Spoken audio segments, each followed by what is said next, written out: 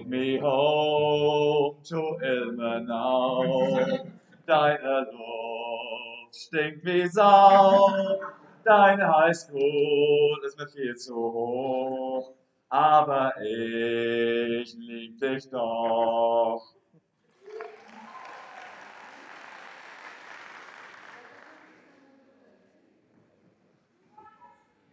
Çıktık biz yola. Manzara. Akşam olunca kapan bir dünya.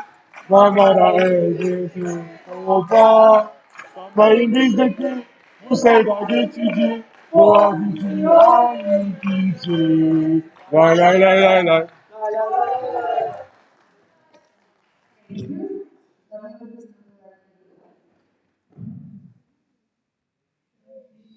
Boğaziçi yıldızlı İzmir'e. Biz olmayınca uçak kalkar mı hiç Avrupa'ya? Teker tekidir gerisi yalan gerisi kopar. Yaşasın Beşiktaş bizi ve yıkılmayı olamıyor. Lay lay lay lay lay lay.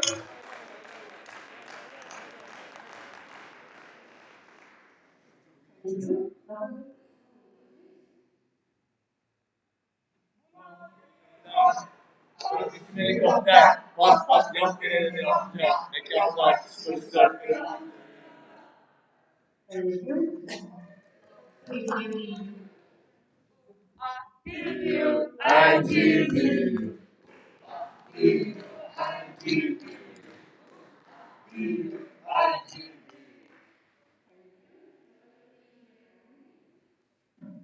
İzmir'in dağlarından var. İzmir'in dağlarından altın güneş orada sırmalar saçar. Altın güneş orada sırmalar saçar.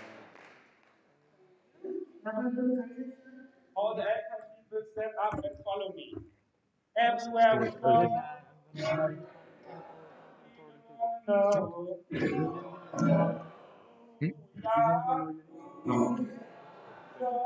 can. We are the LXIII. 1990 LXIII. Ooh, ah, LXIII.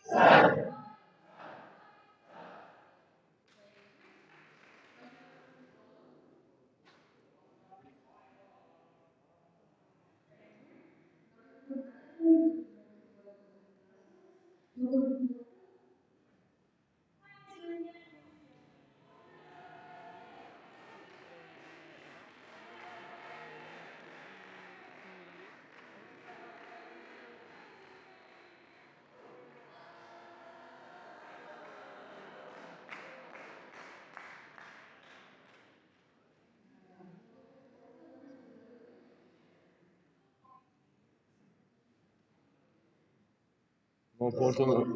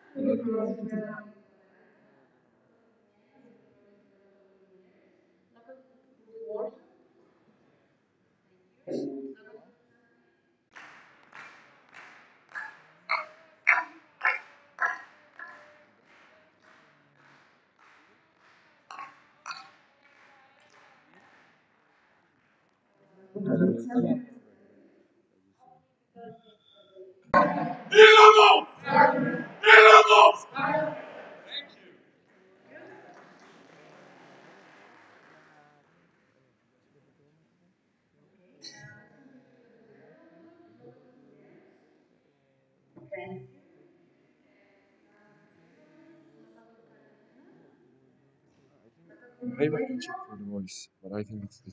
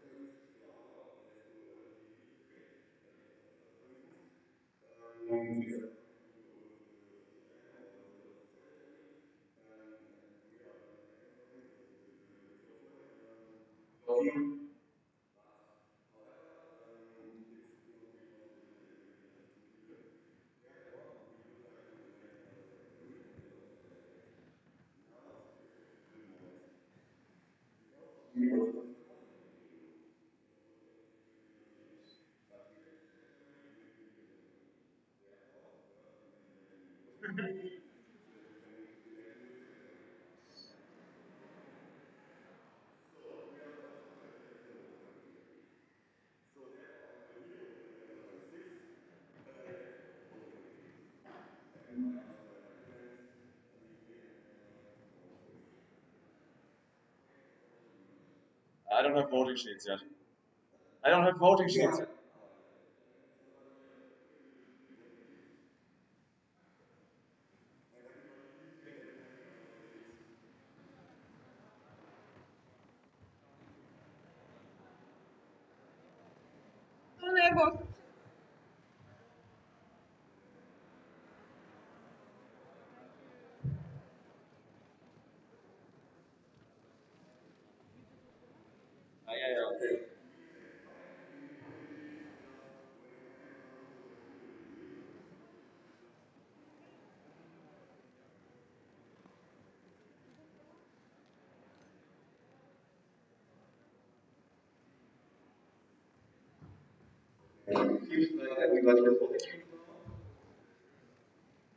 Ja, ja,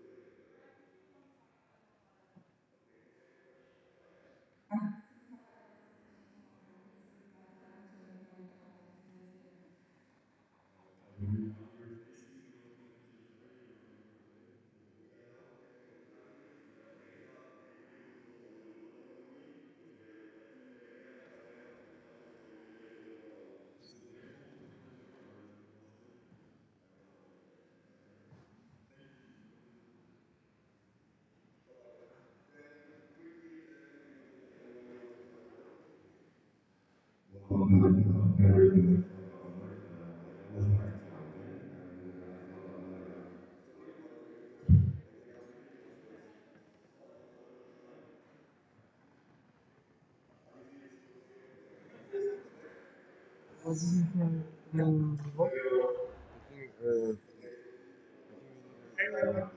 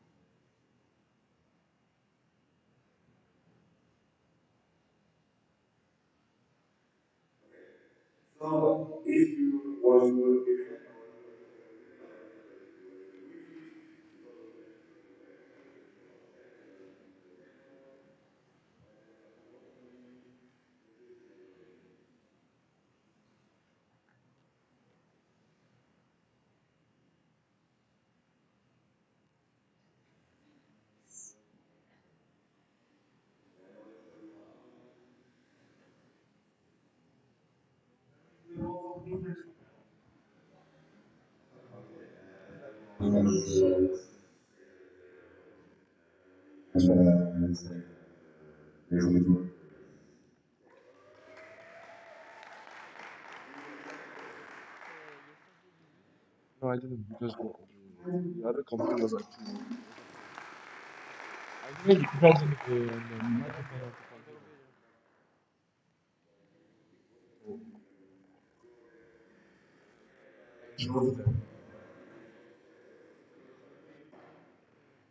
So, with your computer. Thank you, Daisy. So let's start. Yesterday we heard a lot about rights to all students, IM, IM. Let's start with the IM students. Now I'm going to present you IM youth. You all probably have come across this sentence. Be the connector of IM students with an IM youth. Why is this important for us? You know,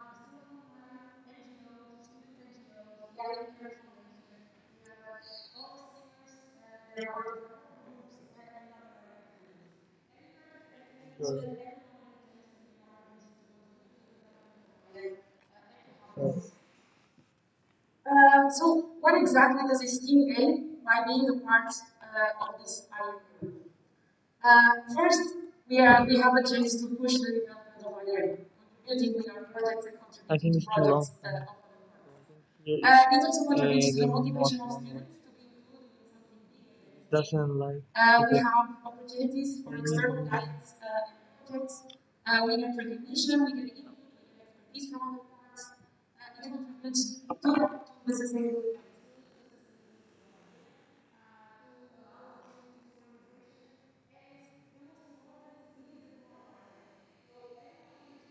Not really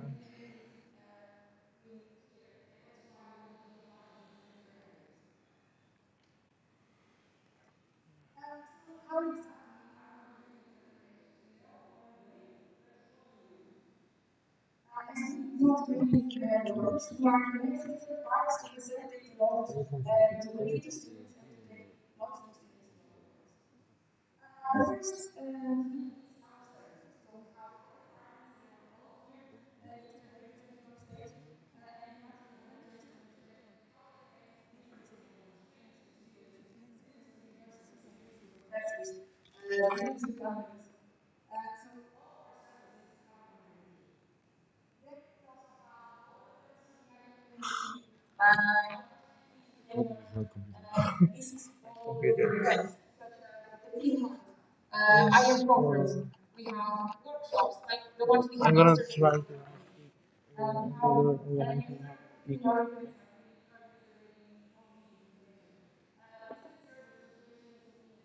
of the information. Business service, restoration and sustainability. All of these initiatives are contributing to the curriculum. CRT, so program here by now we know and expect that the partners will remain there. You can field surveys that are essential because your opinion is very important for us to actually be able to read students' voice, to feel what students think. You can present your thesis to your professors, and you can contribute to other types of projects, learning benefits, participating in communities. So, why should we care about this? It's not because of this environment. We are not individuals. We are individuals, but we are not operating alone. All we do is we depend on other people. We depend on our partners. We depend on other universities. So this is where we work. So we need higher group to develop so that we can also develop. We as individuals now we all contribute to the connections in science. Every person we meet, every company we talk to, it's a connection that we're building. And last point, the private and academia is bringing this thing forward. So the more we connect, the more we develop, the better for us.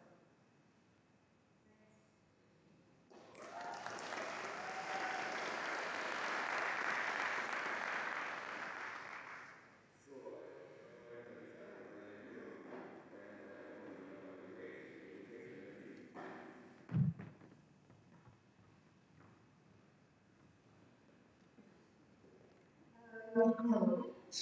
Now we are going into education. What exactly does this mean happen? So why do we care about this? Why do we have a focus on education? First of all, as I just presented before, we want to reconnect or bring students with the IU. So this our goal is to get to students thinking critically thinking. We need to meet students, we can make an impact outside. Just as I told you, connecting with professors, through our research projects, for example, we are having impacts outside about higher education. It is international so that we can contribute to our further. Who's this photography from? So the directions that we have outside education. We have our external. For external relations, here we have all our educational partners and what we do with them. Our university with the department of external relation, we are also going to have contact with three of our educational partners where we will be able to ask questions. Let's start with related science for engineering education. We have a very interesting LXIII conference in September because we are in last year and we presented to the society. And we also have presentations to do at LXIII to the second floor where scientists come and are discussing projects on our campus, for example, that We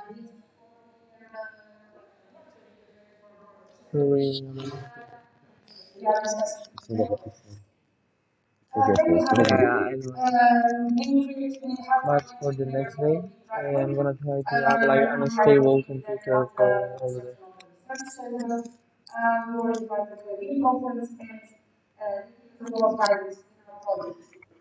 We also have personal projects, some tests, as well as some general guidance during our meeting. Last year, we presented their tests in our students, and the paper was awarded in the conference, and now we are Erasmus Plus project, or it's a great awarded project to develop a new IM degree to be implemented in universities.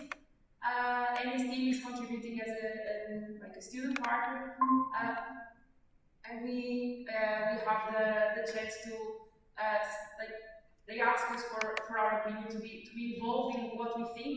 For example, last year they invited us to their conference to say, so what do actually IM students expect from their degrees? This is our kind of contributions. Next question over there. Hey, Alexandre, my question is regarding IM survey because I'm feeling that it has been complicated to have a lot of answers from the groups. So my question is, did you understand why and what's your opinion on that? I couldn't understand the question. Okay, about the fact that it was difficult to have a lot of answers from the groups. What do you think? What are your things about IM survey? Yes, but what we get from the answers? No, I mean, what did you understand why it has been complicated to have a lot of answers? Because Present esteem to their professors. How is this usually done? By asking them to contribute to a local event first, or to an event that is being organized. So esteem doesn't directly have offers to professors apart from them being involved in our events. So that's mostly how you can present esteem to your professors. Say, okay, you can just explain that you are involved, but ask them to be part of something that you are organizing. So either we will have more questions after the next agenda point, but people are waiting with the video call. So that's the question. And one question. Can I explain what's going to happen? Yes, of course. Okay, so now, Nicodina, maybe you can unmute so that I can hear you. I will go there.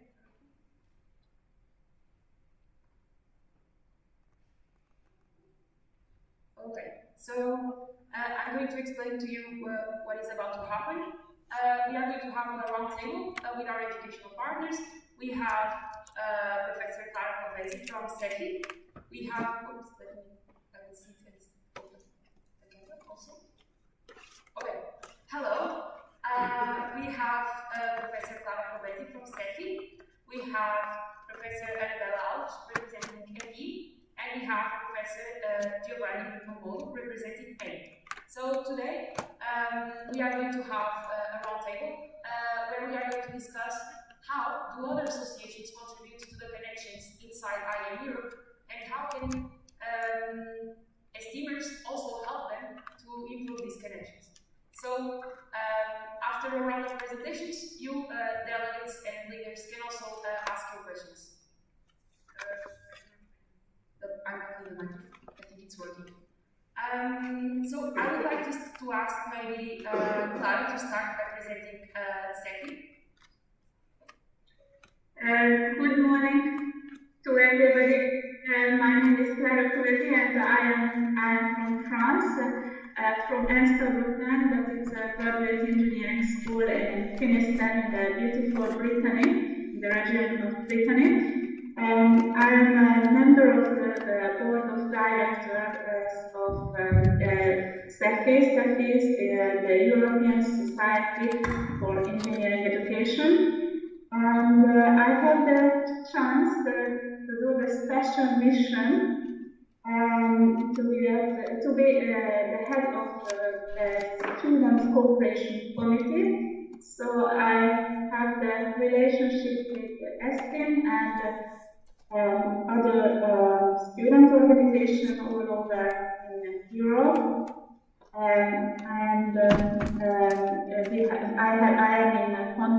have a quite large vision about the ongoing goals, objective of this organization. So CEFI is a non-profit, non-governmental organization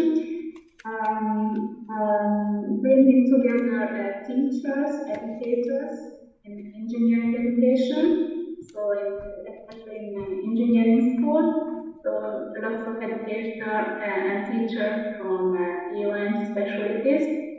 And our objective is networking, exchanging, publishing, organizing the conferences. And if I understand today, we are here to talk about how to strengthen the link between teachers and students. So this is one of the main objectives of CEFI, because between our goals, we try to develop a student-centered education, so a good relationship and a strength relationship taking part of this mission. Thank you.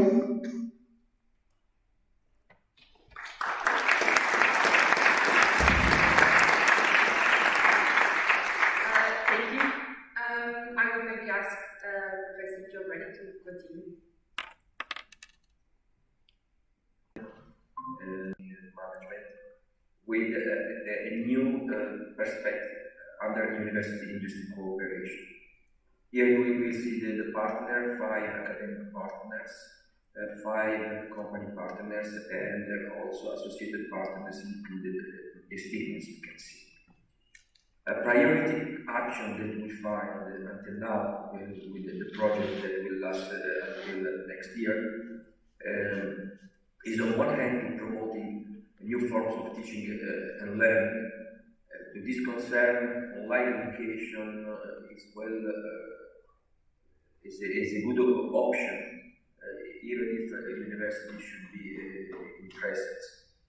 Pandemic empowered and accelerated the annual process, so we see pandemic as an opportunity instead of a problem. Gamification models and online labs are good ways for teaching and learning by new IT platforms. Also, living labs is another option to be considered to empower teaching and learning. This is a way for a practical view to develop new forms of teaching and learning. And co-learning, they should be flexible in order to involve industry in teaching. Is a solution to be resilient. And what we also suggest that the university should react quickly to market needs. And one of the reactions should rely with a strong cooperation between universities and alumni that should be empowered. This concern, this thing could play a fundamental role. Concerning the second major issue is meeting the demands of changing labor market.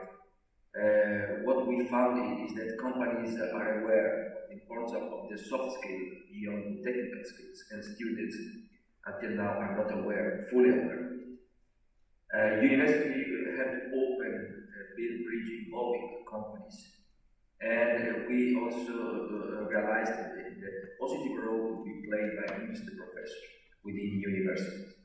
Why? One of the major assets is the introduction and empowering of entrepreneurial mindset that could be really supported by companies. Furthermore, the relation university companies should be push-pull.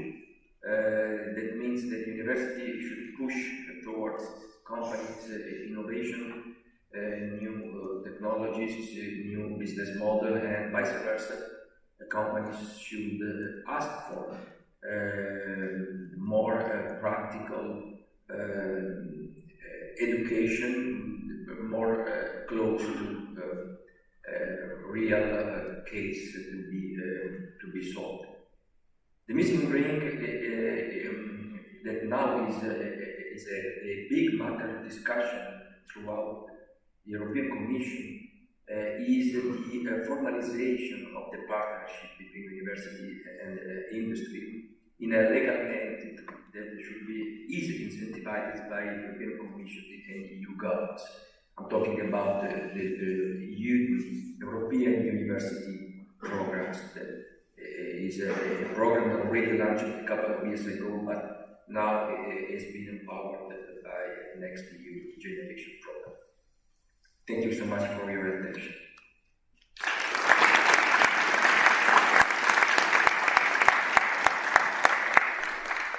Thank you. And I will ask Professor Isabel to finalize the round of introductions. Good morning, everybody. I'm Anabel Alves from the University of Minho, from Portugal. I'm an industrial engineer and management teacher, and I also have a brief presentation of APM that I'm here to present, and I'm representing APM. So let me show you.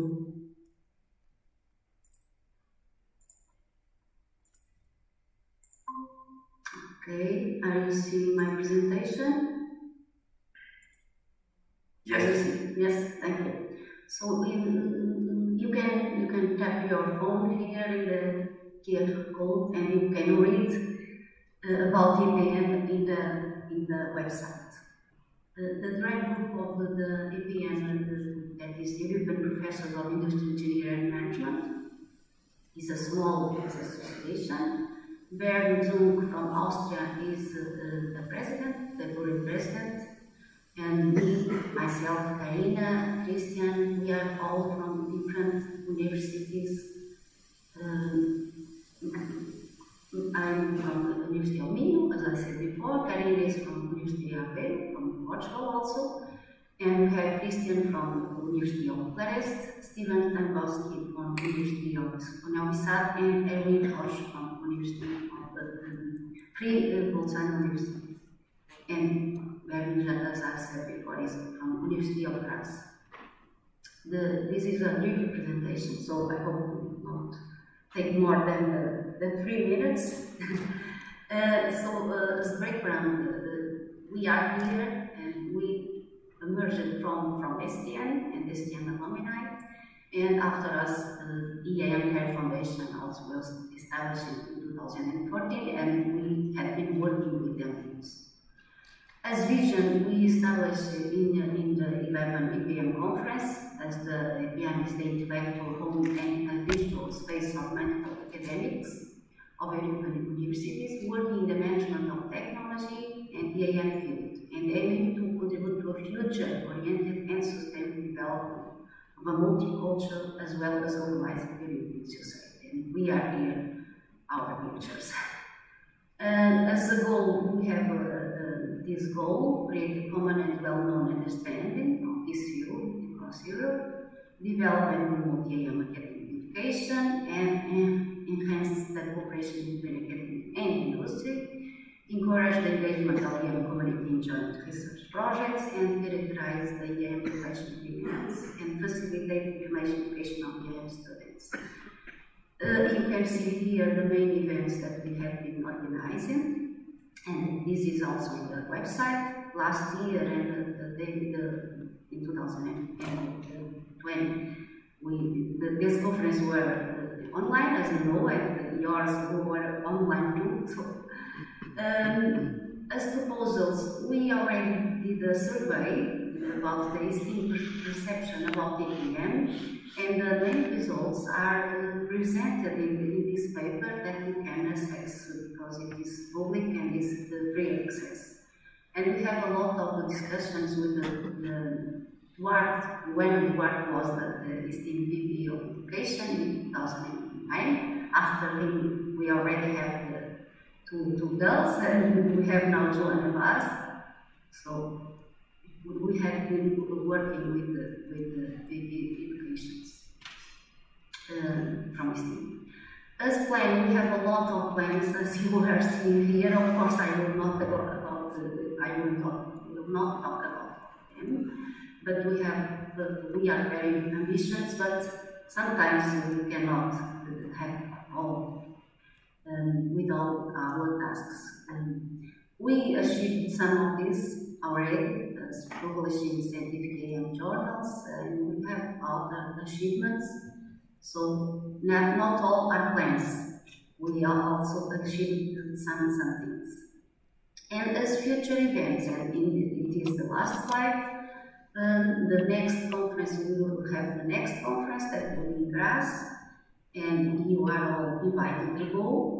The conference topic is creating a open AM future at the intersection innovation, digitalization, and sustainability. That is the buzzword of now. And you also are invited to go to the APM discussions and seminars that are free of any costs. Of course, it is in a hybrid format, attending to the current conditions. And we are also working in another paper that we have in progress, and we are working closely in some projects. That is something that we didn't achieve yet. Thank you for your attention, and I open the questions.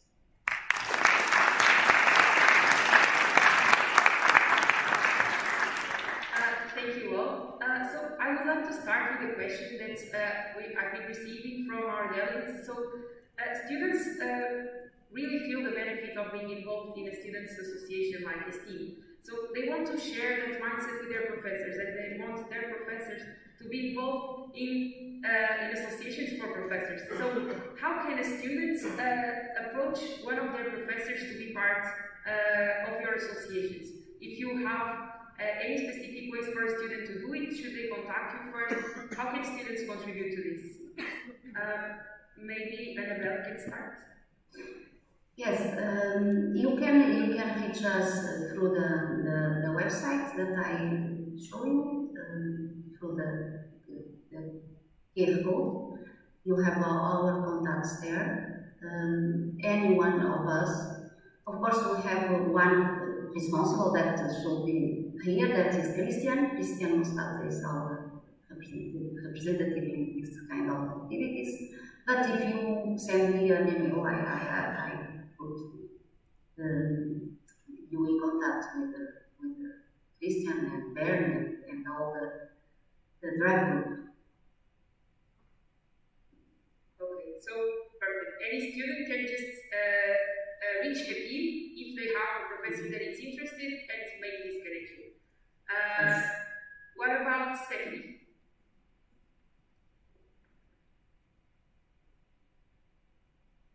Sorry, for Steffi, I think that we had some beautiful experiences during last year.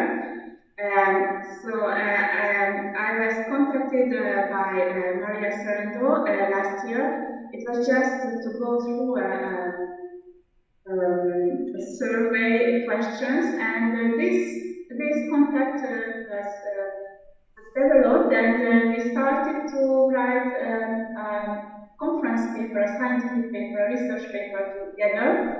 And this research paper was presented at the SETI conference with a lot of success. And I think that after this experience, other teachers in SETI would be happy to do to do the same. So I encourage all the students who are present, STEAM members who are present today in this Assembly General. If you have any idea, don't hesitate to first of all contact me, and after, in function of the thematic, the topic of your interest, I will be able to give you more specific other context in SAFI, because we have a lot of competencies of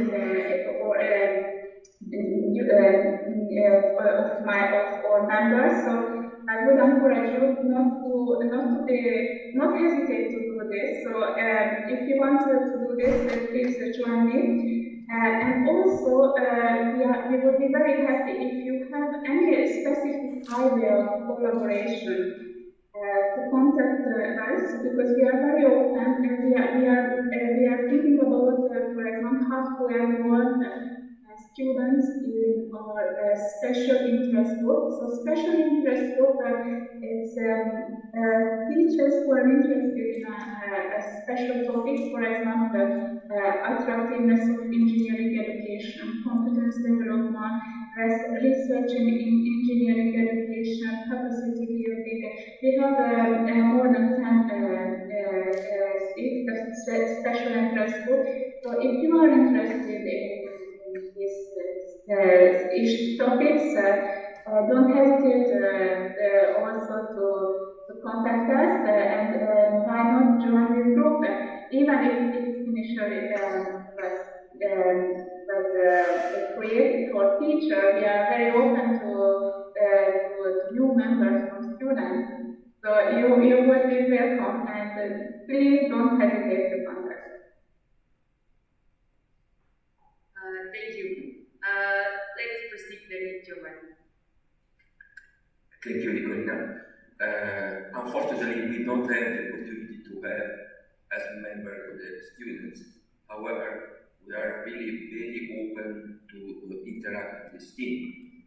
Of course, you can take any contact you want directly or by me with the professors of different 27 countries represented in my association.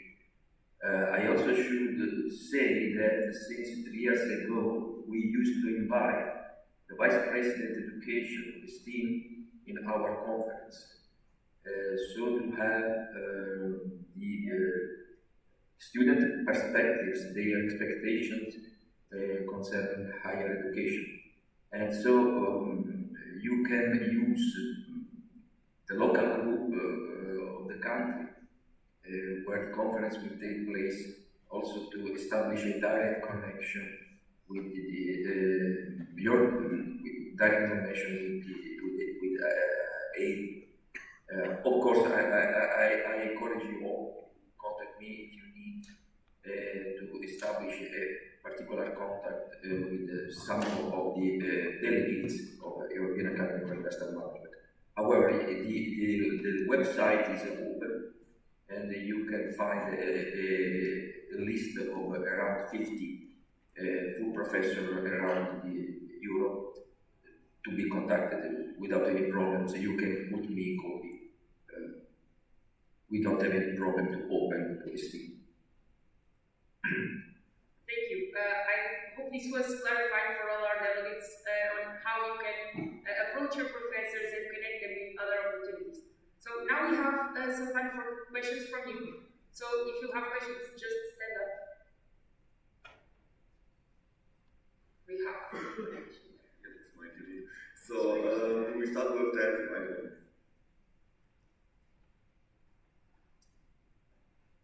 I guess I don't have to say my name anymore, but down from I know it. Thank you.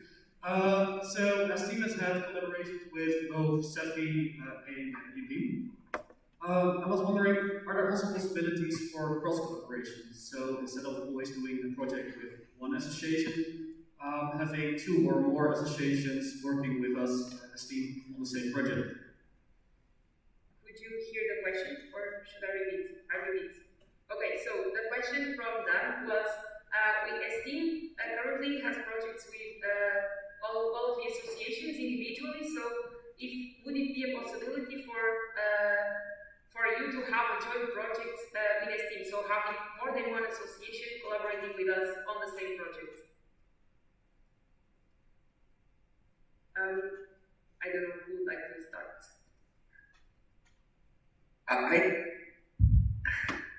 I can say that we have a common project with STEAM.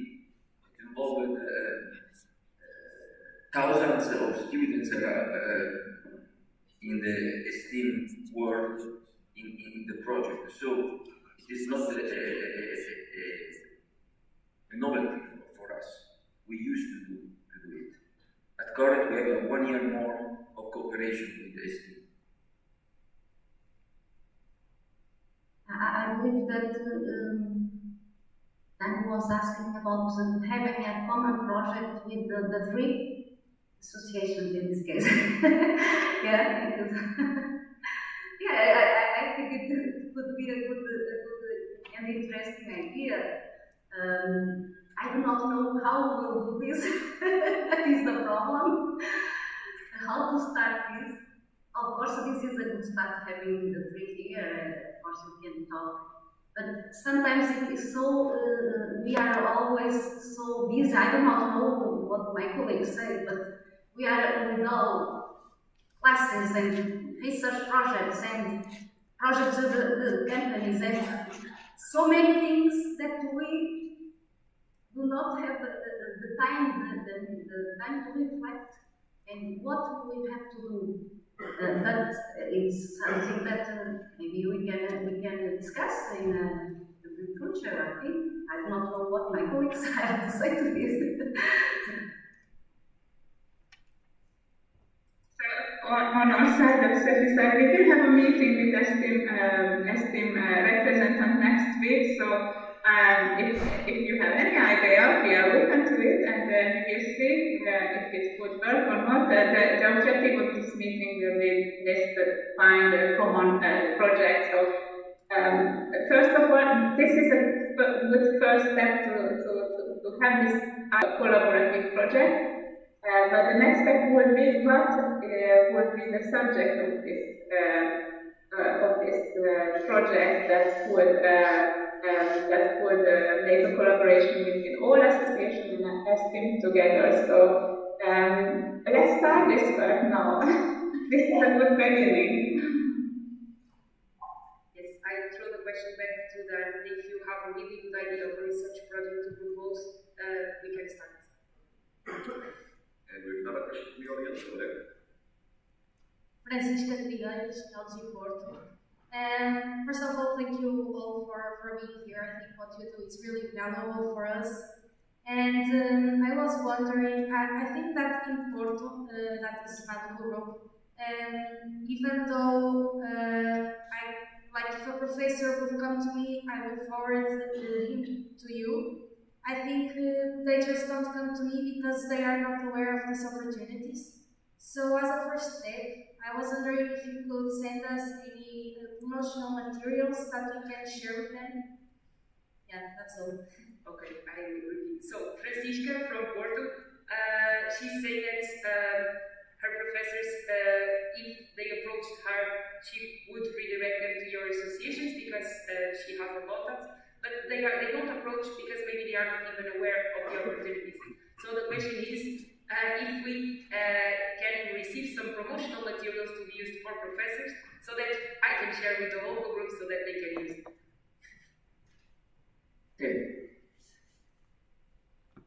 I think it's more of a yes or no question, right, Francisca? Yeah, let me just say that we have a national event industrial engineer here in Portugal. That was, I think it was in September. I'm not sure because it has many events. And I talked about the event, for example, and trying to attract and motivate professors to come and because our association is very small.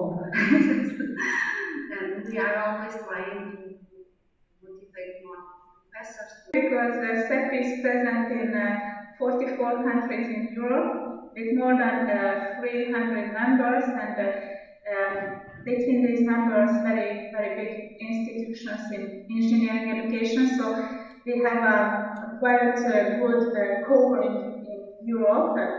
After, in several universities, we have very active CEFI members. And in other universities, the activities are lower.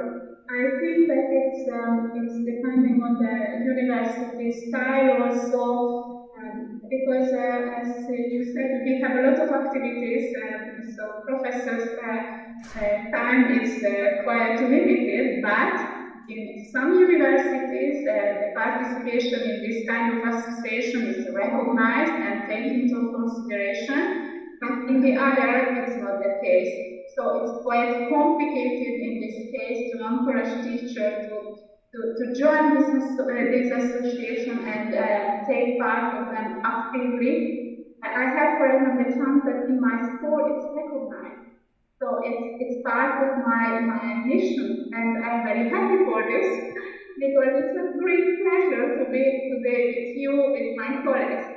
And this is the for students because you are here today, and I don't know how many out of you could be recognized for these activities that you are doing in STEAM. I think that the extracurricular activities like STEAM absolutely important. This is the things that make the distinction on your CV. Because, for example, in my EU and management class, everybody will have the same diploma, the same qualification, and nearly the same CV, the same resume. And if you are doing if you do STEAM, for example, activities in STEAM and participation, you will learn a lot. And that makes different and better you comparing to the other regular students who don't do extracurricular activities. So there are differences in Europe for extracurricular activities. For example, in France, we have the possibility to recognize this and giving in my school, we can give to all students credit points for this. That is very important because it's a formal official recognition of all the skills and competencies that you developed or have developed in STEAM or other kind of extracurricular activity. So, for example, in my school, motivate my students it's easier because I tell them you will have, if you are participating, you will have extra credit. That means that in the curriculum you can have less obligation. That's very motivating. And in other countries, all these extracurricular activities isn't considered at all. if it weren't existing. And that's the second level of the students' recognition of this work. So my hope will be that in every country in Europe, it will be in several years possible to recognize that this very valuable work that you do and also competency development in STEAM. So I congratulate every students who are here in this assembly general because that means that you are learning hard in STEAM. Thank you, Clara. I think this is also super motivating for our students to hear how much professors value that they are involved. We have time for one short question from Giovanni because we really need to close the round table. So one last question, one last comment. The situation in Italy is more or less the one that has been described by Clara. My participation in the educational project is voluntary basis. And of course, we get access to funds by EU to renew higher education programs. However, from a career to have this effort recognized as extracurricular credits. I hope that in the near future the situation will change, but I'm not confident for that. I think students are still hopeful because they really want to participate in extra activities and be accredited for that, but yes, it's definitely something for the future. I would like to thank you all so much for being here today with us, and I would ask for a round of applause.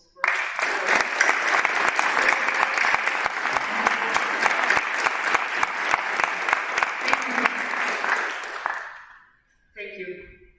Bye-bye. Bye. Alright. Then hereby I close agenda point 38, education and STEAM. And before opening the next agenda point, there's a technical question in the back. Please.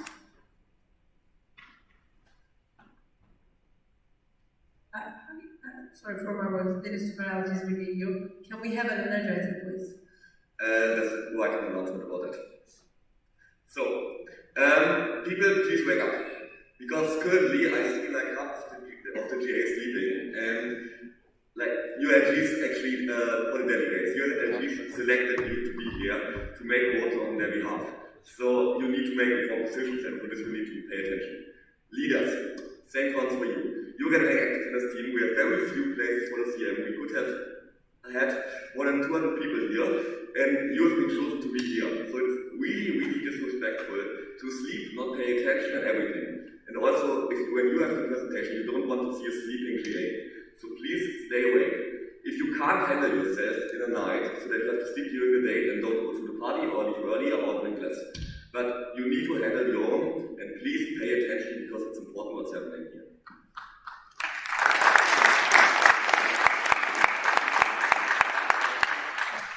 Okay, and hereby I open agenda point 29, IAM conference update.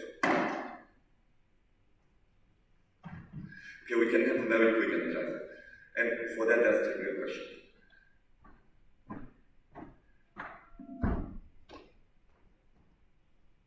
I'm recommending about weren't we supposed to take some more questions about IAM education? Yes, we are going to start.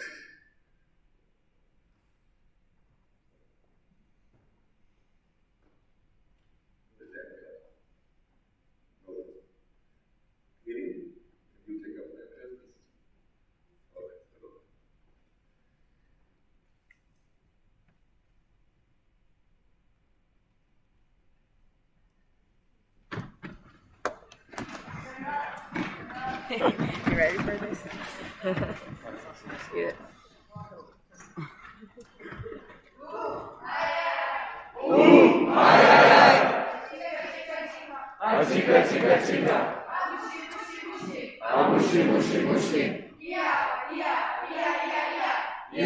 The IAM conference 2022 this year. Hello, I am here, and this year I'm the project leader of IAM conference. So, in July, we were elected, our mother association was elected, and here is the amazing people we have by our side. As you can see, we have our president, vice president, we also have the financial department, we have our activities and logistics department, corporate relations, public relations, human resources and responsibility, social responsibility. It's all this team that we have by our side and who is organizing this amazing event. Local group Lisbon, we have made some activities. We started with a motivational weekend in the beginning of October. We also had some local activities. As you can see for the pictures, we are already having an amazing year. And now to present more the IAM conference, we wanted to remind that the topic of this year is the sustainability. Here you can see some of our partnerships. Some of the organizations are Portuguese, but we also have international, for example, Deloitte, MasterCard, Lidl. And some of these partnerships we already had workshops of the previous years. The place of the selling expenses comes mostly from the cameras rental that we will use for the online streaming of the present events. Cameras rental is still big. The profit is. American made from Gothenburg. Why does it cost so much to rent cameras? Like, can you not find some cheaper way to have the cameras? Yes, that is of everything is really good. So that's like it is a fully online event, just with some people presenting on the stage. So they want to have a professional service to do it.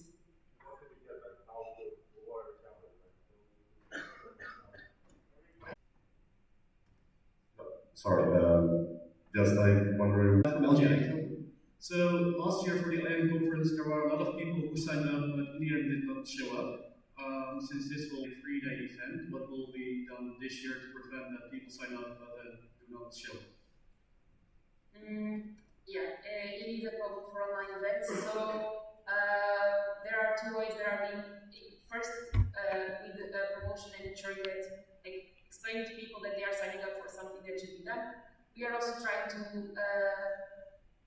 figure out a method of asking people to... From Finland, where I work as a postdoctoral researcher in working methods and understand the meaning of the critical thinking in data catering. So it is obvious that in the digitizing business environments there is huge amount of data available.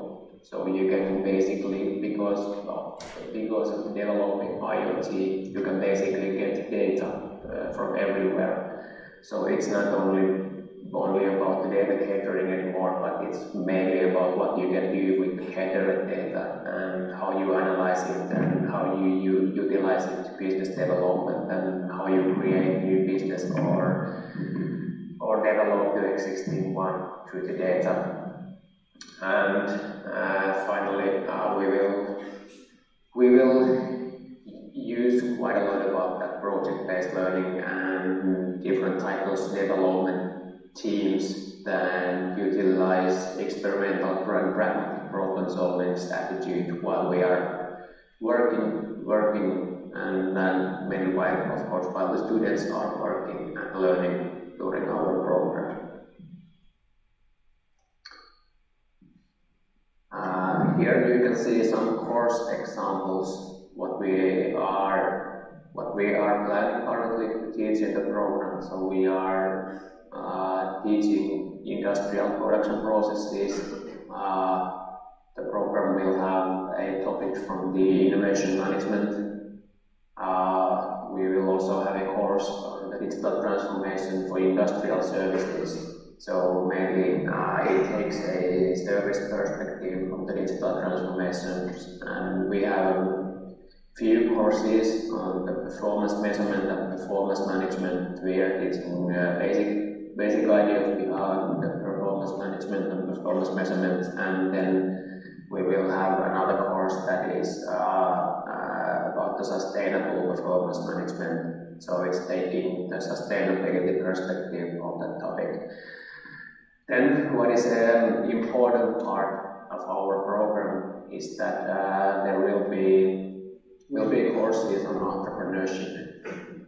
So after graduating the program, that our students, we hope that we are aiming towards that after graduating the program, they are capable and skilled to either start their own business or run their own businesses, or at least that they have the mindset that they know that how they can start and run their own businesses. So it's not only about that they would start working in industrial organizations, but we are encouraging them towards to act as an entrepreneur.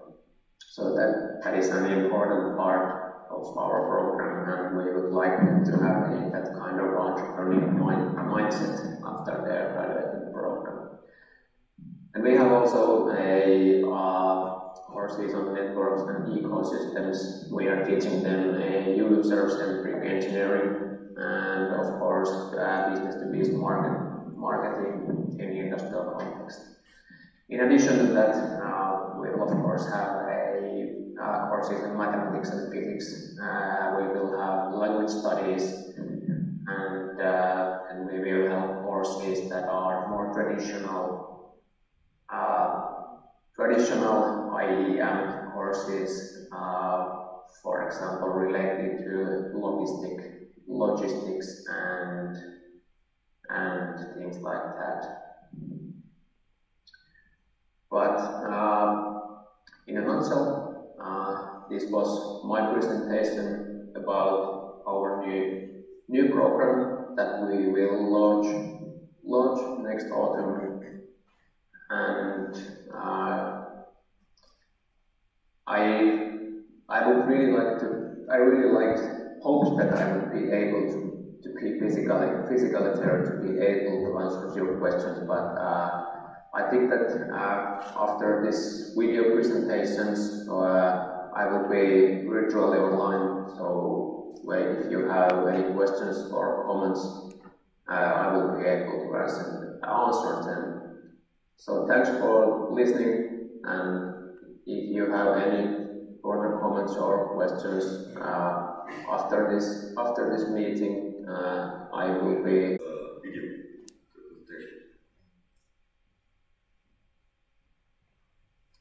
Right in front from Raymond.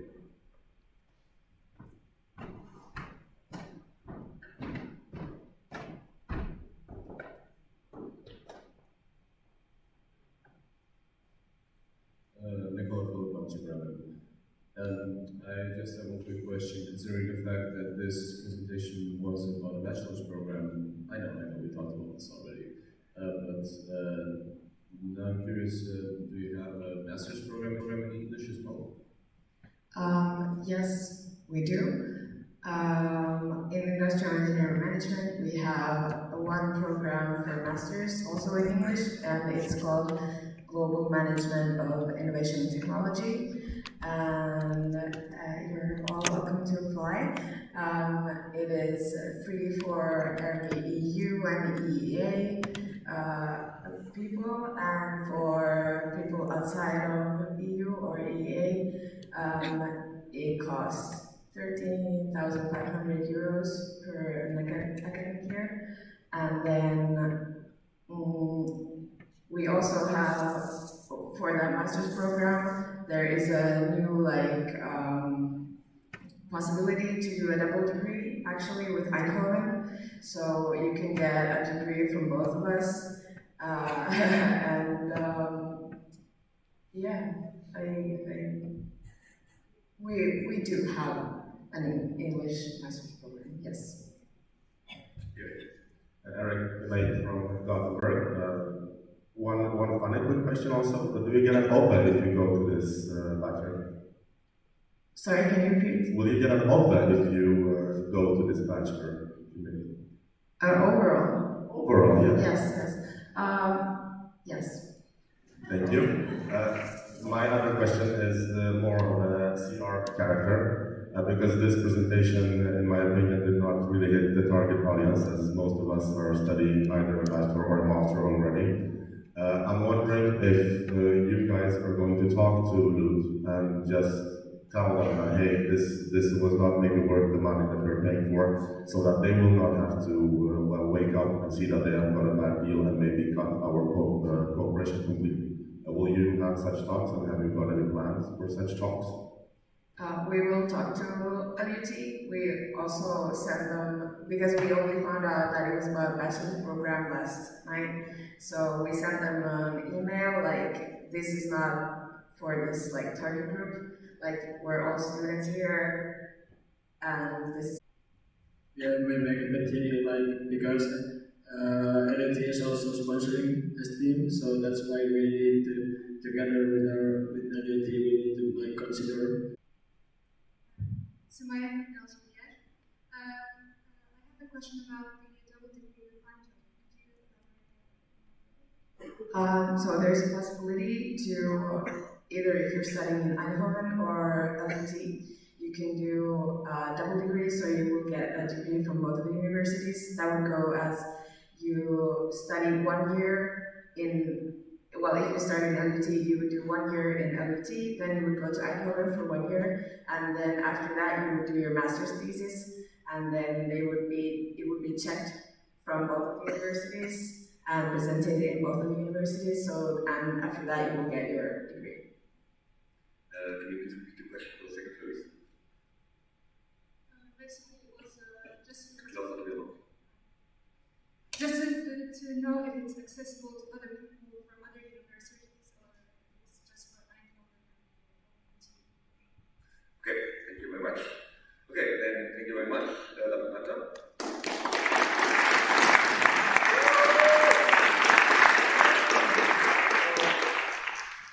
And I close agenda point 21, university presentations. And then there's one announcement. Yesterday and today, Merve, the VP of Finance from the last board, sent a really important email to everyone, which is about the annual accounts of the last board, because there was a small correction which needed to be done. So please check your emails, and the presentation about this is going to happen tomorrow. So before that, please dive into the document to be able to ask questions because it's finances. So there we have a direct comment to that. So please do it. Chris, can you go up to level?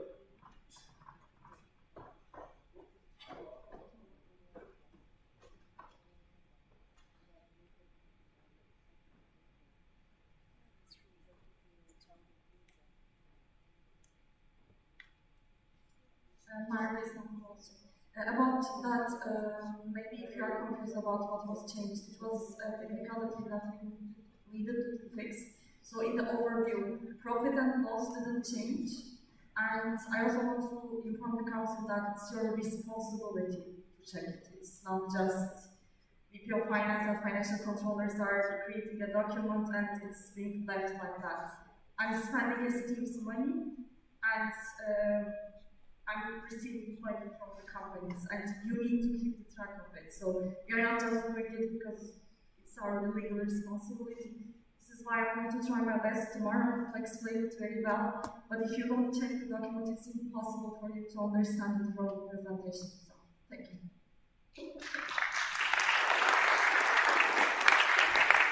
I just wanted to ask what will happen to agenda points we skipped yesterday. Can you please repeat? What will happen to the agenda points we skipped yesterday? We will have them right after the coffee break. So, because right now the coffee break is happening, you will have 25 minutes of time. We will have again a countdown here, and please be back on time. And yes, that's it. Have a nice day.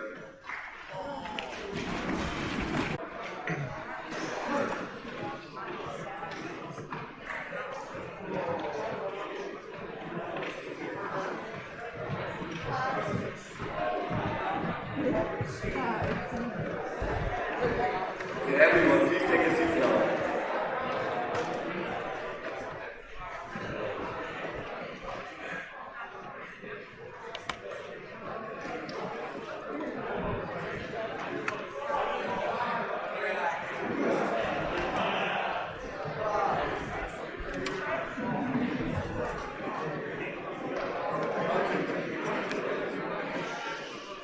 Okay, please take a seat. One.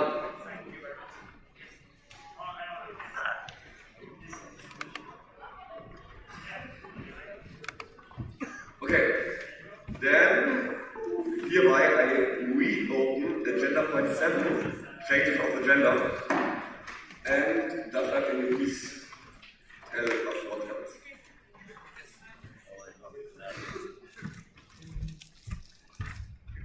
Hello everyone, I hope you enjoyed your break and that you're energized and ready to continue. And here I am again with change of agenda points. Not that I really enjoy changing the agenda, but it's had to be done. And let me explain you the reason why and how would the new agenda look like. So we received a suggestion from financial controllers to change some agenda points to ensure the better understanding of delegates in the current situation with finances. So, agenda point 41, financial report of the current year, 43, retained earnings of departments, and 47 were moved to Friday, and because of this change, we had to move applications to Thursday, and add 3 extra agenda points, which is voting procedure, voting session, voting results. And that's basically all of the changes. So the numbers on Saturday, only the numbers of agenda points changed because of that. Are there any questions regarding the changes of agenda? This seems not to be the case. We have to vote for changes of agenda, so voting committee, please come to stage. And get ready your sheets.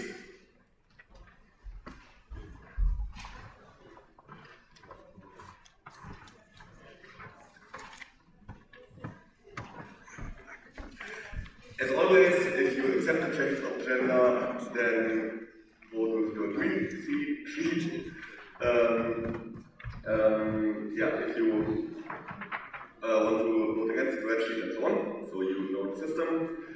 So please raise your sheets now so that the voting committee can see them.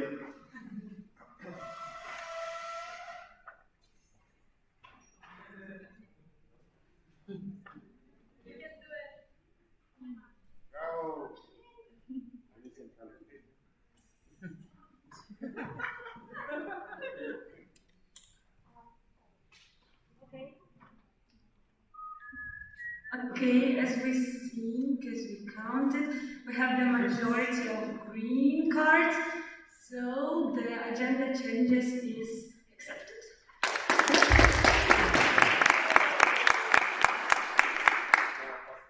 Okay, thank you, voting committee. And I close agenda point 7, change of agenda. And I reopen agenda point 23, which was supposed to be to happen yesterday, but we moved it to today, which is the ILIUM report.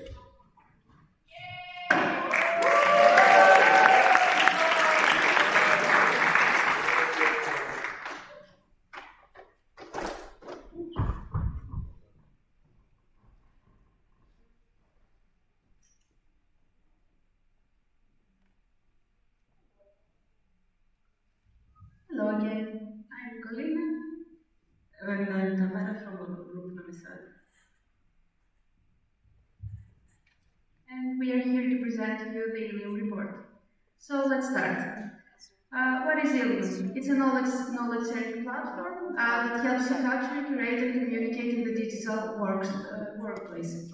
And for STEAM, it's what we say, the digital headquarters of STEAM, where we gather our knowledge and we ask for input, for feedback, and for any questions that we may have. First of all, ILIUM ensures transparency. There we can share everything regarding the network and everyone can see, comment, and give their own input. And it's also for knowledge sharing. We can share resources, we can share documents and whatever we would like the network to see. And last but not least, it ensures the open interaction, where people can just interact freely and share their opinions. How ILIUM has influenced the team so far? Starting with the activity, the board, the leaders, and the team members use it actively by uploading different kinds of posts. And it definitely has increased the communication between us by benchmarking, feedback, input, and of course knowledge sharing, as we mentioned before. We have some improvement points, for sure. Some spaces in ILIUM are not that active, while others are really active, as I said before, leaders, board. And then most local group members are not aware of it. So now Tamara will continue. Okay, we tried to think of the ways that we can improve the usage of ILIUM and increase the activity there. And I created a post asking for your input, so if you still haven't checked it, you can do it using this QR code, and feel free to share any ideas and suggestions you might have. So now some statistics. At the moment we have 613 users, out of which 364 of them are the active ones. And the most popular stories, we picked up the 3 of them. The first one is new STEAM COVID regulations for events. Then we have single sign-on implementation. And welcome local group Rijeka.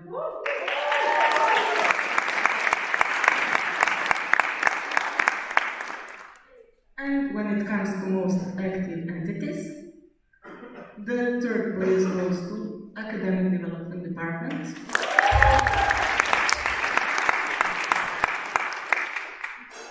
The second is Intercultural Development Department.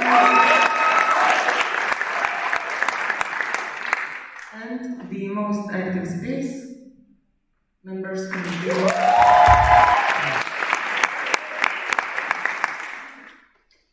And in the end, if you still don't have your ILIUM account, now is the perfect time to get one. You can scan this QR code and it will lead you to the form which you have to fill in order to get one. Thank you.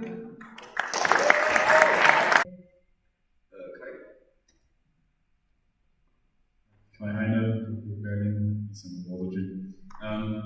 My question is regarding the updates of the content. We have like STEAM Chronicles, for example, when it gives like there's some useful information about the past, like council meetings and also the minutes and so on.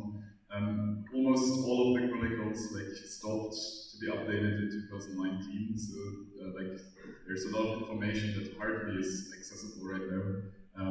Is there a plan how that can be prevented also in the future that the stuff is updated? Yeah, the plan is to update them. We already started uploading the content of this council meeting, and we plan to upload the previous ones when we structure the shared drive in a better way, more accessible. Thank you for the presentation, Marina, LG Moscow. And my question is, do you think that Helium is beneficial only for centralist teamers or just for every members, and why? Because like I understand should it actually promote it for like my local group, and like why should I do it? Okay, we think that it has more value to centralized teamers, but we are working on making it more attractive to local groups as well. We believe there is some content that is needed to be seen by local groups as well, like New West in COVID Revelations, as the most popular story that you would already see. I can add as well, because we have the local group space, and even though it's not used there actively, we encourage everyone to share content there and ask for feedback and input. Francisca, LG Porto. I was expecting to see here some comparison to the past. We are increasing activity, users, so you showed us what is now, but can you give us some insights on the development from the past months or other years? Sorry, can you clarify? Yes, how did the activity in Helium change through the past months or years? Okay, we have more active users than from the previous year. This report that you have seen is from the last council meeting until this day. Thank you very much. Then,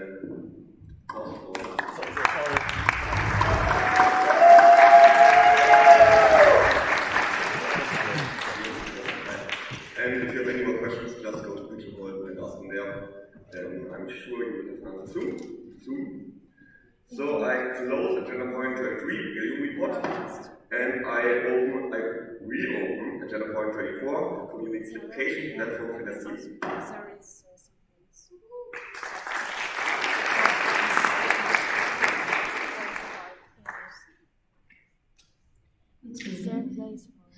So, in this presentation, we will make a brief overview of the communication platforms that we have in this team. Starting with the email. It's not exactly a platform, but it's a tool that we use to communicate actively in this team. So as you can see in your profile, you can see your email there. And we use it for professionalism, for branding, and also as a filtering system in our own inbox. Continuing with Google Workspace, actives of the team are using it actively. It's a remote workplace where we can store things. It's very accessible, and as you can see, it has all the features that every Google account has. Sorry. Yes, and we have third drives where every team uses actively to store and to share knowledge. Then we have Helium, which you had a presentation right before this presentation. It's the digital headquarters of the team. It promotes the team of teams spirit and of course transparency. Then continuing with Discord, many people have this question: why are we using Discord? It was started some years ago when Helium had an unlimited amount of users that it could have, and they firstly used it as a work hard, play hard platform where people could just go meet with each other, and it was used a lot during the pandemic. And we also use it to upload the online reports of the council meeting, where you can go, as you can see, to every space, and you can leave your comments to the leaders. And then we have Nesting Portal. It's used for external image, but it's also used for internal use, for events, and for the active steamers. As you can see, this is the active steam page. You can go there. There are many resources that you can use. And yeah, how do we use all these platforms? Lately we started the single sign-on. Every steamer can activate it. And what is the single sign-on? With one account, you connect to mostly every Steam platform, and in the future it will be for all of them.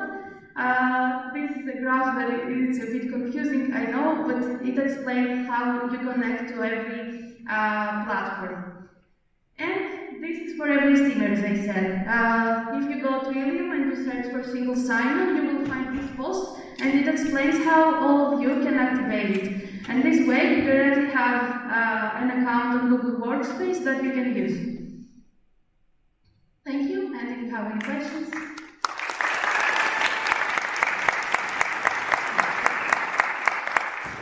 So we take some questions.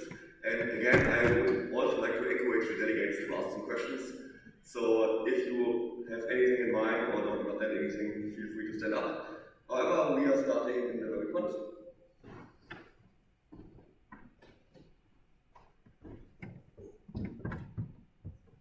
So, hi, it's Nadia from IT. So, what's going to be about all portal? Are you going to close it right now, or what is the important?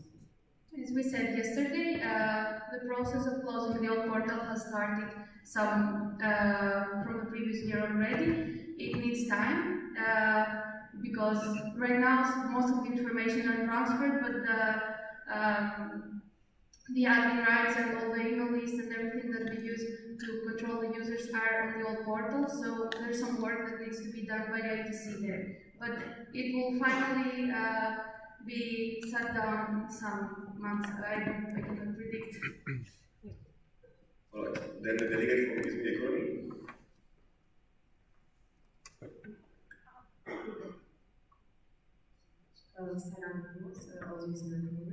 My question is, do you have any work in place to improve the mobile access of the Steam portal, possibly Ilium, so that's more user-friendly when we access it from our mobile services or stuff that might not support the,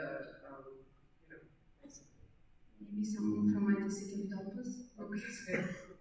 Sorry, can you repeat the question? Yeah, is there any work in place to make sure that the Steam portal and Ilium are a little bit more mobile friendly, if that makes sense, for mobile usages? Please no direct. Okay. Well, basically, sorry, actually didn't know Alexander Sasha, no, just kidding. Lucas Fischer. Basically, with Ilium, we're not responsible for how it looks and works, we're just using it as a service. And for the Steam portal, I'm only working on the back end, so I can't really comment about usability about the front end, but I guess I hope we have people working on that. There's stuff that works, but I'm not sure how much really. Okay, we will have one more question from Sati. Sorry, I wasn't seeing that you were the first one. Yeah, go on. Petra LXIII, if I'm not mistaken, you mentioned that all the working spaces are available for every member, is that correct? Can you repeat? Are all the spaces on Ilium available for everyone? Can everybody access them?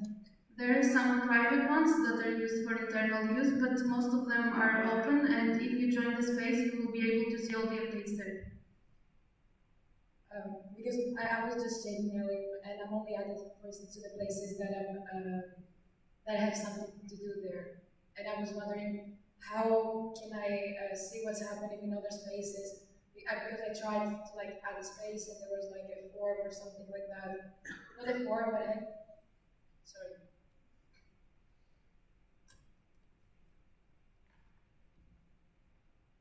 Basically, it's I have to describe why I want to enter the space, something like that. Depending on the space, most of them are free to join. So that was it. Questions? I assume that. Okay, because we are a little bit tight on time, if you have any more questions, just use Pigeonhole. And yeah, thanks for the presentation.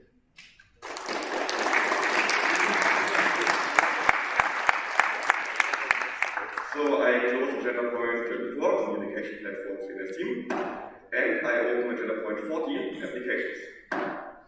And we start with the application for IEM connection. Unfortunately, there is no applicant for IEM connection. If anybody wants to apply for IEM connection during this year, feel free to approach the board or me, then we can reopen this agenda point on a later day. So there is still time left if you want to apply for that. So we will directly move on to the next application, which is local group exchange, and I ask Hugo to come on stage.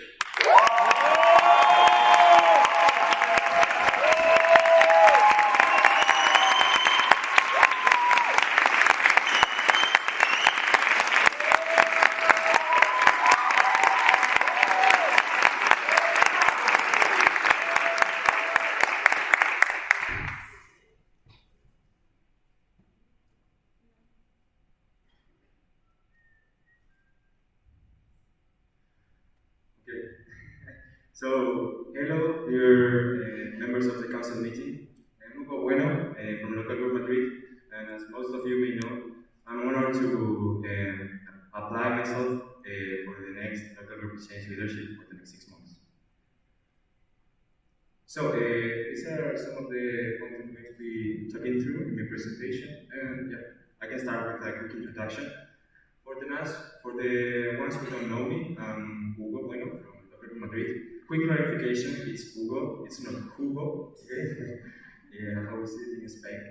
I also like people to call me Hugo, which is the English name. Yeah, I'm 20 years old, on my 3rd year of bachelor's in industrial engineering, and I'm also in my 3rd year in STEAM. Regarding my hobbies, I like to travel, that's why I'm here. I also like very much to play rugby and speak Chinese.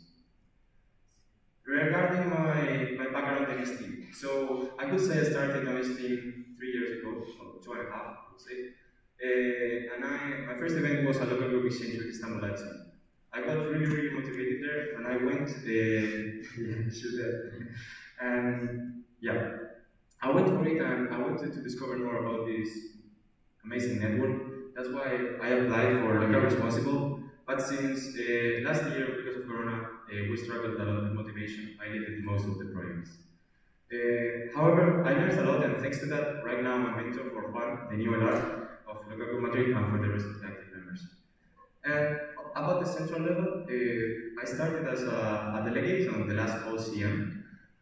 After finishing, I'm currently involved again, yes, but I work much more on local group exchange, and that's why I'm asking the council to accept me as its leader now. So the main part of my presentation is regarding my goals, so I want to speak some about them now. However, it's not mentioned here, but of course the main goal is to restore official exchange of offline exchanges with a good quality. But we're already doing that. We did one with Shanti and Yesh, and we did another one with Minio and Brussels, if I'm not mistaken. And yeah, besides from that, I want to propose other goals. The first one, for the ones who read my application in the portal, is not there, but it's one of the most important ones, and it's ensuring the path of newbies into STEAM through local group exchange. So, since I arrived into STEAM, I could see that the local group exchange service is very different from any other entity. First of all, we don't have like a limit of events per year, but it's also that lots of the participants are newbies. So that's why we want to focus on that really much. We're also having some team issues, so I want to improve on them. And regarding matching platform, which is like a platform to join local groups who cannot find a partner for an exchange, yeah, I want to adapt it to the offline issue. And last but not least at all is conceiving new concepts which were already created by Osam during the online mandate, but now I want to adapt them to offline exchanges, which are tribal and regional exchanges. So what's the plan? Yeah, for the first objective, I want to get input on many of as much local groups as I can. I already got some, but the more the better. And in case this is the case of not only Madrid but many other places in which newbies have fun but don't finally come into Steam for more events, I want to raise or at least plan a more strategical Steam awareness inside those events. For example, for the cases of local groups which are quite fragile right now. I also want to increase our team members since we are only 2 active now, so anyone who is interested can text me. And I want to give more particular positions and create some PR materials, PR recognized we don't have right now, such as stickers, bracelets, and it's a pity, but we don't even have a flag since we created the service 3 years ago. About matching platform, it didn't succeed, I think, because we didn't promote it too much, so we want to keep on that. And we want to settle, as I told you, specific responsibilities, and this would be one of it. But let's go with the big fish, which is for sure triple and regional exchange. With this definition, triple exchanges are nothing difficult to understand. It's just a lot of exchanges, but with 3 events instead of 2 events. So like every local group would visit other 2. And the fact is I didn't know it, but when I came here to CM, I got informed that in fact it has already been done with local group Darmstadt, local group Porto, and local group Barcelona, so it's totally viable. And this is the shock, the most shocking one. Regional exchanges. So how are we adapting regional exchanges from the online format to the offline format? Well, first of all, I want to say that this is just a draft and that my only objective is to develop the network, so it's not defined at all. What I want is to have as much input as we can and try to develop the network altogether. But what's my draft about? So my draft is, its mission is to see a region in a single tree. This is the service we're offering. And we could choose like around 1 local group per country. And let's say an example, for example. Southwest region visits Nordic region. So we can choose local group Trondheim, Stockholm, and local group Helsinki. So I will keep like more or less the same amount of days, 7 to 10 days, and divide it between the number of local groups. So for example, 2 or 3 days per local group will be more than enough to get an insight into the culture of each of the countries. The fact is that the fee would be kind of higher because you have to take into account the transportation between the local groups. But it really depends on the point of view that you're taking. Because as one event, yes, it would be more expensive. However, if you see it as 3 individual events, you will be taking 6 planes and 3 participation fees. However, with my offer, we will go for 1 plane, transportation in between, which is much cheaper, of course, because local groups only have to include. Please come to that. Yeah, and this is the last slide. And taking a plane to come back to your cities. And this is also a concern for social and environmental responsibility. So yeah, this is my end of my presentation. I would like to thank all of my team and everyone who motivated me to take this path. Also special mention to Rana, the activity week leader, because it's a collaboration, freelancers with them. And to Masha, who's not here, but gave me Masha from local group Darmstadt, who gave me lots of input and deep input, and I really like it. I wanted to finish with this sentence, which I think it represents me a lot. There is no great genius without some touch of madness. And you can always feel free to approach me. This is the end of my presentation. I hope you liked it. And thanks for your attention.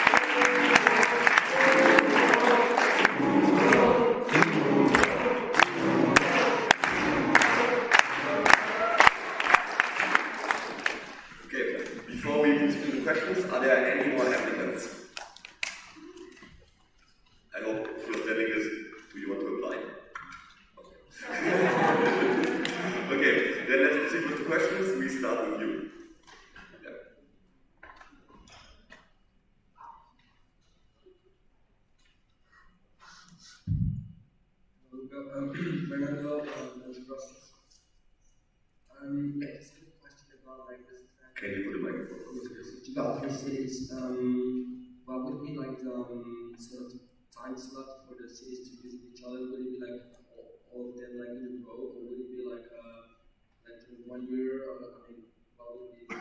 You're referring to triple exchanges? Sorry. What are triple exchanges? Yes. So basically, I think a good time frame is 1 year. Let's go back to it. Yes, I think like there should be 3 events for a triple exchange instead of 2. You always do 2 in less than a year. I think I would be satisfied with having this triple exchange throughout the year. I don't know. Moscow and Istanbul visit Brussels in, I don't know, November. Istanbul Let's do it, yes. Right. And also like just for the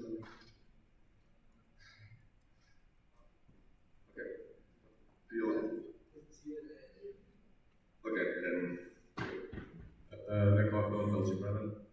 So I have a question about the regional exchanges. I think it's a very interesting proposition, but how would we treat this considering the fact that some regions are bigger than others, smaller than others, and more difficult to basically organize this, and I think in some regions it will take a lot of time. Yes, totally. Thanks for your question.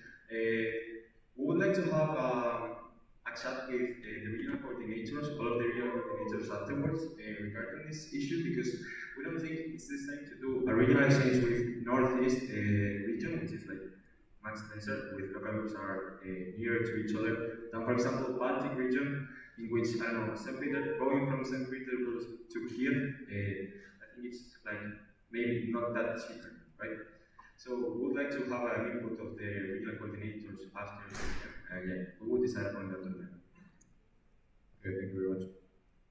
Okay, then Pinaki will delegate to microphone. So that's me from LXIII. First of all, thanks for your presentation and your enthusiasm. You were talking about increasing STEAM awareness during new stages. How are you planning on doing that? Like, get more involved in the organization? Yes, okay, so I'm inspiring on a case we had with Madrid and Istanbul ITU, in which all of our participants had lots of fun, but didn't finally get into STEAM. I think that's because they didn't have enough STEAM awareness. We had the STEAM presentation team, but we had it at the beginning of the event, and no one was really was really like looking for it. You know, they didn't pay attention. So the thing is, if we, for example, move the STEAM presentation team or the STEAM talks to maybe the end of the event when they have already had fun, we can sell them this as if you want to have more exchanges like this or more stuff like this, you can do it like this, and like then we would present STEAM and maybe with longer sessions, not with just the STEAM presentation just because it's like what we usually do. Okay, then we have to Sunny.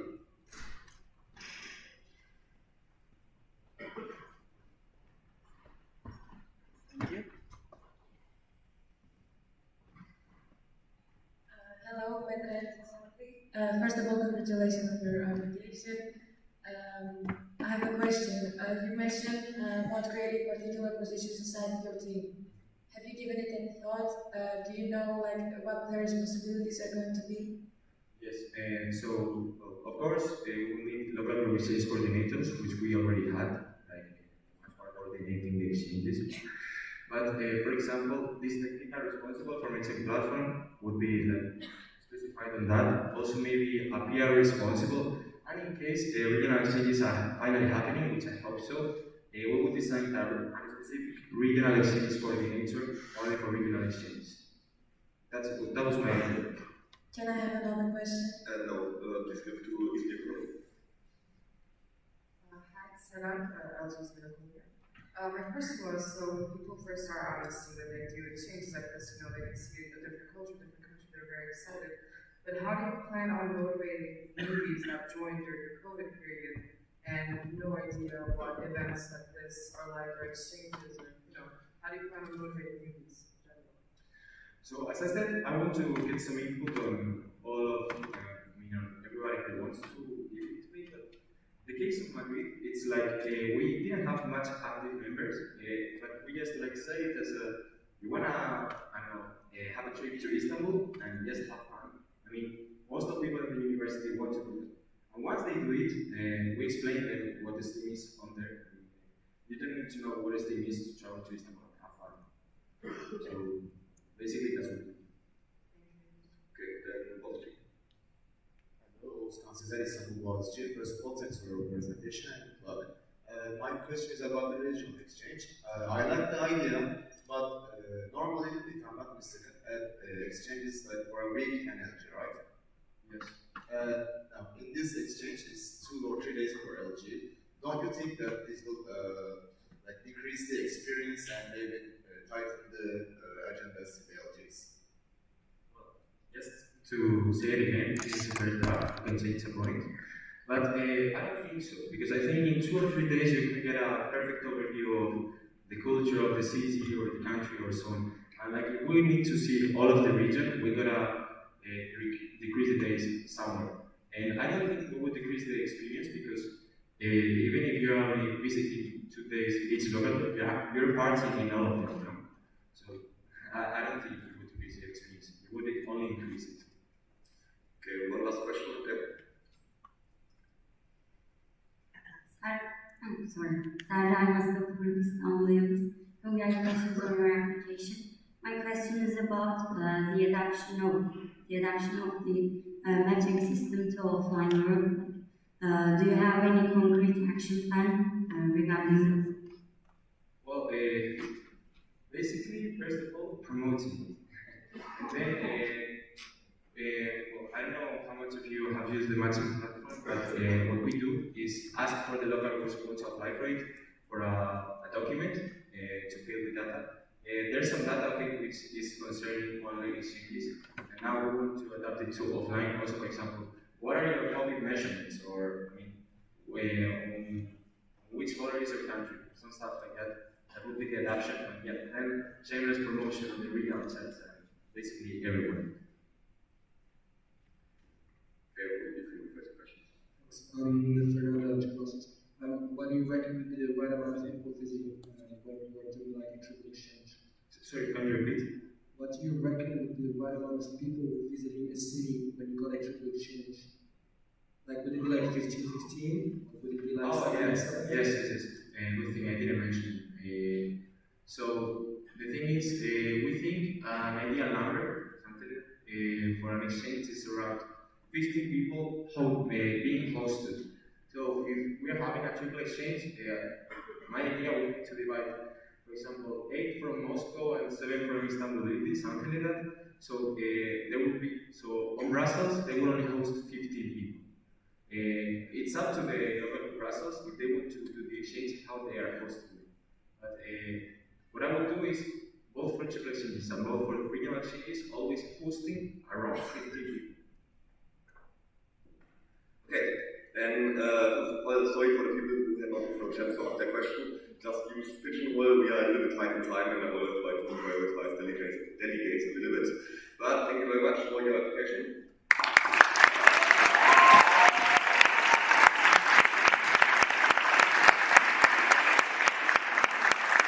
And we will vote on this application tomorrow when we will have a voting session.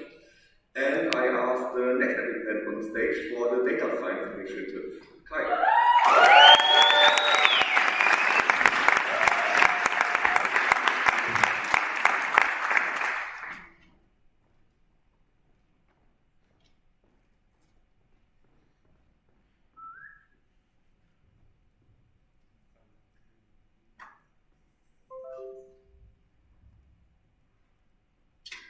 Okay, thank you. So, the presentation is about data science in STEAM, and yeah, as said, it's an application, it's a project application for the production of the course Visual Storytelling with Data.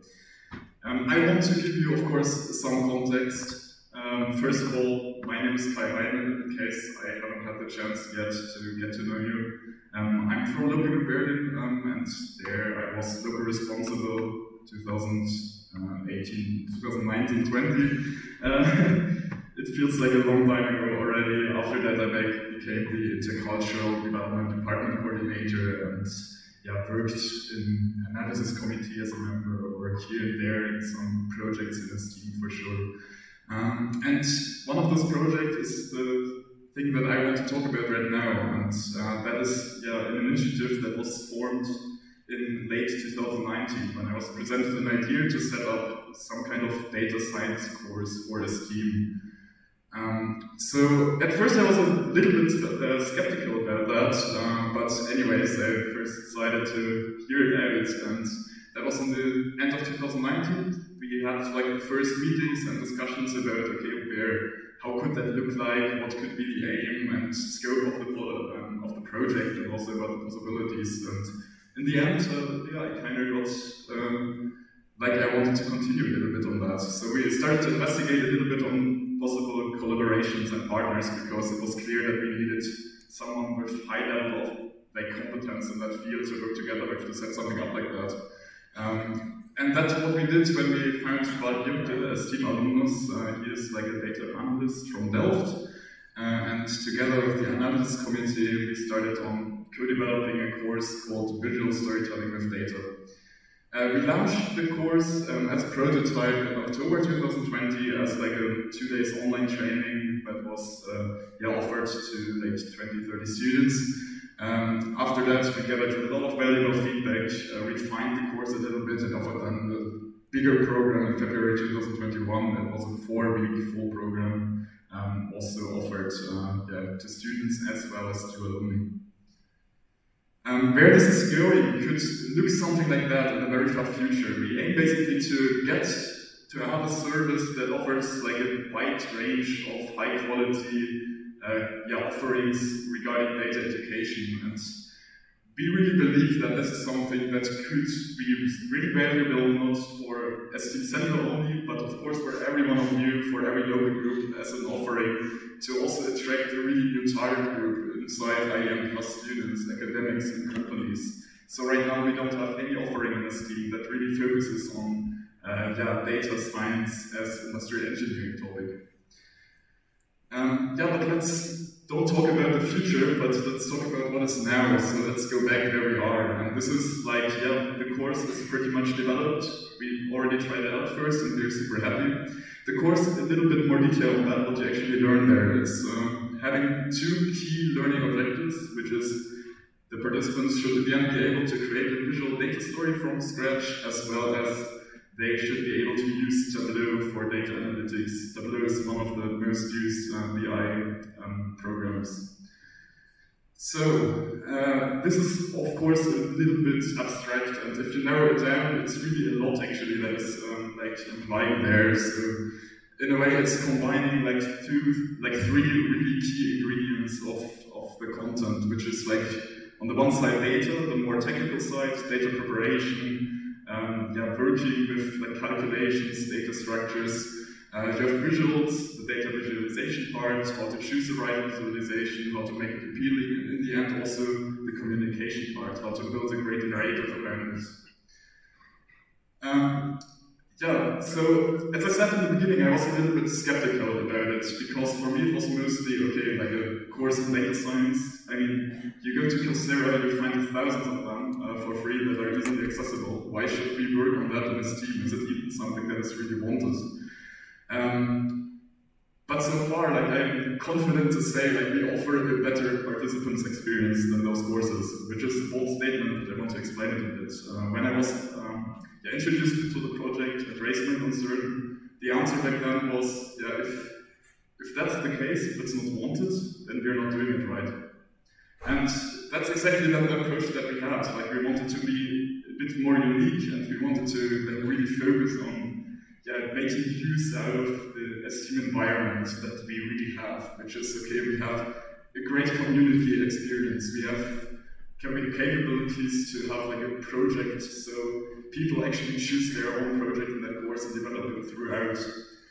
We have a more individual approach, you can have individual feedback and so on. And of course, ultimately, when we turn a bit more into the future and about offline offerings, it's a blended learning opportunity also to make use of what this team is good at. So, that we achieved that is for me shown in all the messages I got when the prototype the course and the feedback. This is like an extract of the first edition that we did, for example. And here are some final project showcases. So the one on the left, for example, is done by Theresa. She did a project on your ST journey in a way, and it is also uploaded to Helium. It's accessible, you can check it out there, and I think it's a really great example of what is actually possible in those 4 weeks. We also had a report in the ST magazine. So the 16th issue had like an article about the course program and how it is for the participants to go through that big project on their own a little bit. You can check it out as well, and there you learn a little bit more about the course as well. Okay, so now to the production of the course actually. I'm running super short on time, so I will be really fast hopefully. So why do we actually need the production? That is the project that I'm applying for. Now you have the context. What I want to do is to have a video production of that course specifically. And that is because we focus on those 4 things: quality, expansion, and sustainability. In order to really expand and to be sustainable, we need to be more independent from one single person that is instructing the course. That is exactly what Sigma back then also did and went through, and that's exactly what I want to focus now as well. That means producing the course together with Bargito as a video production. The project has only 2 main objectives. The first one is, as I said, the video production itself, so making it ready that in the end it can turn into like a service. And secondly, it's about the internal stability, the internal stable enough basically. So this project is for I and the next talk here. I will try my best. How will the production be done? There are 3 scenarios that you can see. We are working a little bit, we are in contact with Technical University of Delft. Others are just personal connections from our instructor, or we actually go there on our own. That is requiring some expenses. So it might be the case that we have travel costs, reimbursements, or renting costs, or whatever. I concluded that with 500 euros, this production can be done in a high enough quality that I'm definitely happy and the participant of the course will be as well. So that is something that I would like to ask for with this project application, for funding to do this project with up to 500 euros. The income would be then allocated from the ST budget. So this is more or less the presentation. What is implied there is that you will have to vote on this one, and you will have a single vote on that, and that means you have 3 things that you're voting on, which is firstly, whether you want the project to happen, secondly, whether you want me to lead the project, and thirdly, whether you are fine with spending those 500 euros from the ST budget for it. Tomorrow during the presentation of the budget, a second budget scenario will be presented by Céline, our VP of Finance, and that one will cover the expenses for the project. So then you can have an informed decision also on how is it affecting the finances of ST. After that, the project will be voted upon, and if the project is accepted, the budget will be voted upon on Saturday, and that one will then include the second scenario with the added 500 euros. Okay, lastly, last slide. That one is important, and I hope I don't forget anyone. It's quite a step now to become official like that, and that won't be possible with all the people supporting that project. In the first minute for initiating it back then, Robert, who jumped really quickly on board. Then, the whole VP of Education of the last 3 years. Duarte, Nezzy, thank you for coming only for a week here to listen to the presentation, basically. Joanna, of course, thank you for your help. Bargito as the course instructor who did a shit ton of work for that. And then the whole Leipzig Sigma team was always a source of inspiration, especially Martin, who gave a lot of input. The 3 Finns who set up the course, Gregory Watson, who I was briefly in contact with, and then I think enough thanks for that. Thank you for listening.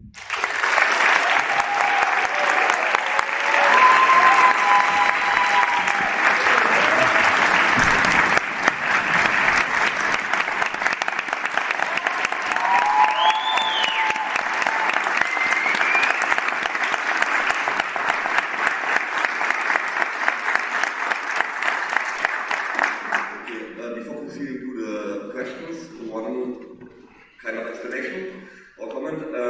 Because the project needs money, we will vote up on a budget with additional 500 euros.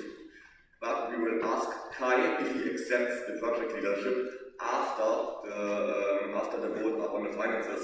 Because if the budget is not being accepted, Kai will probably not accept the vote anymore. So we will ask him that after the vote to accept the budget. Okay, now we can proceed with the questions. So if you have any questions, please stand up. And we start.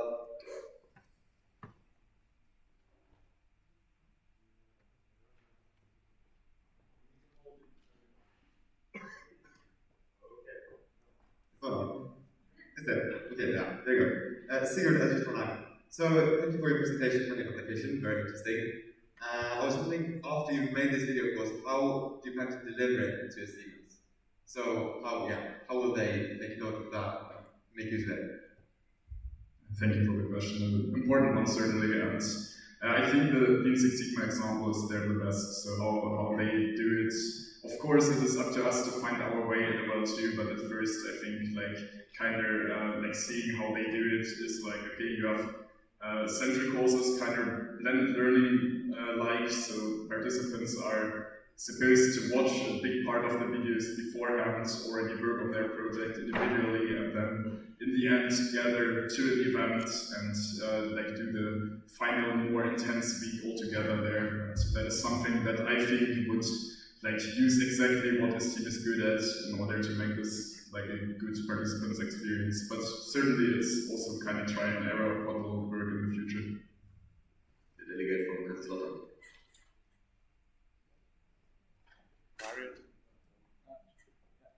Marit from Kaiserslautern. My question was, if the video will be produced once, how is your opinion on if it is sustainable for a longer time? Because, well, obviously technology is changing quickly, so what's your take on that?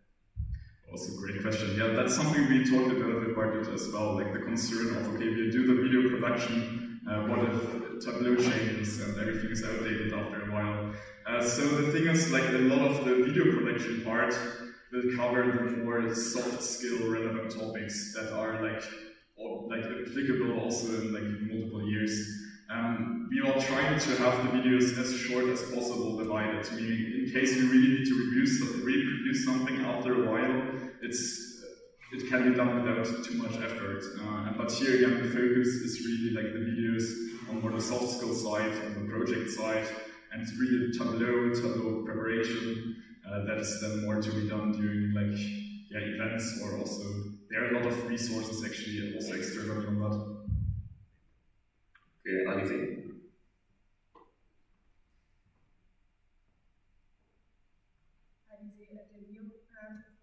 Presentation, very interesting one.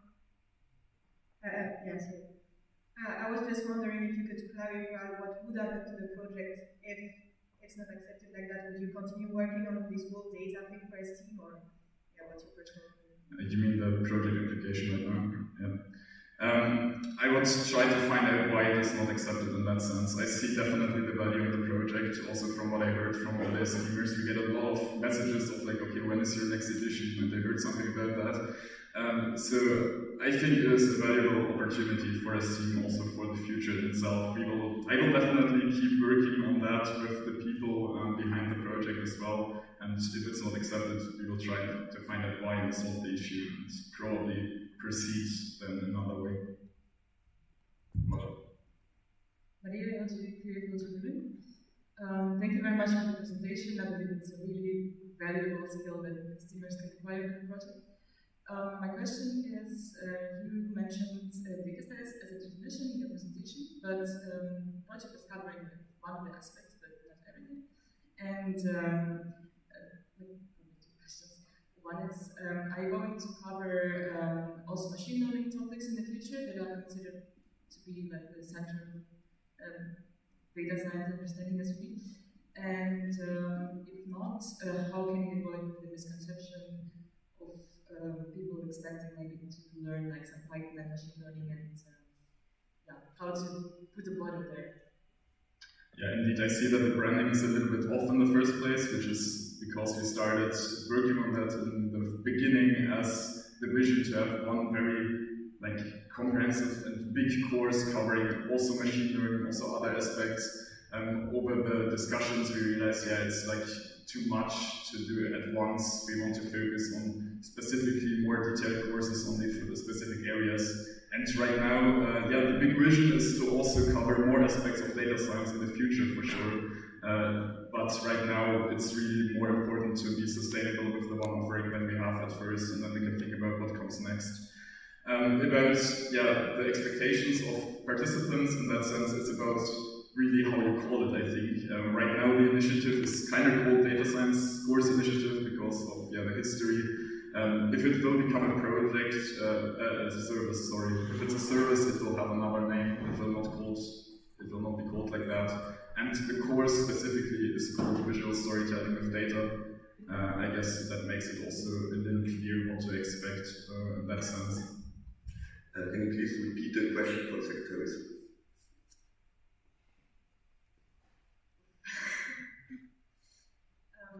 So I had two questions. One was if machine learning courses are planned in the future, apart from data visualization course, and the second one was how to avoid misconception between definition, data science, and visual storytelling. Thanks. Then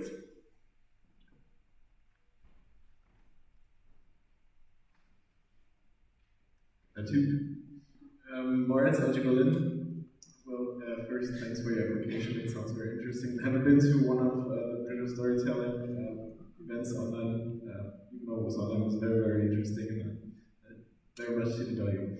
I have a question concerning the expenses. I suppose most of it will be for camera equipment, something audio devices or stuff like that. Is there any thoughts about combining your efforts with the efforts of the IEM conference? Because if I would add 500 to 1,300 euros, that's 1,800 euros, so there could be some camera equipment bought. Thank you for the question. In that sense, I think about that project, it's more of a big thing that needs actually proper production with people involved and really professional here, also because it's live. We have the opportunity to reshoot things, whatever, and it's an interesting idea. I will take a look at that, but certainly I think we will not need that much expenses for a camera or things. The Inci Sigma example showed us they just got a good camera, a microphone, and went there by themselves and shot it in a library without a lot of expenses, and the quality is certainly very good on that as well. So I don't think it's necessary, but it could be a good option. I will take a look into that. Thanks. Okay, this was the last question. If you have any more, then please ask one additional one. And thanks guys for your application.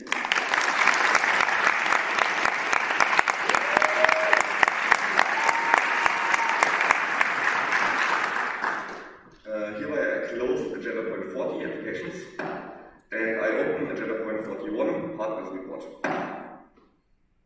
And this is being done by the VP of Finance and the Corporate Relations Committee leader.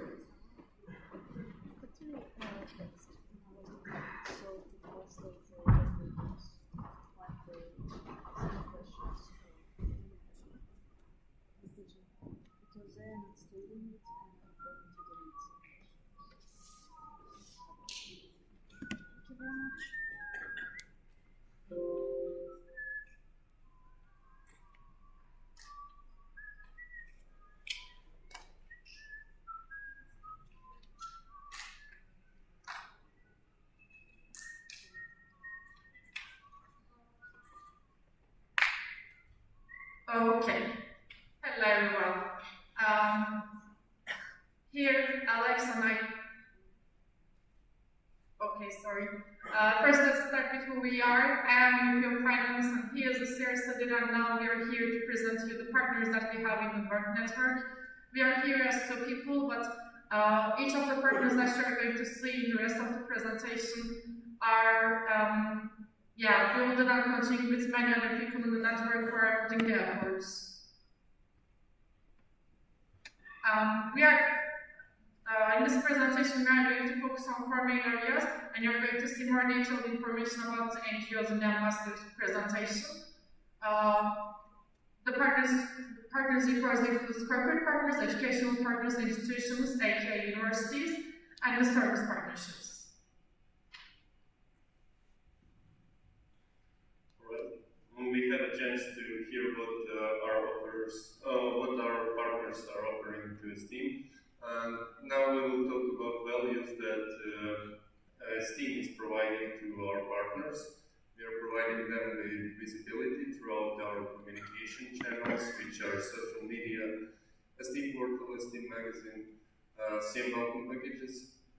Also, we are providing them with the chance to have a close contact with our students, with the STEAMers throughout the STEAM council meeting, workshops, and our other activities and projects. We are also providing them with chance to meet people who are interested in having a career in IM field throughout our career center, throughout career fairs and departments and recruitments on diverse projects. Let's talk about our current partners. First of all, we have LXIII University, and we are providing them with master students opportunities, CM presence, and magazine advertisement. You had a chance to hear their presentation.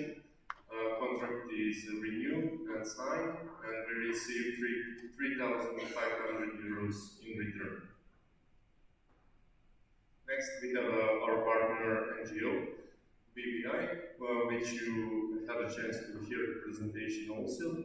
And we received from them 1,500 euros for expenses of our ambassadors who are attending their events. Next, we have a opportunity to do their Greenbelt project within the company with the experienced mentors. They are organizing 3 cycles of Greenbelt interns per year, and for every cycle we receive 400 euros. This is really important for everyone who ever attended the Lean Six Sigma course, and this is really great chance to develop themselves professionally in that field. Contract is being renewed automatically every year. Next, we have ABB, also Lean Six Sigma partner. We provide them with the STEAM portal, career center, social media, internship, presentation during LSS courses, and contract has been signed, and we are waiting for them to sign. In return, we are receiving 3,500 euros, and same as Continental, ABB also provides STEAMers with a chance to do their Greenbelt project. Next, we have Eurosender. Eurosender is a shipping company which provides shipping services. With a STEAM code that we are receiving, a STEAM 10, if you use that code, you will receive a 10% discount. For every code that's been used by a STEAmer, Central STEAM receives 2 euros. In return, we are offering them a chance to present themselves on the STEAM portal, and we are providing them with 2 social media points. Plus, I would like to encourage you to use this code and their services. Contract is sent to be signed, will be finished in a few days. Next, we have Ilium. You already heard the Ilium report, and why do we use Ilium? It's really important for our knowledge facilitation and discussion of ongoing topics. KFC is responsible for this partnership. And also we have Tableau, as you heard from the last presentation. Tableau is being used as a BI tool. It's the online software for statistics, and STEAM and analysis committee are using Tableau for creating statistics.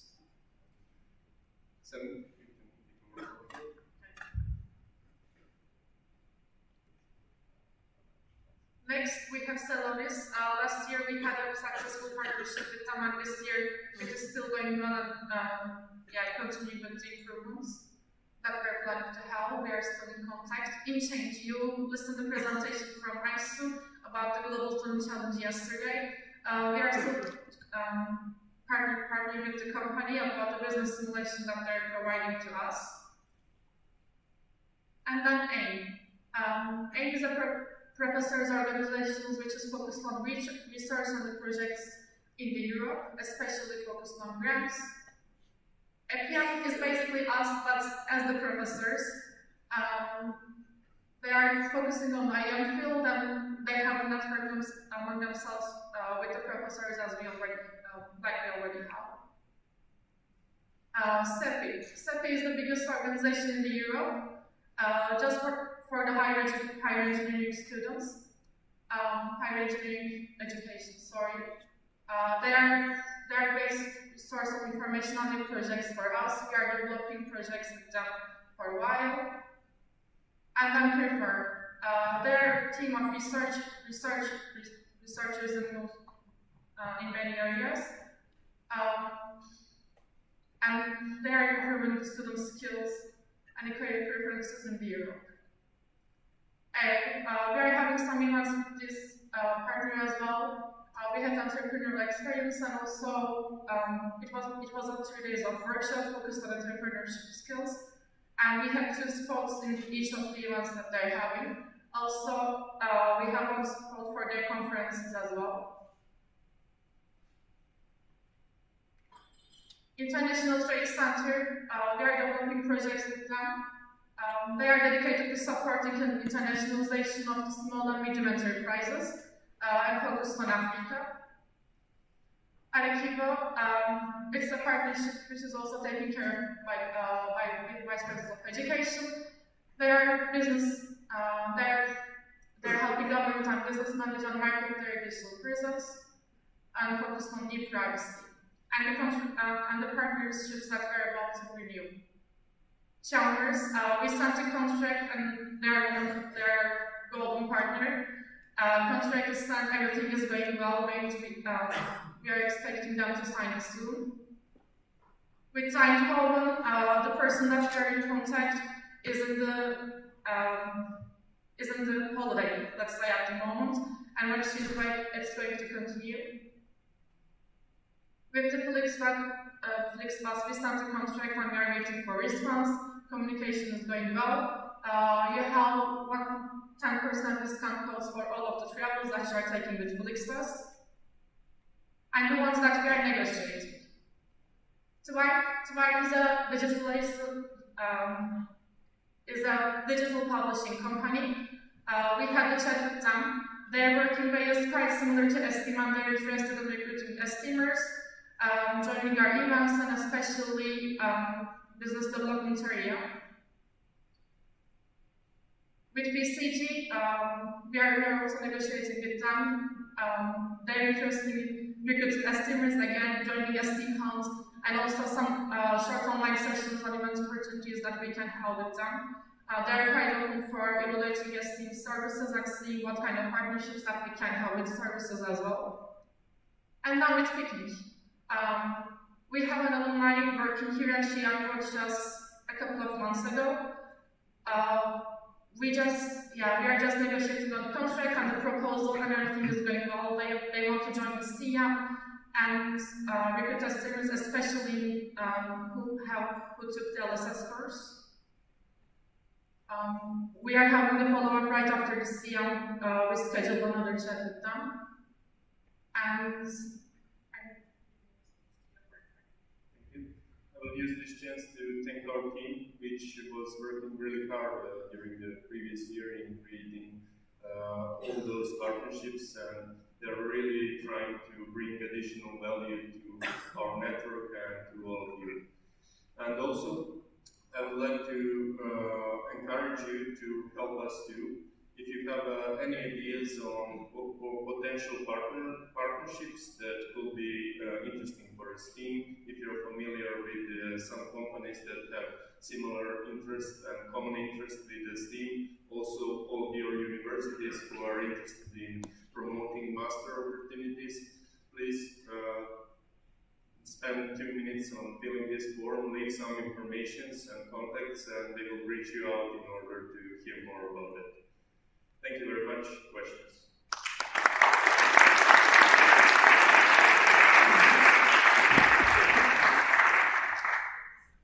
What? Any questions regarding the stuff? Very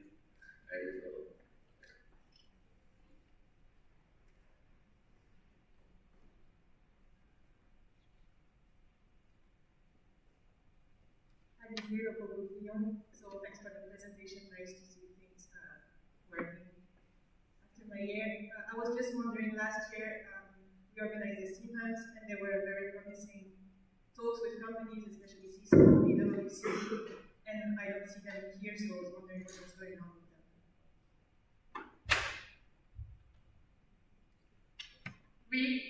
We encouraged companies to take place in the Steam Hunt last year and had the chat with PwC, but they wanted to continue afterwards when the Steam Hunt stage is closer, so at the moment it's like freeze at the moment. That's why we didn't put it, but it's something. Myra is on thank you for the presentation. I have one question about like Steam Hunt, which is a very similar one. Last year, the initial idea of the Steam Hunt was actually also making profit to Steam out of it, because we are, of course, gathering companies and the Steamers together, but at the end we are selling our students to the companies. So I'm curious how we are planning to proceed. I'm aware that it might not happen in that way, but I'm curious about how we are going to proceed with the company partnerships. Are you aiming for a profit out of the event, or is it going to be a free charge again? We are aiming for profit, and this year our first approach will be still on profit. Then according to negotiation it will be changed, but our aim for this year is having profit from a Steam Hunt, yes. But it's not going like not a big profit that we can have, because it's just a second year and event needs to be more grounded. But we still want to at least start with little deals with the companies and increasing it by the time. Lawrence Eligibility.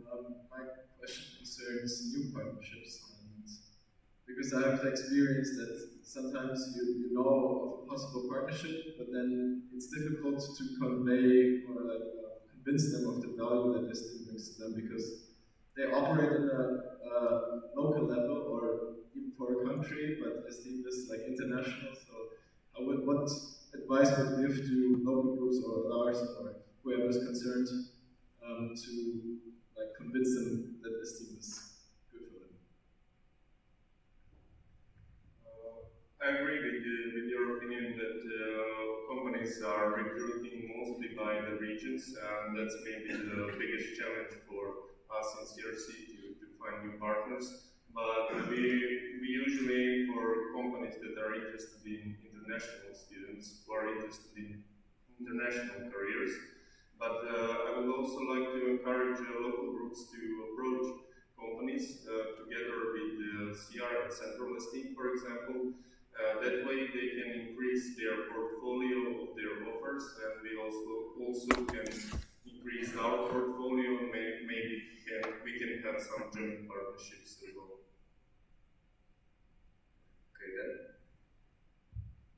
Dan from LXIII. I have a question about the partnership with Salonis. I was wondering why they are currently not paying any money to SD, and if you think there will be a possibility that they will actually do so in the future. Joanna. Currently, our partnership with Salonis is not negotiated annually, and we negotiate everything we do with them. So that's why we are not presenting. Like, in the budget presentation, there is some money, but it's not an annual partnership. Okay, last question from the committee. Ozan from Ankara. My question is about Şişecam. If I'm not wrong, they are also in the portal. We can see them as a partner, but you didn't mention about the presentation, so is it over or are you negotiating? Şişecam should be months ago. I also updated them in the budget as well. Told us that they want to evaluate the partnership in January. So until January there will be no option, but we will get in contact in January again to see how we are going to proceed with that. Can you please repeat the question for the secretaries? Yeah, sure. In the portal, Shejam is also like a partner, we can see them, but in this presentation we couldn't, so is it over or are you negotiating? Thank you. Okay, then, yeah, applause for the presentation.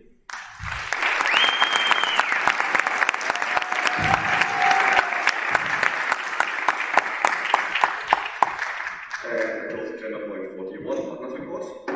And we move on to agenda point 42, financial report of the 62nd council meeting, which was taking place online. As the last council meeting was taking place online, no LG applied for it, therefore we don't have a financial report from an LG who hosted the council meeting. There were still some expenses, for example for the voting system, and these expenses are covered in the financial report of the last year. So there will be no presentation about that. So I close again agenda point 42, financial report of the 62nd council meeting online. And I reopen agenda point, hence, before reopening next agenda point, there's a quick energizer performed by Lukas from Ilmenau and hopefully a lot of people from the Nordic region.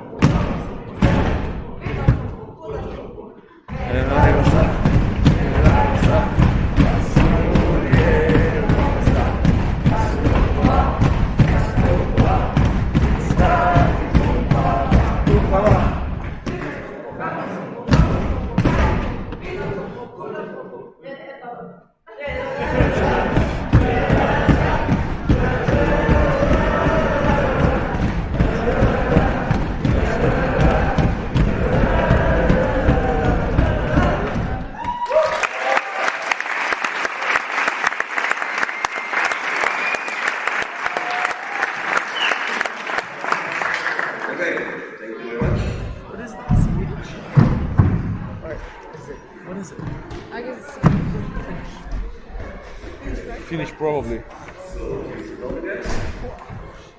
And hereby I reopen agenda point 22, external presentations. Is there a speaker from Schneider here? This seems good. Okay, yeah, that's fine. Then we will just swap next to agenda point 1. And we keep it open and start with agenda point 43, presentation of the budget of the current council meeting. And I asked somebody from the LG to present the budget. Is somebody here? Okay. I keep this agenda point also open. Okay. Then we open agenda point 44, committee and task group presentations.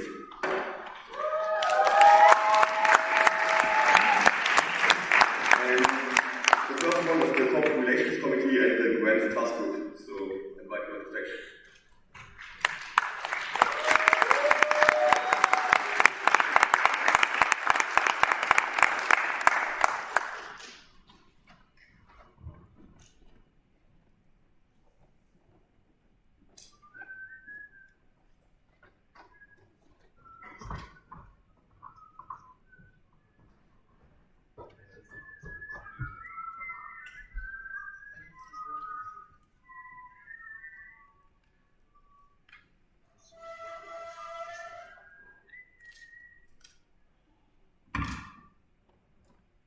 So, hello everyone, welcome to the presentation of the work of the CRC and Grants Task Group. So we will start by a quick introduction of ourselves. So my name is Louise, I'm from local group Liège, and I've been the Grant Task Group leader since the comeback of the entity in the summer 2020. And also my name is Alexander from local group Novi Sad, and I'm a corporate relations committee leader. Okay, so quick agenda, so we will kind of talk about our common goal, then we will talk about both the end. So the common goal that we kind of identify is that we want to financially support as team and help to the growth of the network. So we're kind of two ways to do that. The first one is through academic and corporate partnerships, so that's mainly CRC, and through the obtention of European funding, that's grants. Let's talk about corporate relations committee. Our mission is to bring additional value to our network and the steamers by providing a network with new partnerships with companies and universities. We aim to accomplish our mission by focusing on sales and customer relationship management.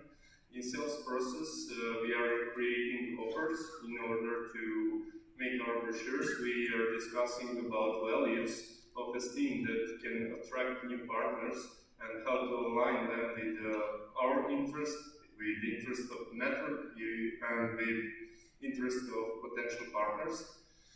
After that, we create a negotiation strategy and approach new potential partners. Once we manage to negotiate a partnership, there starts a corporate relation management process.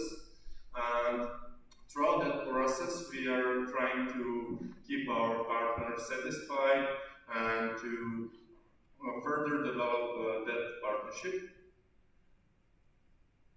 Why should you join CRC? You should definitely join if you want to develop skills such as sales pitch, strategic thinking, market research, negotiation skills, because that's what we are doing most of our time. You can also develop those skills by joining our events, which are CR School and CR School for LGs. On those events, you have a chance to learn a lot about CR field from our experienced team members and also from our alumni, which are very motivated to share knowledge they were gaining in years of their work. Therefore, that can be a huge shortcut for you to develop yourself in this very important field. You can also transfer that knowledge to your local groups. You can encourage your members to join those events, and after that, in order to increase partners of your number of partners of local group. Therefore, our network will also be, we can deliver huge contribution to our network. And I will also use this chance to remind you all, both local groups and central esteem, that CRC is resource on your disposal, and we would really like to help you in finding partners for your local groups, projects, and services. Therefore, in return, you will also help CRC to increase our portfolio in order to have more diverse offers for our partners. That's it about CRC for now. Okay, so now we'll talk about grants. I'm not going to focus on what grants exactly are. You have William Post and my entity report for that, but I will talk about why they are useful for the network. First of all, as you saw in the board goals presentation, grants is an important part of the board goals, so that's, of course, that's one of the reasons we need them, but also, so we have structural grants which are beneficial for the network as a whole. They're useful to support events such as council meetings, board meetings, and clubs. And yeah, so that's useful to improve the network, make events more affordable, and improve our overall performance. Then we have event-based grants. They are funding for one event or for a group of events. So of course they will help to decrease the costs or make the events better or both.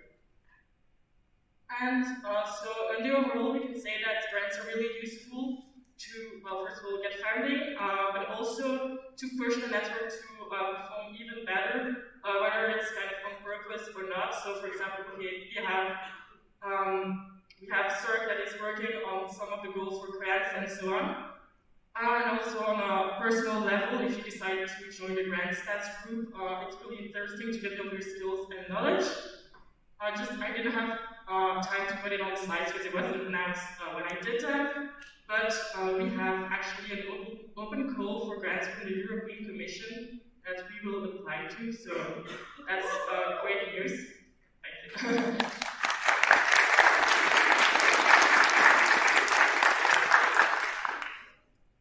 And yeah, thank you all for your attention, and feel free to ask questions.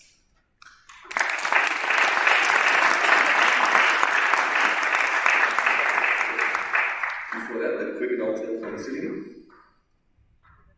Hello, until LXIII for 1.5 months, I was taking care of CRC. Now there is no leader, so you can also state your questions to me, and I will reply your questions for your information. For all committee reports, we are a little bit tight in question time, so we have like around 3-4 minutes always. So kind of evaluate how important your questions are. And yes, Vera. Thanks for the presentation. I have one question, especially for grants, because adaptation for a team, especially for EU grant, will be challenging.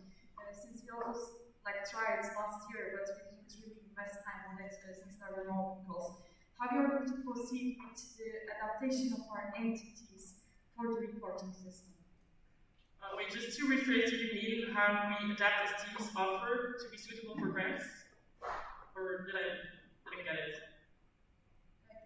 We were talking entities reporting system about their demands, especially, is a bit different than it used to be. Also, if I'm not mistaken, in the board goals or strategy, you were saying that esteemed entities system will be adapted for the grant. So that's what I'm curious about, how you are going to do it. It's not really fully adapting them, it's just natural evolution. Actually, we can see with Professional Development Committee, CERC, also Kai's project, they actually match with the expectations of the European Commission of the Erasmus Plus program. So it's not really constraining, I would say. It's more of a way to evolve in a direction that is interesting for us, I think, also based on what we discussed with the board. So I wouldn't say it's restricting. It's more like a real great opportunity to grow. Any more questions? Yes, right over. Sophie from LXIII. We had a question in our LG for the CRC. We see that last year, especially company partners, but mostly short term. Is there any plan make these kind of partnerships more sustainable? Yes, there is a plan. By having such event as a Steam Hunt, we have stable project, one not only council meetings but also a Steam Hunt and IAM conference, and we are looking for ways to develop trust between us and our current partners in order to have like annual partnerships. But for example, LXIII managed to have a partnership with Continental, which is being renewed automatically every year. That's the path we want to take. Can you please repeat the question for the secretaries? Yes, last year's partnership with companies in the short term, what plan was to make it more sustainable? What the plan was to make partnerships with companies more sustainable? I can complement to the answer. Also, as you can see from the work goes on strategy, this year we are going to put a really big focus on after sales process and having the constant feedback and communication with the partners. So after they sign the contract until the end of the year, they will be always informed about the situation. So we will also have a chance to improve the partnership in the process, not after at the end of the year. So with that, we are expecting to have faster action on that. Okay, unfortunately, that was already the last question as we are tight on time. Please use kitchen wall.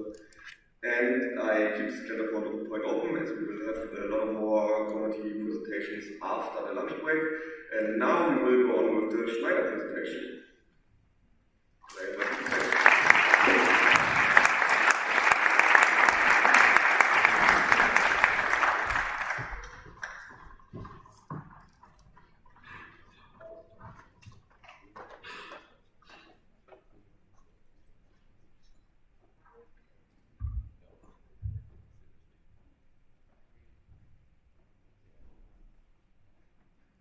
The work.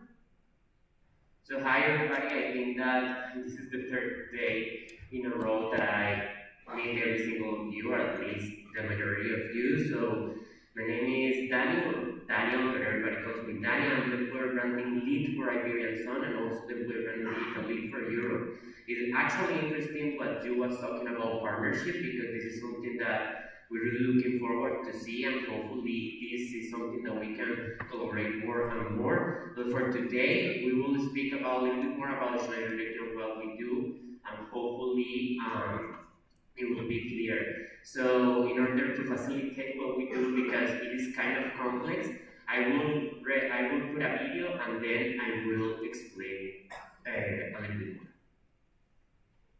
Is full of people telling you who to believe they are. Well, we thought we'd tell you who we're not. Let's start here. We're not in shipping. We don't make lips.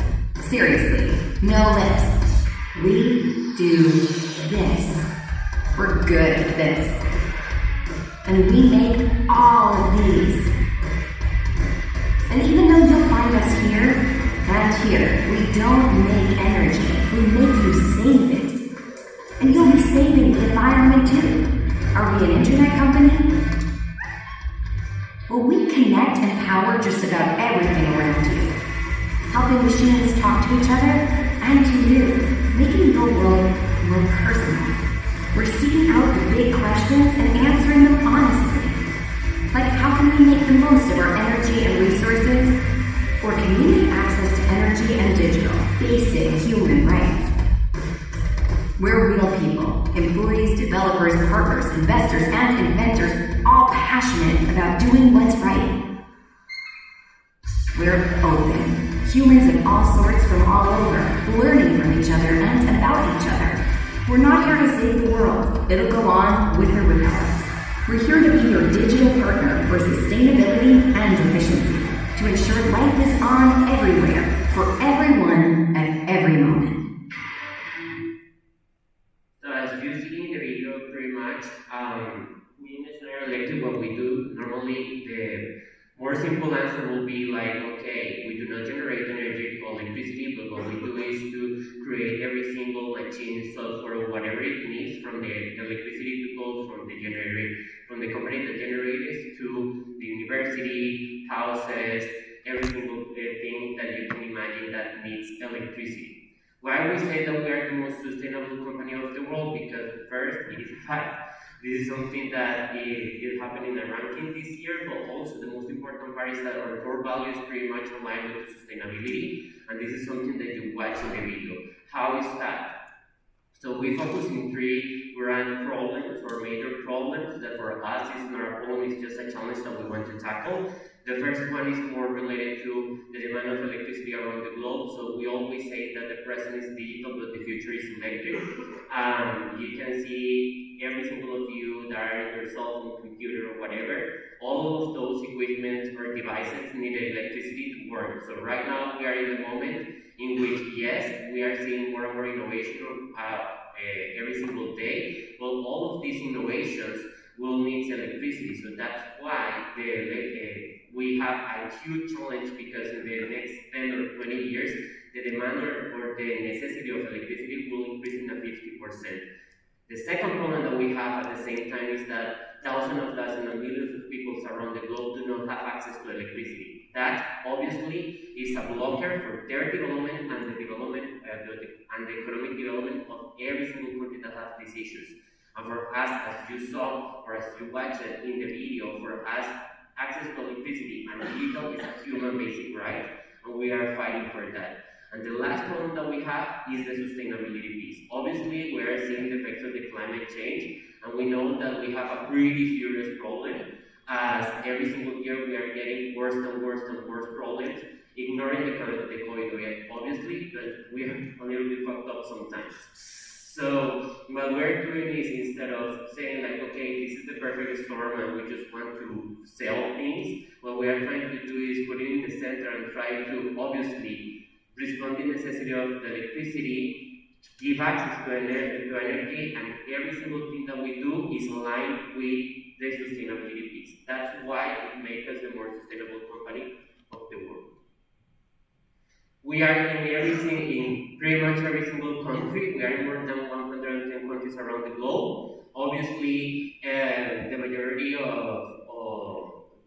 one of our biggest operations are in Europe. So we are in Russia, UK, Ireland, Spain, Portugal, Serbia, Romania, whatever you name it. So we are pretty huge. We are more than 128,000 employees. So this is more like our EVP. Obviously, I'm not here to tell you like, yeah, this is super unique and this is something that you never saw, because we know that every single company said like, we are inclusive, we are meaningful, we are sustainable. But at the end of the day, it's true, and this is why we choose this EVP or this employer value proposition, because the most important part, and a lot of you asked me on Tuesday regarding what we are looking for.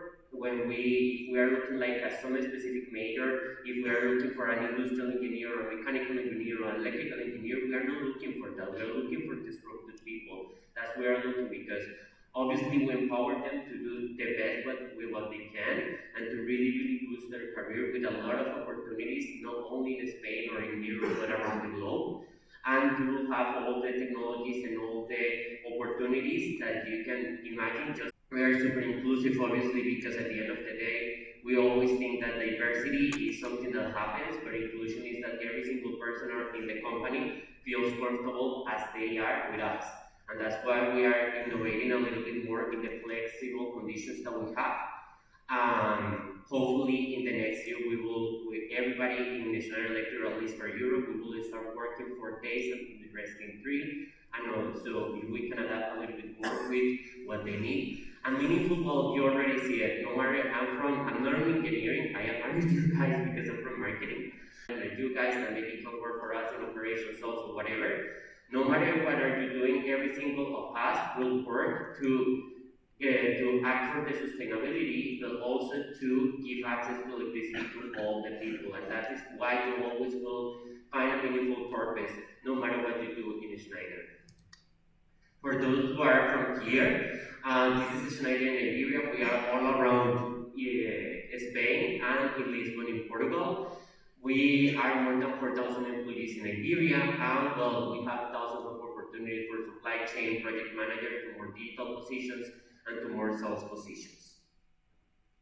So I will take this opportunity not only to speak about Schneider, but also speak about opportunities that we have, and maybe you are interested. The first one is Schneider Go Green. It's our international student competition that we run for 13 years in a row. And what we're looking here for disruptive ideas, it is not something like projects, it is more something like ideas that can change the world, and it is globally. So last year, it was the first time that Europe won.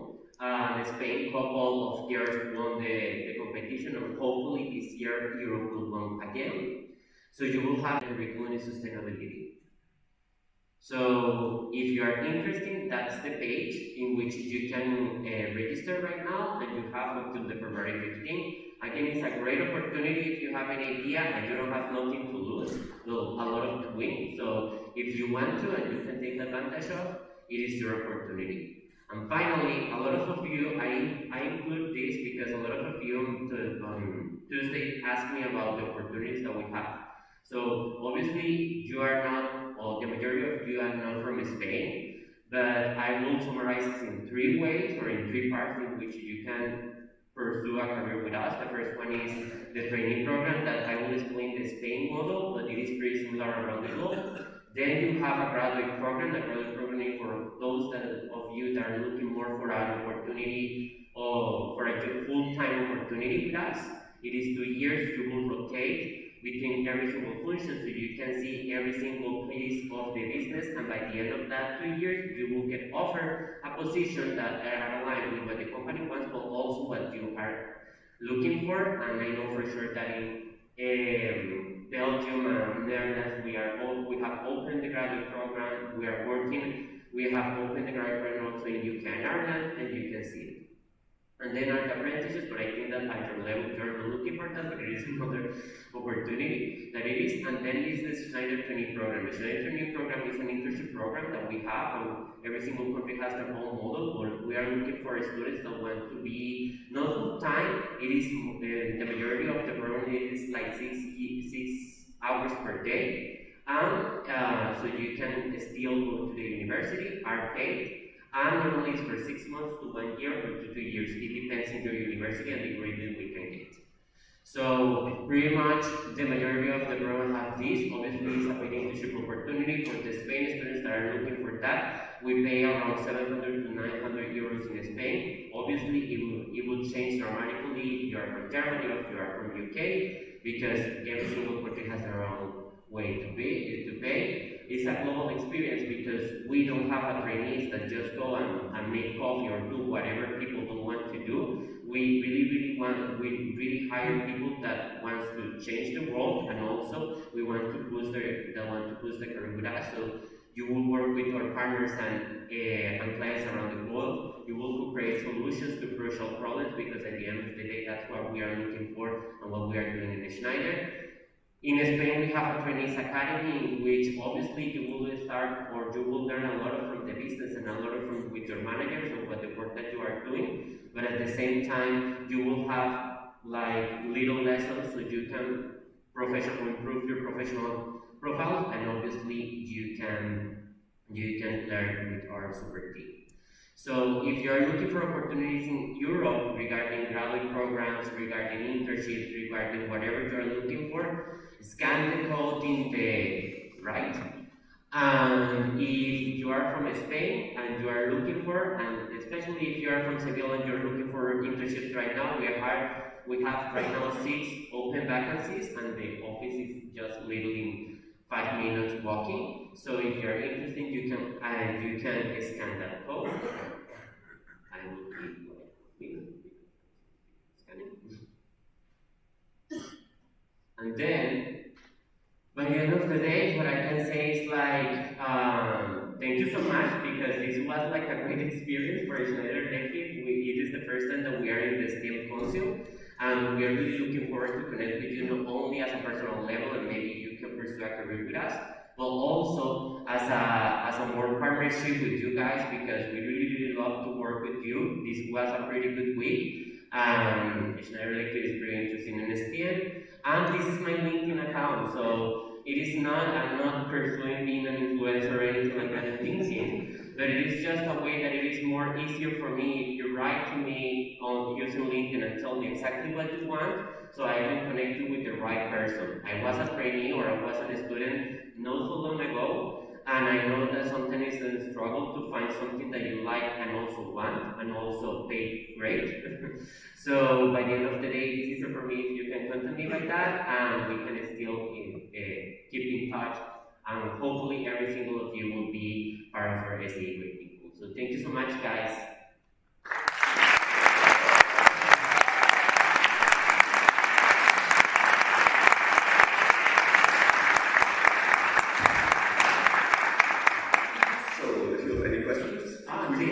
Sorry.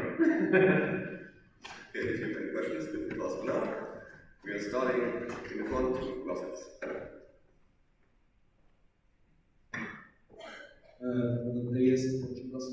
So on the presentation, it was like about research and development. You said that you use 5% of your revenue for research, and I would like to know a bit more about it, like what you research, what you investigate. Sorry, can you repeat the question? So, about like your revenue, you use 5% of it for research and development. I mean, that was on the slide. I just would like to know what you do with those 5%. Well, it depends a lot. It will depend a lot because as we are a super global company, every single country has the purpose to research. Obviously, as we are a French company, the majority of the research that we run is in renewable. That is when Schneider Electric works, and in there, what we are looking for is solutions that can generate more efficiencies for our client and also software. So we are really like in a beta mode in that specific laboratory, but here in Spain we have a lot of laboratories. It will depend on the business unit. Obviously, all the research that we do is to see how can we provide or how can we improve our systems or how can we improve the solution that we have in order for us to be more obviously attractive to the market, but the most important part is how can we act better for sustainability needs. So it will depend a lot. I don't have like a specific answer for you, but just an example of how this 5% is being invested in some kind of way. We have a lot of projects in Africa trying to resolve the problems that they have, and also for just in relation with Go Green, the girls that just won, we will try to invest in their projects so they can develop it and see if we can go launch it into the market. So no matter, there will be thousands of examples, but the long story short for you, it is like everything that we invest in research, it is obviously, it will be always in our core values and try to make it a difference for sustainability and fight against climate change. Is that answer your question? Okay, then delegate from Madrid.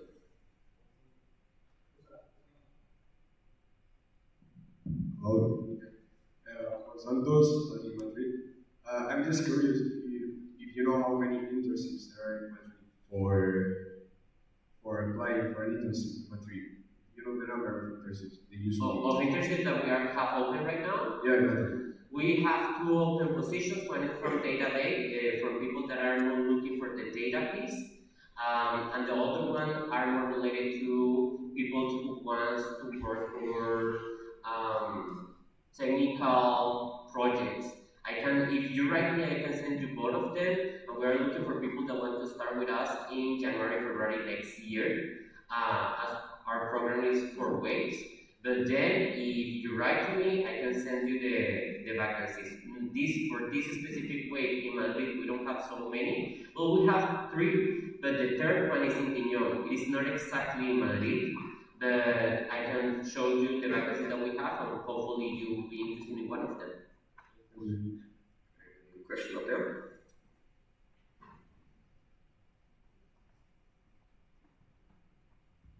Francisca, LG Porto, thank you for your presentation. I was wondering if you have an English working culture, let's say. So if I go abroad for an internship or to work in Schneider abroad, will people work in English, like get meetings in English, etc., or do I need to know the native language? That's a very valid question. It will depend, okay? There is no like 100% answer for that. We have 2 types of businesses within Schneider. There is the businesses that are in the country and pretty much it is more like the sales part, the people that are bringing the money, and then we have global operations. So when we have internship for global operations, you will need the native language of the location that you are working with, because your manager, I think it will also do not know Spanish, for example, in Spain, or French in France, but there will be another vacancies that you will need the native language, because even though that you will work a lot in English and you will have a lot of meetings that you will need in English, by the end of the day, there will be a necessity for you to speak in the native language, especially if you will have contact with clients. Not all the clients are bilingual, so that is it. So I can say 50-50. There is 50% that you will find an opportunity in which you just need in English, and will be 50% of that are more the operational part of our vacancies that needs the native language, because you will work directly with Iberia or UK Ireland or Russia CIS or Northern Europe, etc. Thanks a lot for the presentation.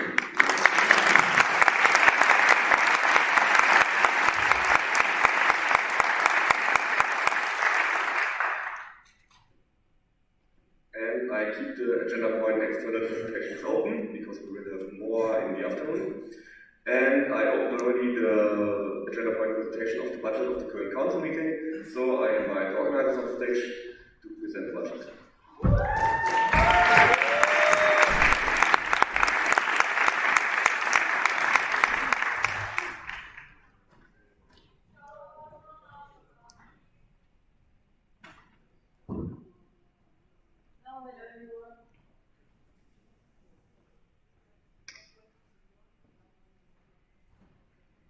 Hello. So, here's a presentation for the council meeting report for the last 6 months. As we said a lot of times, welcome to Seville, and yeah, I hope you're enjoying the event. I'm Claudia, as you know, great leader of the event, and here. And hi, I am project leader too, with Claudia. Yeah, so yeah, let's start. So here you can see us, yeah, having some fun. You know, as I said already, our code is work hard, play harder, and yes. We also want to thank our team, all the organizers. They're helping us, doing a lot of stuff. Without them, it wouldn't be possible to have this event. So really, thank you. They're sitting in the first row.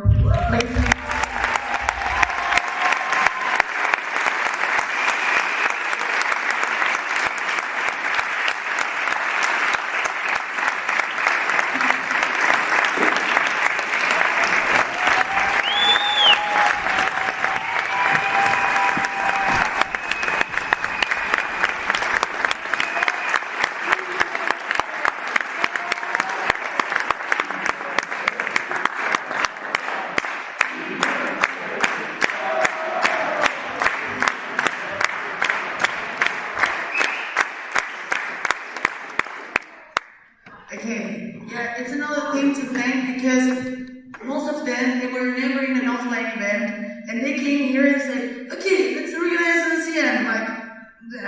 They're like a bit crazy, you know. Okay, we are gonna talk now about a little bit CRC and university, where we got the money from. So we were working really, really hard. In Seville, it's like a tourist place.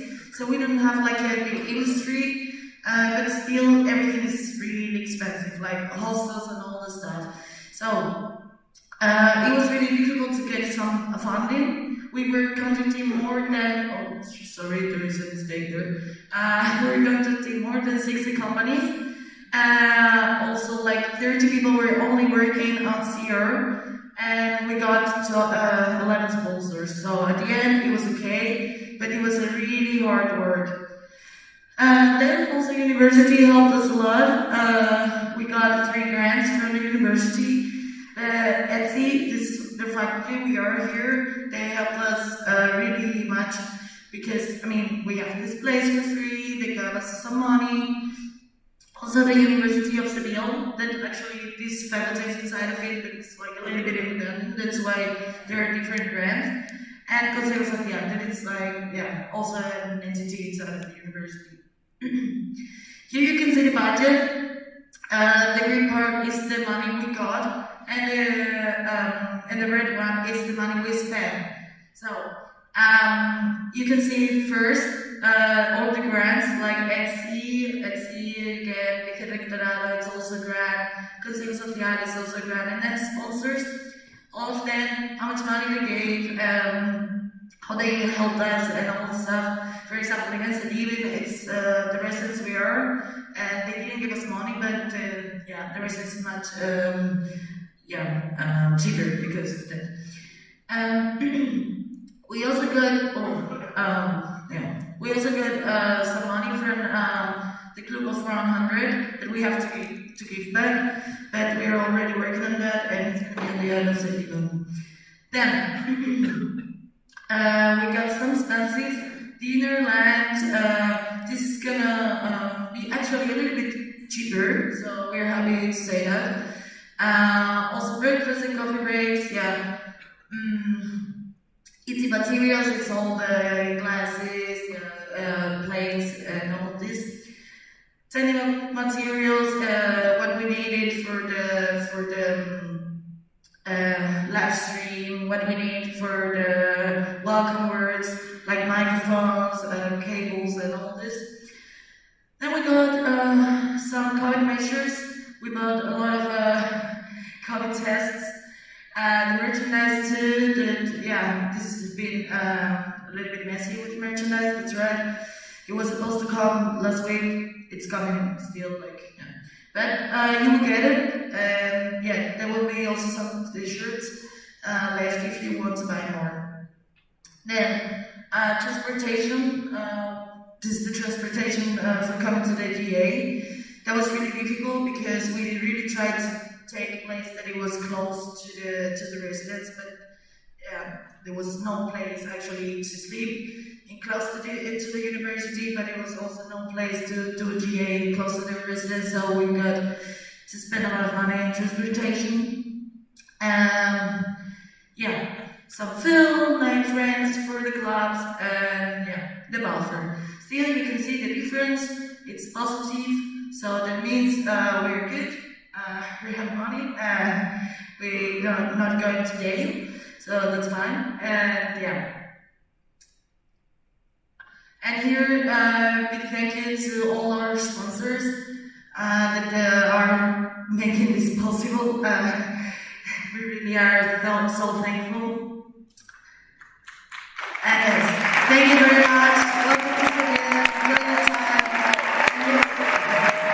Let's have fun.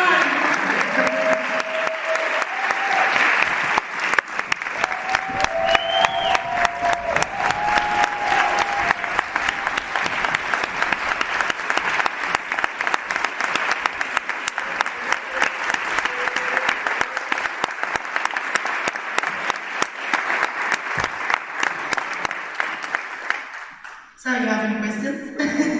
Yes, for the applause. questions, please keep standing. And we start over there with with you. He's just the boss.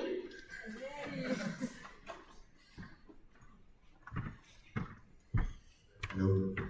All this stuff about Jim. In the budget, correct me if I'm wrong, but I think I did not see in the incomes the prices we paid for the merchandise. For the merchandise? Yeah. You can see merchandise in there. Yeah, but it's not in the income. What? It's not in the income. Yeah, because we only wrote the merchandise we bought, like the plus. The merchandise people order, it's not here because they're gonna pay. So it's the same income than outcome. So that's why. Okay, No. be honest, you just like me running around, right? Yes, that's true.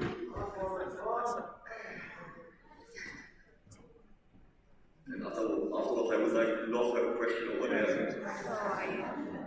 Margaret, thanks a lot for organizing such an amazing event. Firstly, like it's one of the best council meetings I ever participated in, and I'm really enjoying my time here, also because of the organizers. So thank you all. But I have one question about the budget of this. It's press tunnel 100 something. I'm sorry, yeah, that's.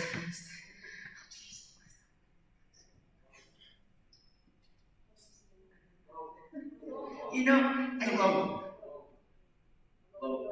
Yeah, it's a loan for the club of 100 and also for the university. Okay, then my question actually is, there is no income to cover that expense. Actually, it's coming and going, yes, but with which money you are going to pay it back? Yeah, but it's also like in the outcomes. Really? Yes, I know. Because we have to pay it back, or what? Was that the question? Yes, but I think you were supposed to get the money from the university. That's my question. For being able to pay it back, are you going to use the participation fees, university income, sponsorships? That's what I'm curious about. Like, where does the money come from to pay the club of 100 back?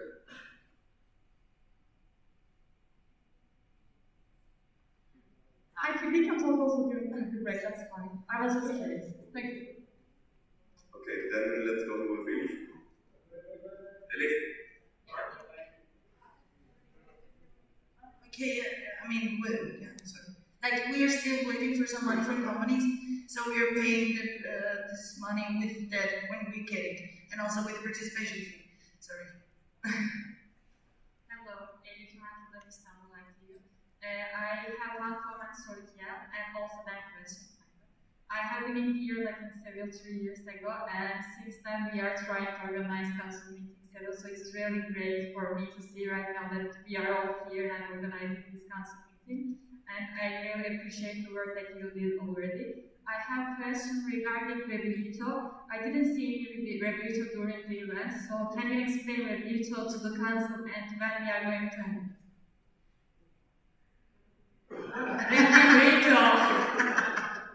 Okay, sorry.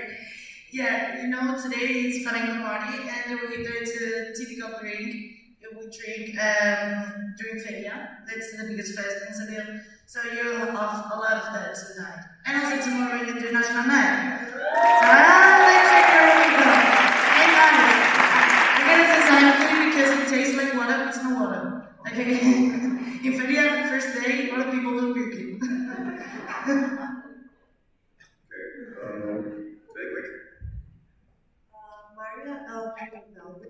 I have a question about the sponsorships. What are the benefits that you gain now because they support you? Okay, nice. Basically it was PR. For example, they're in the roll-ups, we put them, the logos in the flyers. Also, presentations, workshops, stands outside the company fair during the first day. We had what else? Welcoming words that we have, like mostly the right for them to present themselves inside of the event. We promote them also in social media and all that. Is it clear? Nice, thank you. Okay, this is going to be the last question. Hello.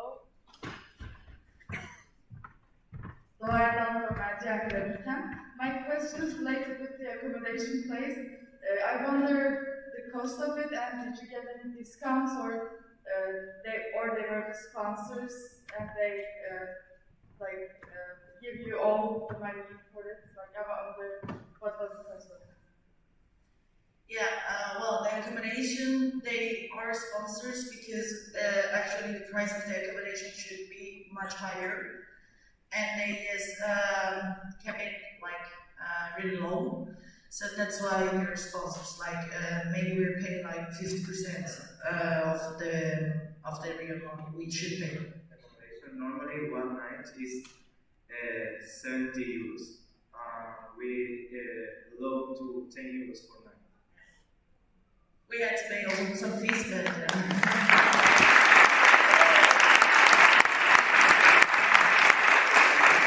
Okay, then big applause to the organizers, and thanks for the presentation. thank you very much.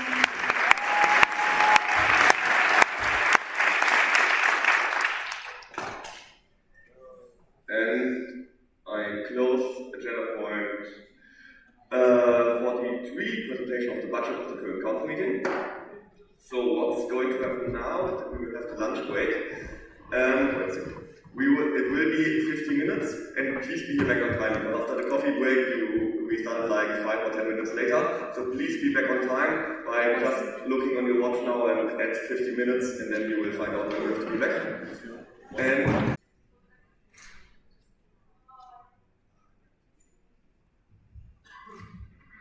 okay, so hello everyone.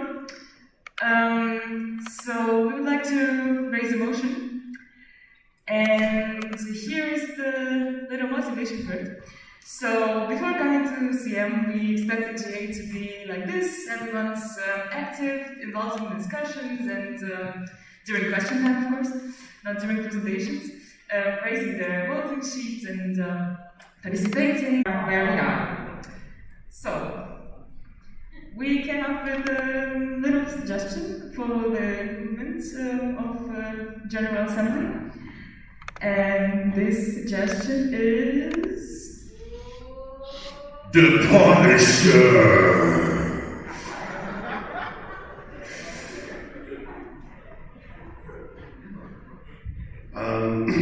So basically what we'd like to do is we would like to raise a motion to implement a new position called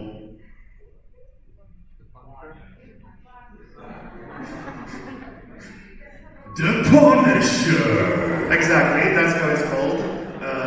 And we would like this position to hold an authority to wake up sleeping people and also punish them either individually or in the group. For all the people who are sleeping during the General Assembly.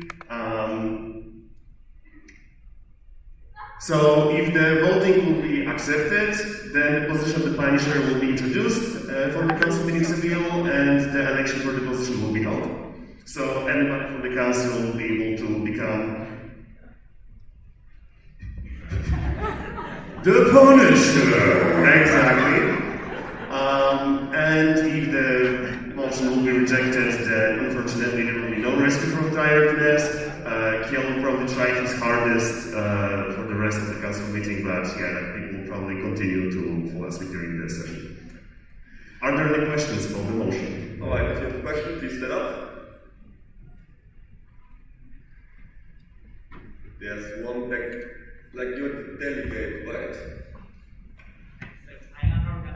Oh, excuse me, sorry. I'm David from LXIII. My question is how can he stop GA from making punishment? So basically, since the power is bestowed by the council, so all of us, he will have the authority the same way as, for example, the chairman is giving punishments for lost flags. The same way, this person will be allowed to give punishments to the people who are sleeping during the GA.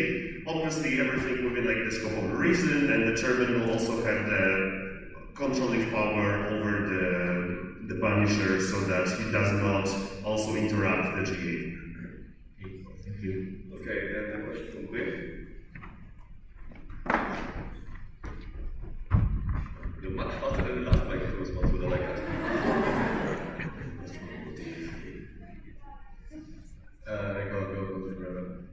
What is the punishment clause of state?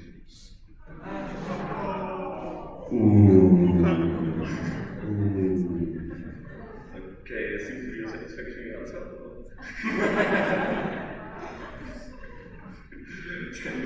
But I'm appreciating the fact that you're not asleep and you can ask this question. Lucas Fischer, LJM now. Like, how does the punishment decide the punishment? Does he have to use the wheel of punishment? Or can he just decide himself? Like, this is a pretty big authority, right? Yeah, this is also an idea. We want to encourage creativity. So basically, you can use the bill of punishment. You can also like really not interrupting the GA, but if you see someone sleeping, like if you're the murderer, you just come and like wake up. So you just yeah, make sure that everyone's awake, energized, like a little bit of energizing during the GA, and you can also make punishments like we did this morning, use the bill of punishment and make it like a group, be creative, yeah, just do whatever you want, but stick to the schedule. And yeah, there's a question over there. Any last question?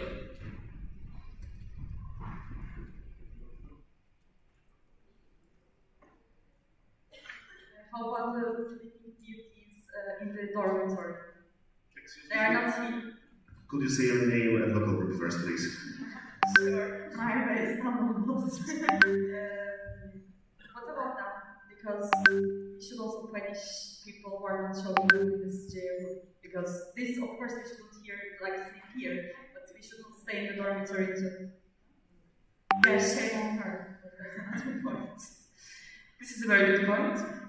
We can make a round of punishments before the dinner, for example, at the residence. Yes, technical question. Does the voting committee, Eric from Gothenburg, does the voting committee have to come down there and count the votes again? Of course. Oh. And actually, this is a perfect transition to the explanation, because we have actually two votes. First, the vote to establish this position, and secondly, then we open the applications for this position, and then we can elect people in an open vote. This was technical. Keine Symbolology.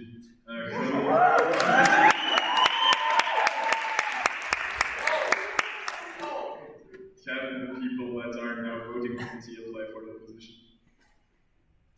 Yes. Yes. You can't apply to the voting committee because you get discharged tomorrow and can't discharge your own. Okay, will be this position also for future CM or just for school? This name and local group first? And David from the school. So I think the motion is just about this year, so for the next year, I think about the audience there. Okay, so then I first asked the voting committee to come on stage. Yes, of course, like you're the voting committee.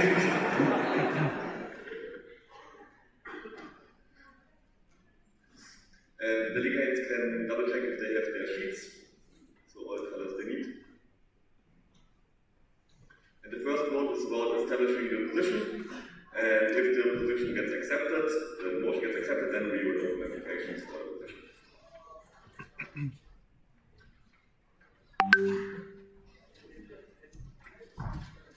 Okay, so find a nice spot on the stage. And if you want to accept the motion, then please raise your green sheets. If you don't want to accept it, the red sheets. If you're standing, then the yellow sheets. Abstain.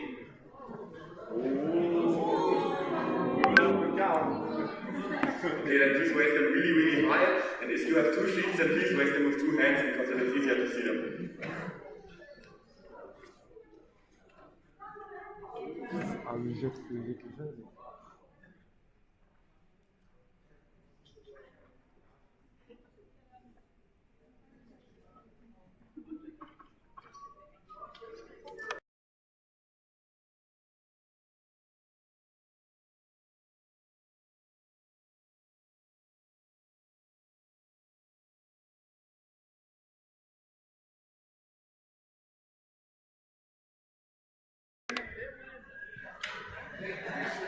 Guys, we're a little bit short on time, so please count fast. Yeah, of course. Marina from GK. Okay, it was like takes a long time to count votings, but yeah, the motion is accepted.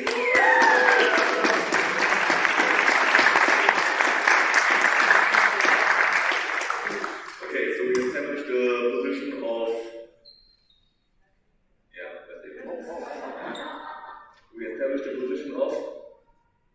The Punisher! Try to not break the system. And hereby I open the applications for The Punisher! Are there any people who want to apply to be the Punisher!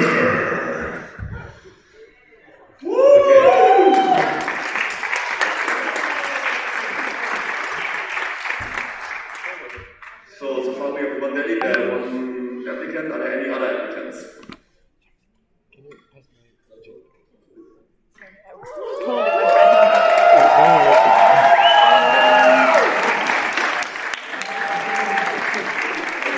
Unfortunately, I just double-checked our internal regulations. Delegates can't apply for positions this year. So unfortunately, you can't apply. But we have two other applicants, as far as I see. So I invite all applicants on the stage.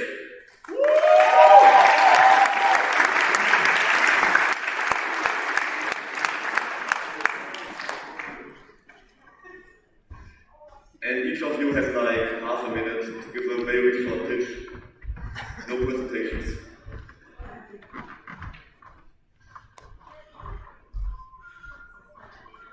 What's the position again, Erik? The Punisher!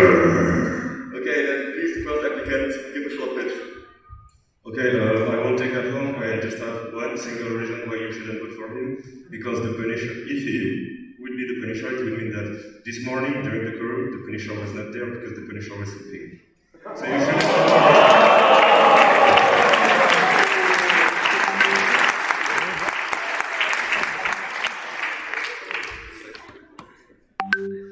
In my defense, you can first punish me, and then you can vote for me after that.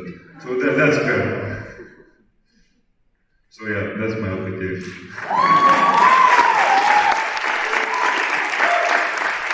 Okay.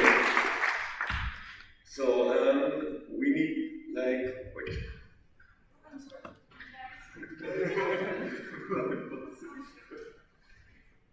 Yes, question over there.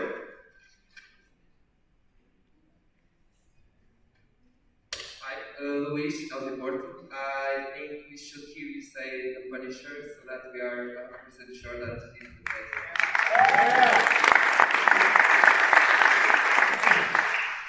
Alright, next one over there. The question is here, down there. Okay, so I am applying for the position of The Punisher!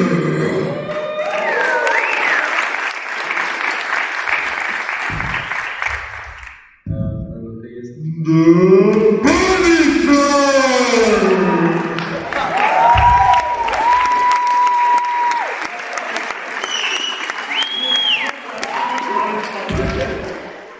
Okay, question over there. Yeah, Fernando says, what kind of punishments do you want to make? I mean, I would like to see how creative you can be. What kind of punishments?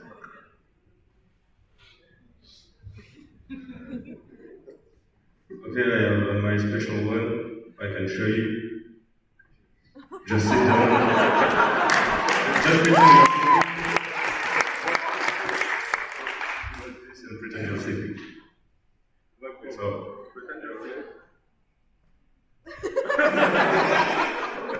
Okay, this is my first one.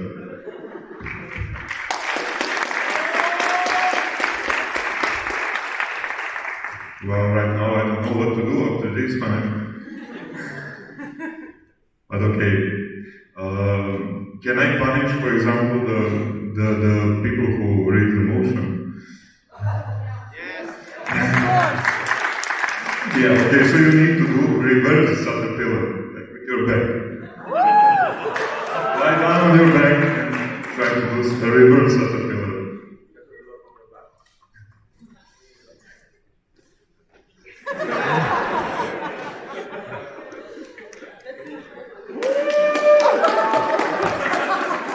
That's not. Okay, nice. Then, yes, this was the last question. So, because it's not yes or no question, we still do our sheets, but in a different way. So, can please both applicants come over? Applicants? I need the applicants. Yeah, and each of you takes one sheet. So, and now you choose between the red and the blue, and the yellow and the green applicant.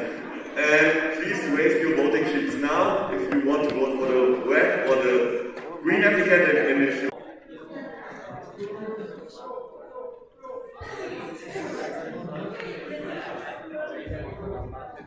The votings are in, and we can announce proudly that the 2021 CM Sevilla Punisher red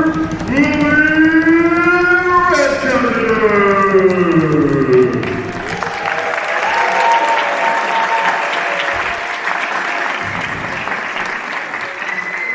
Okay, so thanks a lot for the interest you're putting in here. I want to wait. Do you accept the vote? Okay, yes, I do accept the vote.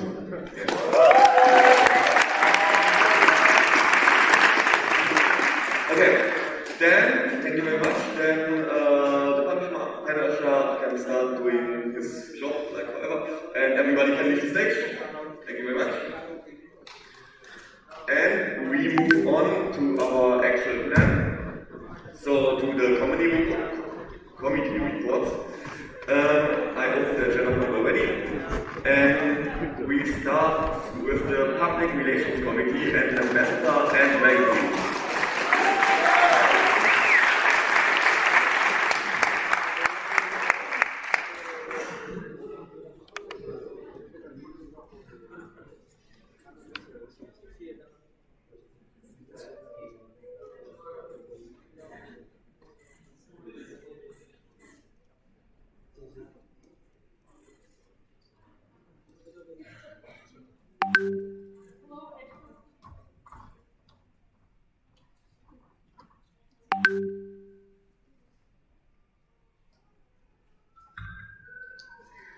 Hello everyone, now we're going to present you Ambassadors Public Relations Committee and esteemed magazine presentation.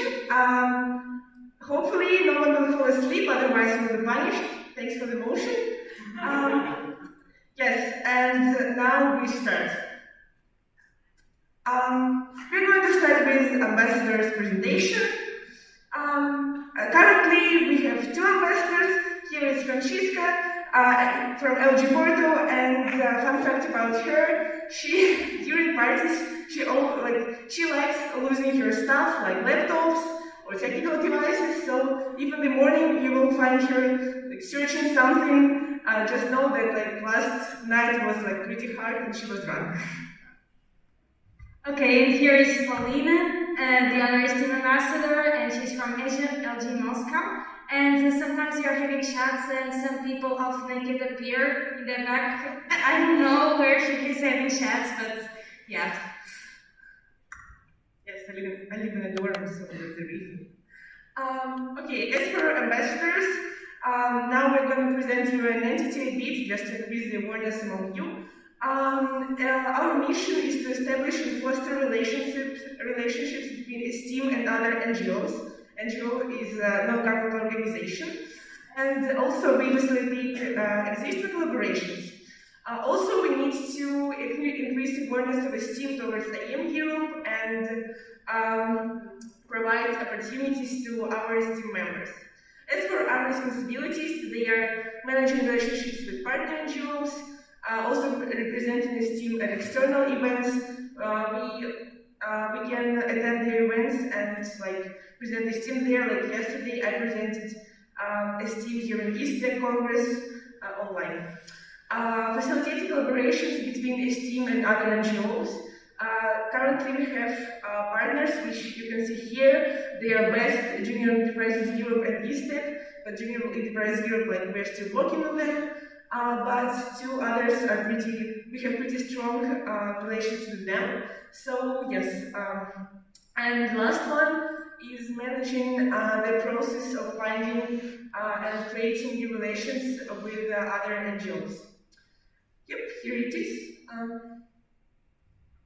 So, really cool, we have based this Junior Enterprises Europe, but what actually do we do to collaborate with them? First of all, we have benchmarking checks between leaders and/or ambassadors. This means that we try to connect our leaders with the leaders of similar entities of other NGOs so they can learn from each other. We also hold a working group in Leaders Workshop to raise awareness among the leaders of these opportunities. We have joint events and projects. This means that we want to try to invite, for example, trainers from other organizations to our events and vice versa, but also organize events together for the concepts that, of course, it makes sense. This is something we are still working on, and so it didn't happen anything yet during our mandate. The third is to attend strategical events from our partners and vice versa. This means that we are going, for example, to their CMs, STEAM colleges, and events like that. And also we invite them to ours. So, for example, we have Julian here with us from ISTEC. And provide external opportunities for STEAMers and vice versa. This means that we try to open some events for externals when this brings value to us, and we also strive to get new opportunities for the development of STEAMers. Don't sleep, guys. Okay. So, these are our three main goals. Increase the knowledge sharing between central leaders and members and other NGOs, increase the involvement of STEAMers and local groups with STEAM's partner NGOs, and seek for new partners that bring value to STEAM. You can learn more about our goals in our report that was shared on Discord. And I'm passing the words to Public Relations Committee. Good.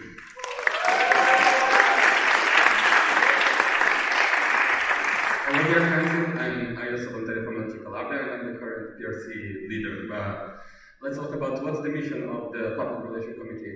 The aim of PRC is to maintain a high level of the STEAM brand and to be recognizable from all our stakeholders, also supporting local groups and entities and others.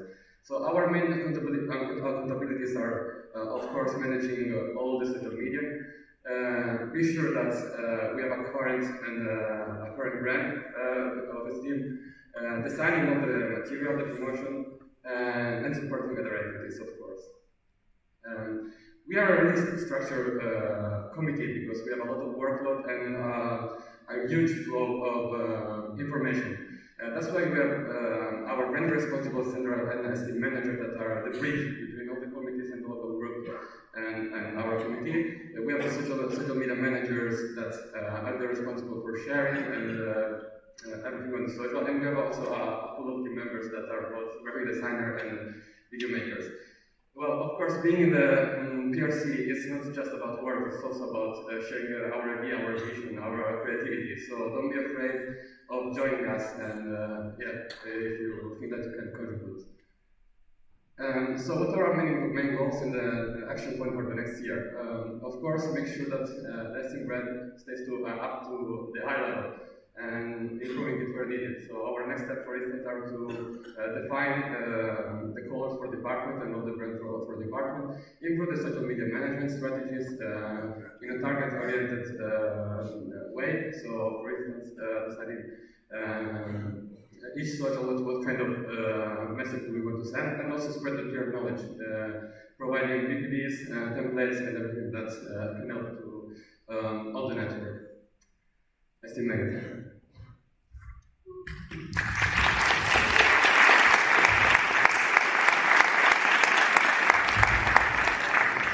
Okay, so STEAM Magazine. Unfortunately, the STEAM Magazine leader is not with us right now, but here she is, Sonia from local group Novi Sad. And STEAM Magazine is the oldest project of STEAM and also the only physical publication of STEAM that we distribute only in the council meetings. Unfortunately, for since 2 years we weren't able to have council meetings, so we weren't able to print. But this time, with this council meeting, you will be receiving the STEAM magazines very soon, on Saturday, actually. So, STEAM magazine aims to bring more insight from different parts of IEM world, so that includes companies, professionals, to STEAmers, and you also have the chance to write a STEAM magazine, share your thoughts, your experience, that also includes your STEAM experience. And so far we had 60 publications of SD magazine since the second council meeting, and now we have the 61st issue of the SD magazine. And so far we had more than 1,000 articles and more than 100 authors. And yeah, as I said, it's the oldest project of SD. And now here you can see the new issue and the topic.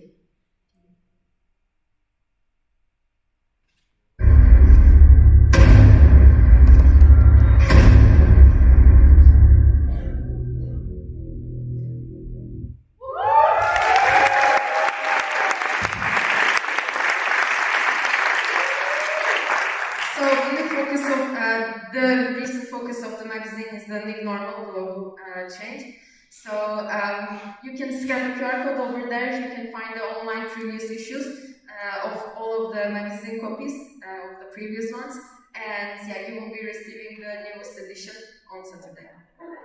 So thank you.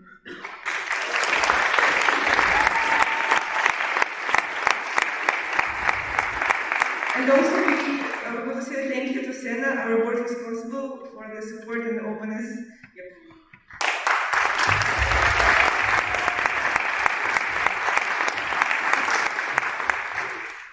Okay, are there any questions? Same as for all committee and task presentations, we have a very short question time.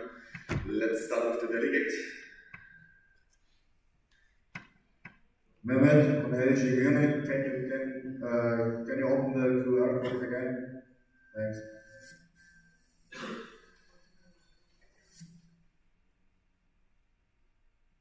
Okay, that's it. Okay, then the other delegate. Hello, thanks for your questions. So if you want to write an article for the magazine, do you have to be part of the committee of the magazine, or can I just apply it to write it down? Everyone actually can write for the SD magazine. When the article acquisition period starts, SD magazine team sends a form, so you can find it either on the either through your local responsible or on the social media of SD. So we are sending a form for people who want to write an article with the topic that they want to write about.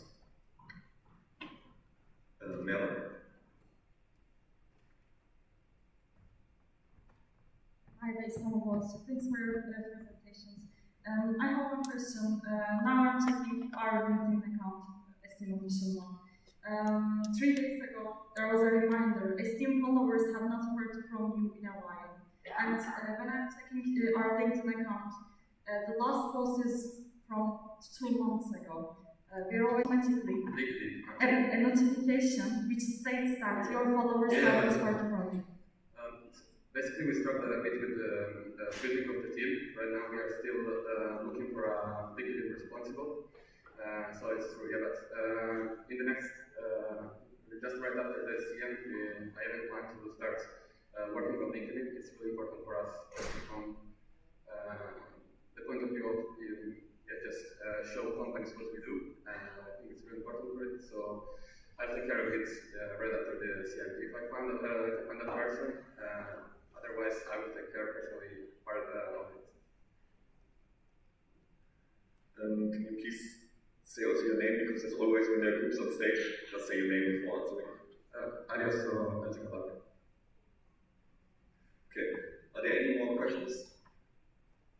Okay, are there?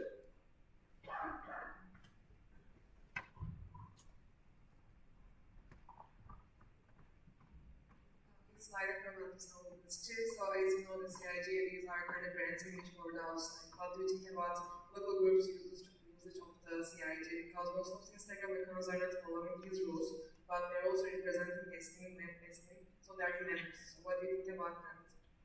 I agree with you. Actually, the former KRC leader worked on the new CIG, so they are almost ready. We're going to share them with all the local groups, with all the network, and hopefully we'll try to control them better. Right now, also in the local group, also in the entities, there are more and more care responsible. That is a good point, a good thing regarding efficiency. But sometimes it's harder for us to control it. But I'll try to manage it, and I hope it's going to be better. Thank you. Right. Then, this has been the last question.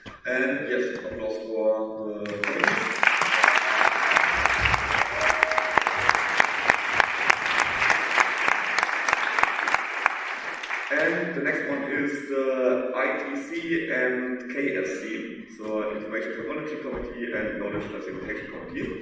So please come on stage.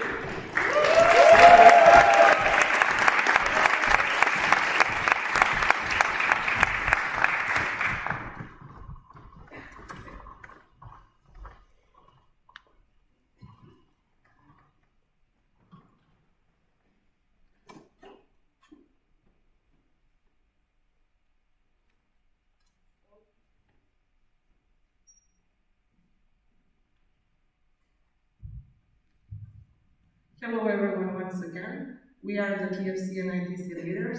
I'm Tamara Yashish from local group Novi Sad, and I'm David from LXIII. Glad to see you here, guys.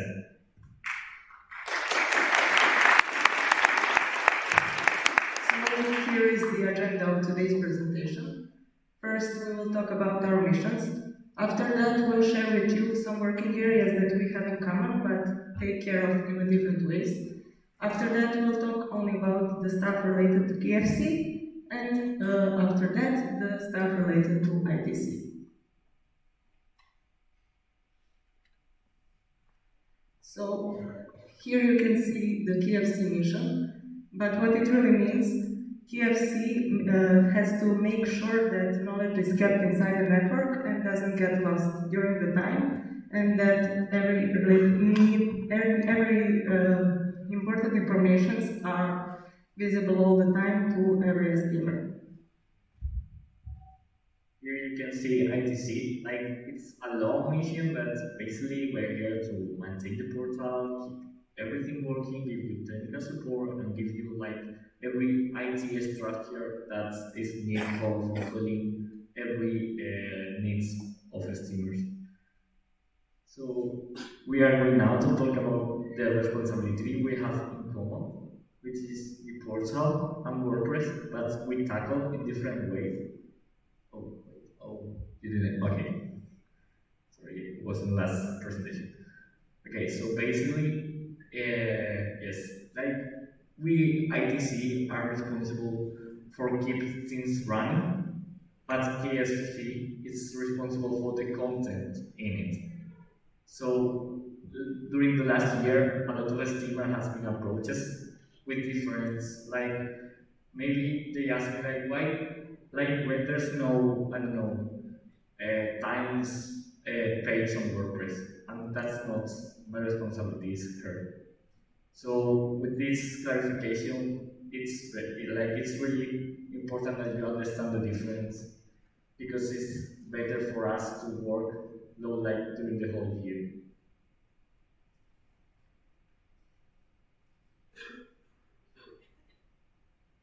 So shared drives. Now I'm going to tell you what is shared drives.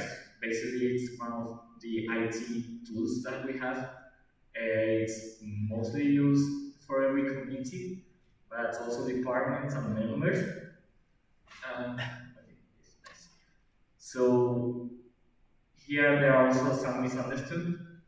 The ITC also makes sure that the shared drive is working, but if you need help organizing your shared drive and everything regarding that, or if you want to create a new shared drive, that's up to Tamara and the KFC.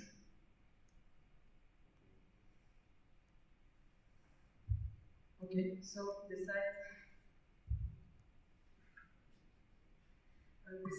already mentioned working areas, KFC is taking care of billing as well. Billing report you had a chance to hear earlier. We are taking care of promotion of it, administration of account creation, entity spaces, and the general structure and looks of it.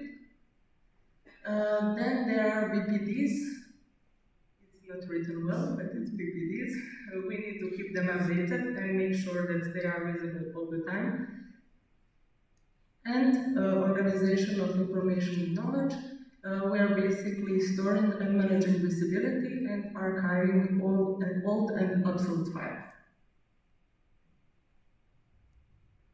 So what's that ITC? Okay, so what does ITC do? Yes, we basically take the portal, and do you know why the portal is important?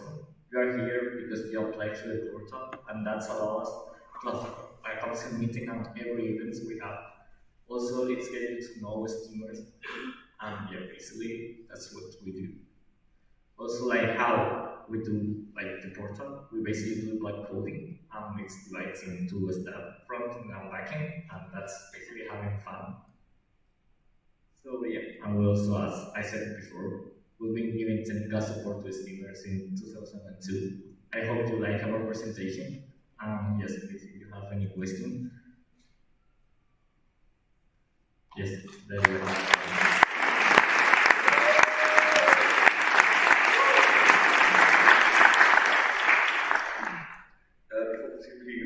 Before proceeding to the questions, one quick reminder. It is forbidden to leave the room during the GA, so if you don't need to go really urgently on the toilet or something, then please don't leave the room. And secondly, please don't put the feet on the chairs in the first row. So let's start with Eli van der.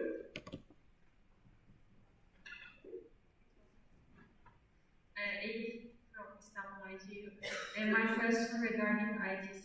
Thank you for your presentation. It's amazing to see you on the stage and presenting what we are doing inside the team for KFC and ITC. We are always talking about shutting down the portal for this year. But last year, I remember that we were having a lot of chats regarding this topic, onto the topic, and there we were actually discussing that there is a lot of workload to move the mail server, and without moving the mail server, we cannot shut down the portal. And I am curious about how you are going to do it.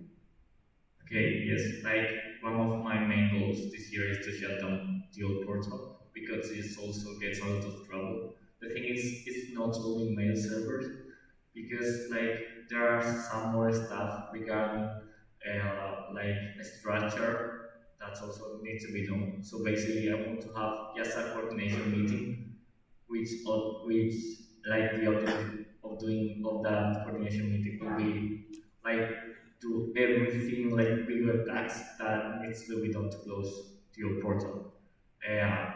If I'm lucky, I would say that between February, around that date, I will have that coordination meeting. Thank you for your question, Olive. By the way, David, is good. Thanks.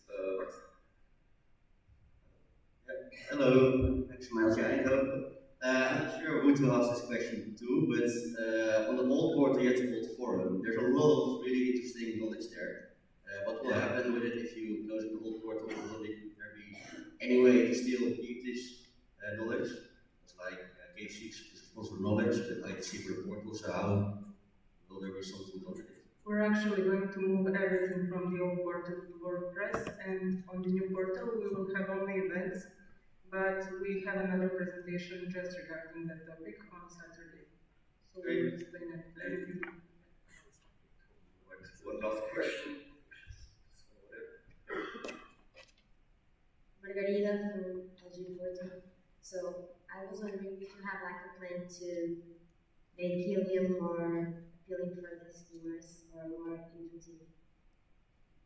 Yeah, we have some ideas. We got some really useful input from that post that you saw earlier in the video report, and we are planning on doing some kind of tutorials, but not really tutorials, but videos of why helium is important for steamers, and we plan to share them with RCs and LRs so they can share it with local groups. Okay, next. This was the last question. Chris, please do Pigeonhole. Please do not ask it. Yeah, same for you. So please just use Pigeonhole. Thanks very much for the presenters.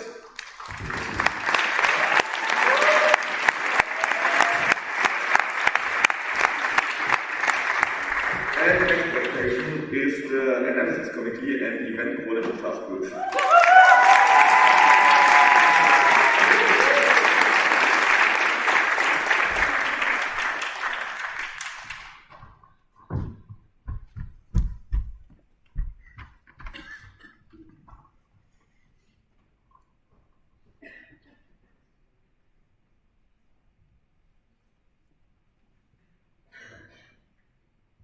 Hello guys. Okay, so I was starting analysis committee, and here's our agenda. And I'm come from local group as Istanbul Yıldız, and I'm the current analysis committee leader. So, about analysis committee, our mission is basically making the decision making in STEAM more fact-based with our visual dashboards. And also we are using two kind of softwares.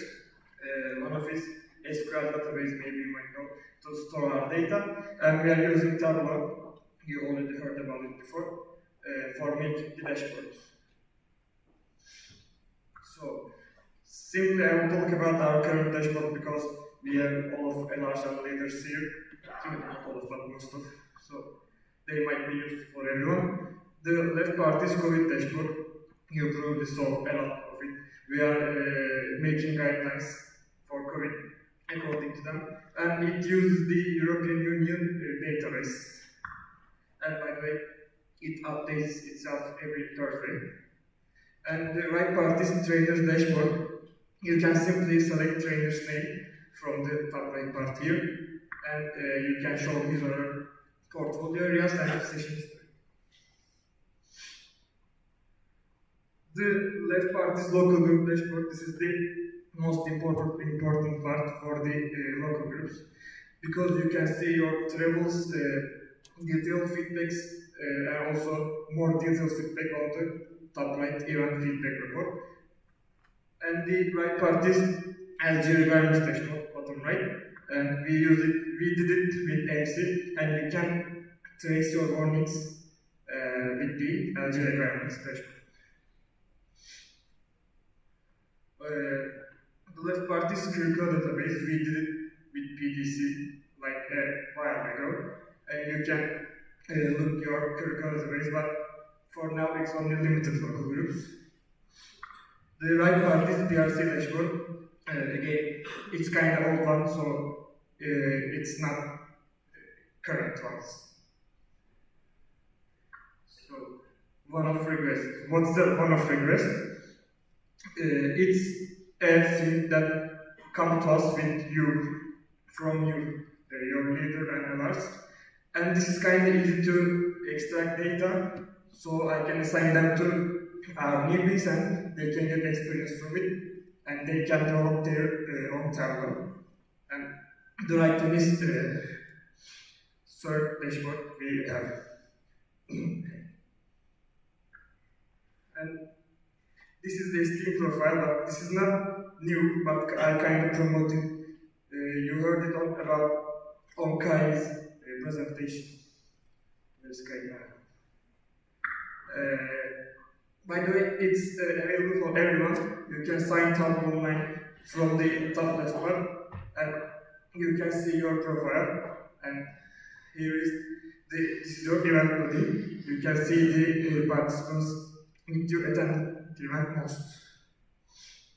To reach us, from most of the time, you guys are not coming to us. You only keep your things yourself. But it's important to reach us. So we will start a new position in STEAM, which is external relations responsible. You can find them, or they can find you, or you can directly come to me and say, hey, we need this data, or we need this data. So we can do a dashboard with this data. And this is the classic quotation about the AC. Without data, you are just another person with an opinion. Thank you.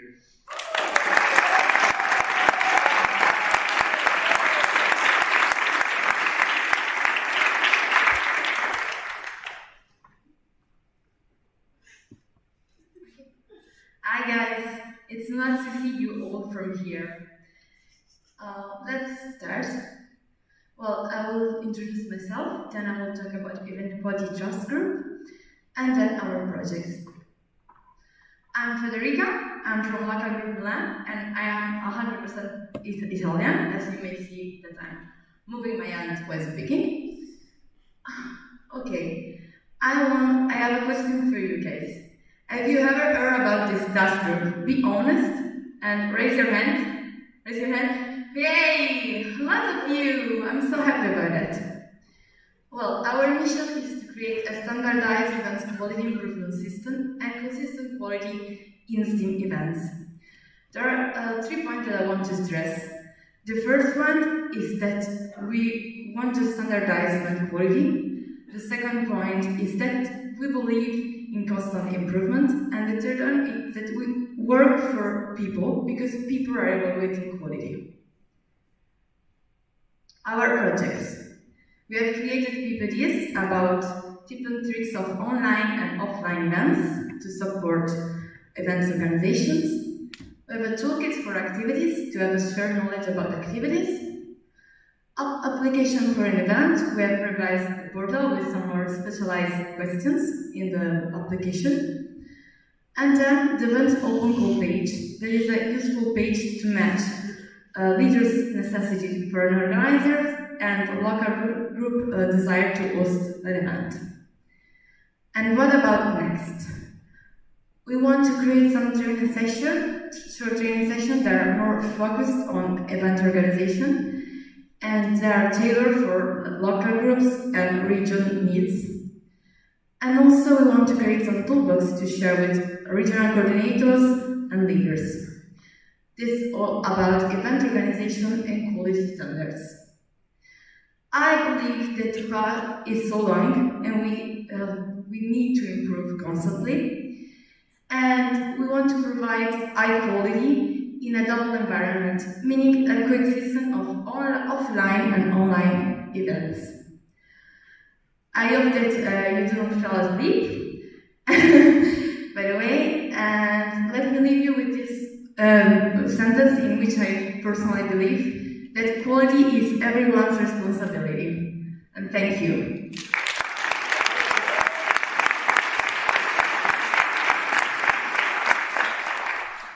Okay, questions?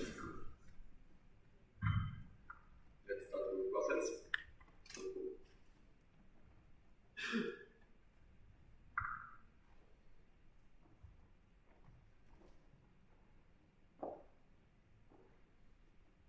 To this controversies. Thank you guys for the presentation. A question about the data. Please put the microphone closer to your mouth. Like about the data, like if I want to have all the numbers and stuff, as your work. What's the easiest way to get the data? What? So if I want to know a bit more about all the data that you provide on the website. The website, the open call page, huh? Yeah, it's more for you, it's for you. Can you speak please louder? Okay, sorry. It is really cool to have access to the data. You can directly write the Tableau online into Google, and you can use this login and password. It's on also on Portal too. You can find it from Portal. Alright, the next, Kai from Brother Repository.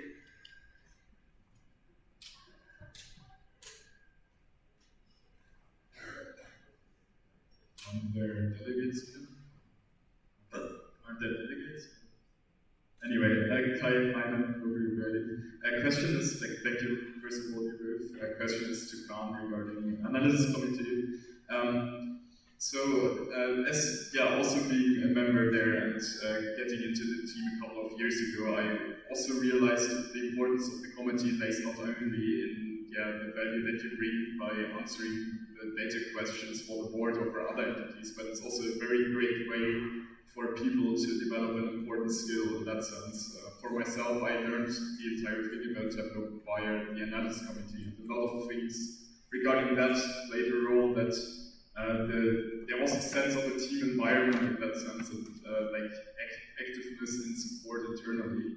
In the last months, I was a little bit missing that in a way, and I was curious about your plans, also in regard that I personally have a little bit the fear that next August we will stand here without a leader, and that will really hurt, I think, as, in my opinion, AC is one of the most valuable committees that we have.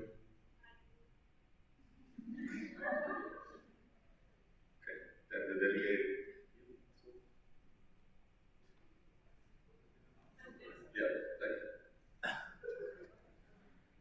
Is there a question? I don't get it.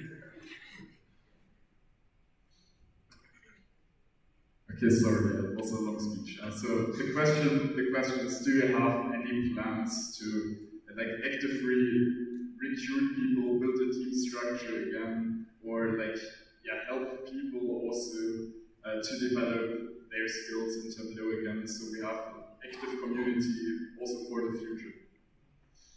Thank you. Like for now, we have 13 people which in the accountability matrix, and like last 2 months we have recruited like 8 people for the junior analyst position, and last month we sent the open call for the external relations responsible.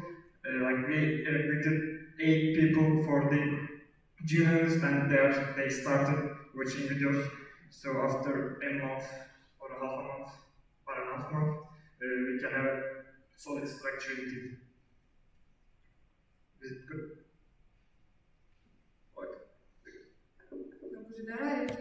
So on your slides you said you had also analysis for feedback. So what is that feedback actually about? And is it important, for example, if my LG is making an event and we have a feedback form for the participants, should we share it with you to have a general analysis about each group, so that way we can see each group, if, for example, one group is good for making career events, another for the cultural ones?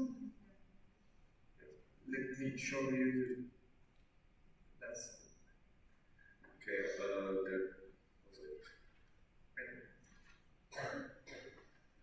You're talking about these ones, right? Okay, so the left part is local group dashboard. You can find all of the event-related topics about your local group. You can select one from top. I don't know, you can see that. Right as choose your local group, and it shows you the detailed information. Top left is travels. The top middle is the general feedback, like average ones. You are on the top 25 or bottom 25 or middle or something. Rather than that, top right is the event feedback report. You can see a specific events, feedbacks. Of course, you can see the top left is net promoter score. It out of 48 out of 100. It's 100. Its maximum is 100. And the event feedback report, bottom right, is the open questions. So you can see the answers which they can give you open questions. Thank you very much. Unfortunately, we have to stop the questions because we are already a little bit over the question time. Thanks really much for the presentation.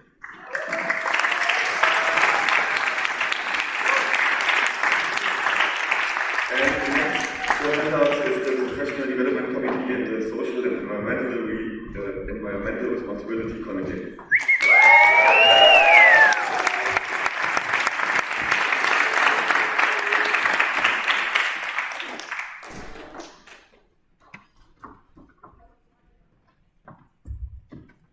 Perfect. So this is not our slide yet. Anyways, I think we can start. Can you arrange that we have the right slides in front of us? Perfect, thank you.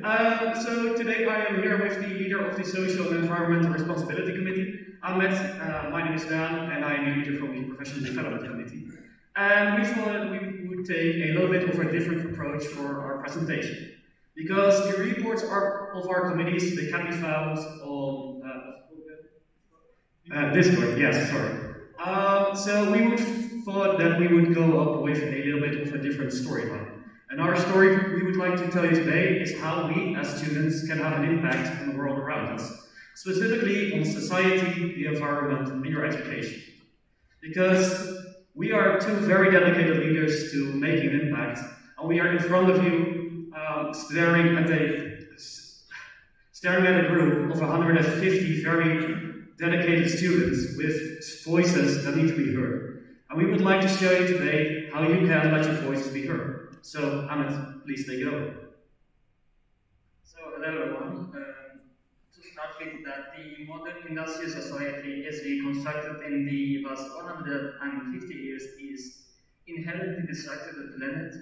like everything that makes our lives more easier, reliable, and safer is actually has a negative impact on the environment and biosphere. So, and as a consequence, we have like people being affected by the floods, ocean acidification, and ecosystems collapsing, and people being displaced. Also, like now we are the future engineers of our world, and also like the current professionals. While we try to introduce solutions to these problems, we don't think like holistically. We don't take everything into account, and or we are distracted from the real solutions. So, like for instance, CO2 emissions from making a new car is actually equal to building just 2 meters of a road. So we could keep on making new electric cars, but if you're not going to change the way that we do our roads, it isn't going to make the impact that we want to. So also, like the richer nations tend to cause more emissions, and there's a direct link between the wealth and the CO2 emissions that countries have, as you can see in this infographic. So, long story short, like fixing one part of the industrial system is not enough. What we need is a systematic approach and transformation. This one. And like, I'm asking you, can we fix climate change and all the issues that we are facing right now? Asking average people to solve these breaks down when we look at the scale and the scope of the issues that we have. And what we need is a all-encompassing systemic approach that also we have to change the fundamentals of our society and institutions today. And what can we do? We have to influence the people that have the leverage. So we should hold people accountable. Also, we should focus on innovation and technology. Also, we should invest in and fund sustainable initiatives. And the most importantly, we should educate people around us and enable them to be the advocates for youth to adopt. And while doing that, we can still fly less, eat less meat, and drive our electric cars, making our small contributions to systematic change. And becoming a more better, like socially and environmentally responsible version of yourself. And moving on. Perfect, thank you. So, having an impact on the world around you starts with education. The first way that happens is by studying, of course. Because once we all graduate as IEM students, we will have an impact on the world by applying all of the knowledge that we have learned throughout the years. The second way we can have an impact on our education is by impacting education itself. And that is actually what we do with the PDC. We want to analyze what the status of IEM is, to learn from it, to observe from it, and to observe what works best and what doesn't, and to distribute this knowledge all over Europe. So, for you, the questions you could ask yourselves would be, how satisfied are you with your education? What would you like to change about it? And is your degree actually preparing you to have the impact on the world you would like to have? With the PDC, we take these questions to a bigger level. We ask ourselves, what actually is IEM? Because we have already heard quite some discussions about that. We can wonder ourselves, what is IEM education like in other countries, and what can we learn from that? Because by observing and by learning from other countries, we are giving ourselves the tools to improve our own education. The initiatives we have to do that for the PDC are the career analysis, with which we ask ourselves, what happens after we graduate, and what does it mean to be an STEAmer? What impact does it have on our careers? With the student satisfaction survey, we try to answer the question, how do students perceive their education? And actually, we could answer the question, how it was before COVID and during COVID. With the curricular database, we try to answer the question, what is IEM? And with the engineering profiles project, done in collaboration with Prefer, we try to answer the question, what different types of engineers are there? And what can we learn from the different types of engineers if you are not one, in comparison to what other people are? So, Ahmed, about the initiatives from CERN. So in Turk, what we are trying to do briefly is that we are trying to promote socially and environmentally responsible action through our projects. And like for instance, we work to reduce esteem's environmental impacts by contacting companies to sponsor us, like to offset our CO2 footprint.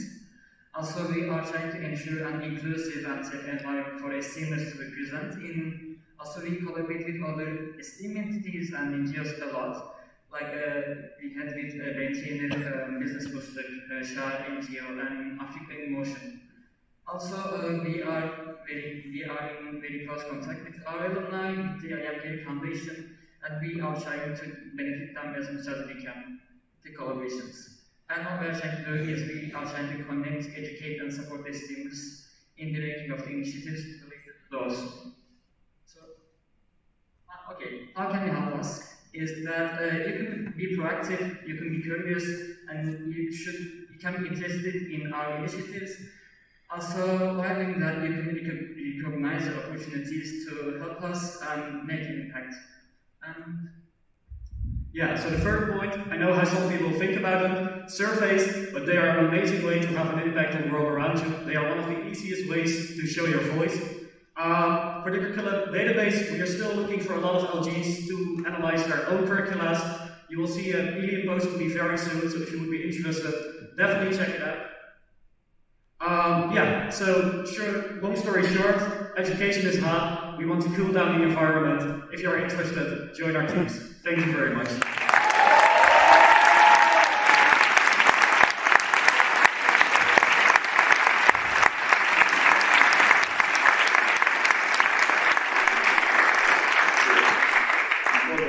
Questions, I want to remind the leaders that there are still a lot of unanswered questions in which you will please take a look inside if you have a presentation somewhere. And I want to remind everyone to put your nose inside the mask. And we go to questions, so please stand up if you have one. And that's over there. The green pullover. Yeah, that's really good. Okay, the little green pullover, that's good. So, Margarita from LXIII. I don't know if you already did this or not, and if you already did it, I'm sorry for the question. But have you had a plan to help the LGs by reducing some kind of, plastic cups and that kind of stuff in the events, like how to actually be socially responsible for this kind of, maybe a VPD or something? Do you have it, or do you have some plan to actually help the LGs that are not so developing that kind of knowledge? Yes, so basically what you're asking is what can we do for LGs as survey, right? So we have a map of LGs initiatives. That was a project that we have done last year. And also we have a kind of a sheet on my Tableau, and it shows every LG's initiatives on social and environmental responsibility. And it is a nice little database, and you guys can check it out from our Tableau. Also, you can reach out to me as well. So we have some stuff. Yes. Maria, we got a good videos. Thank you guys for the very interesting presentation. Please put your microphone. Thank you for the presentation, and I really like the approach that you have. A question to Dan. I have the feeling that sometimes people do not fully understand what the entity does. So my question is, how are you planning to promote it and make sure that people actually know what the entity is? Thank you very much for your question. So yeah, indeed, I agree with you that it can sometimes be a little bit hard to grasp what the BDC is about. So I've actually also put a lot of thought in that and how we can make that much more clearer. So one of the things that I've done during my time as leader already is that we have appointed Selen as a PR responsible in the committee to also help me in improving how we create more awareness for what we do as a committee. So that's basically one of the things. One of the other very good suggestions was that the BDC should be more active on Helium. So that's actually also something that you will see quite a lot in the upcoming time. And I think that at the next event, you won't have to ask this question anymore, and that BDC has gained a lot of good awareness. Yes. I see that Selen has a 2. Can we give her the mic? No, we don't do follow-ups. Zeynep from Local Group Istanbul Yıldız. So my question is for Ahmet. Ahmet, instead of giving the local groups kind of VPDs, is there like at the same time questions for VP of activities?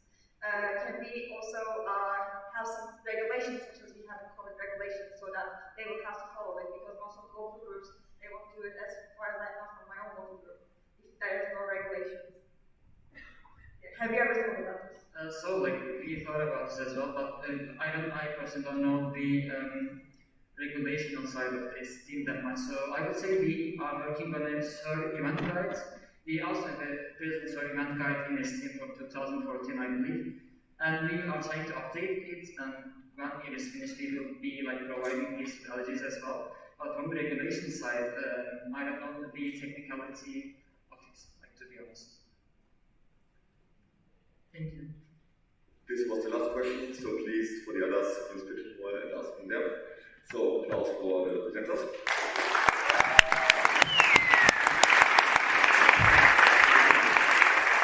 And then I ask the Human Resources Committee and the Trainers Community on the stage.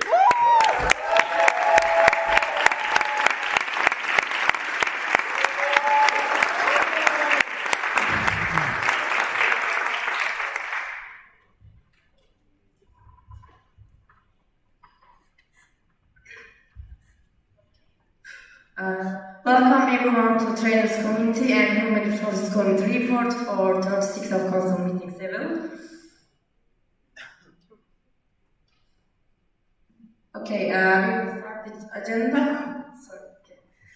So basically first we will introduce our committees, then we will talk about our committees, their similarities and differences, and then we will go a bit and talk about the collaboration examples.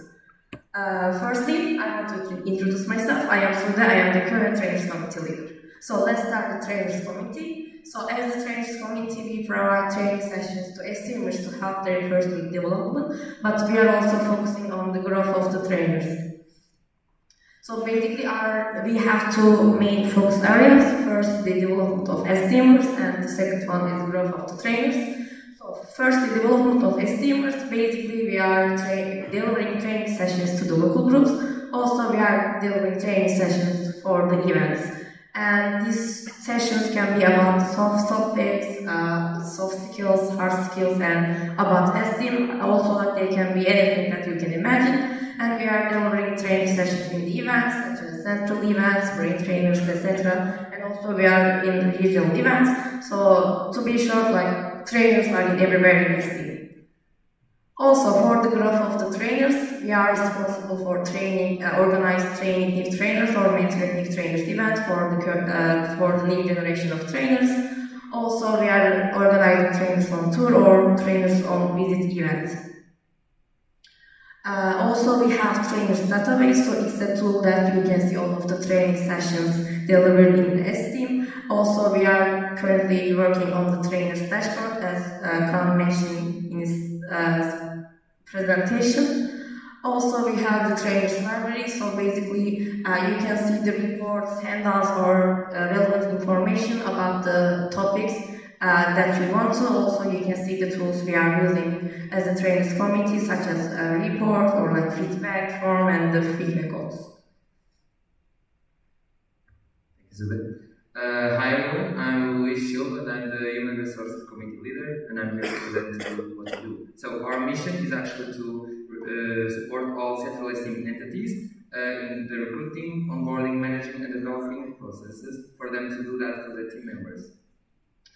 We are divided in 5 different areas, starting with recruitment and attraction, onboarding, development, retainment, and collaboration and accountability. You can understand how we work if you follow the journey of a STEAM team member inside Central. So once you get active, we are the ones responsible for giving the open calls and dealing with the attraction and the promotion of Central in STEAM social media and collaboration with PRC. After that, we do the onboarding, and we have the onboarding chat where we present to them what's STEAM culture and what tools will be useful for them. Right now, we are evaluating the current presentation we have and looking for improvement points based on feedback. On development, I'm going to talk later about this because it's actually the connection with TC. And we are also responsible for making sure while they are in Central, they are developing themselves and give them those opportunities. And finally, in retainment, we have the Central Esteem Assessment Form, where we assess motivation, satisfaction, and right now we already sent the forms and collected the answers, but we are still elaborating the reports to deliver to the leaders. Okay, we also have the accountability matrix, as you probably have heard about, and it is a really important tool because it gives everyone who's working the sense of the different responsibilities and the tasks description of the people who are active in the central level. Also, we have Esteem 360, which is an event that which the goal is to give esteemers and newbies an overview about Central and what we do. Okay, so when we asked to create the presentation with HRC and TC, we were trying to think about why we are met. So we have a couple of ideas. We will go with similarities. So basically, the TC and HRC both they are focusing on the development of the esteemers, and also we are one of the most committees who are who has collaboration with other entities. And for the differences, we said that we are focusing on the development, but HRC is focusing on the entities, team members, and their development on esteem. Also, but TC is focusing on general development in development of esteemers, such as soft skills, hard skills, and anything comes to your mind. And also, of course, we have different responsibilities and we have different roles in the organization. Collaboration examples, we will start with training Flex Leaders event. So it's an event that prepared and motivated esteemers for their leadership journey in Central Western level. So basically it's a training event that we are receiving training session in many areas such as leadership, esteem, and all of the things that actually can make you a better leader. The second project we have in collaboration is actually a new project, which is a training event. It's like an overview. Another bridge between HRC and TC is actually the development responsible position in HRC. Since we have all these projects that demand constant communication, we established this position to make the bridge between the two entities. And currently, the team member with this position is working in the training system, and after this, we are going to focus on training. Okay, it's time for shameless promotion. So firstly, I want to tell you that if you need a trainer or you want to have a training session in your local group, in your event, wherever, you can always approach me from mail or via mobile phone.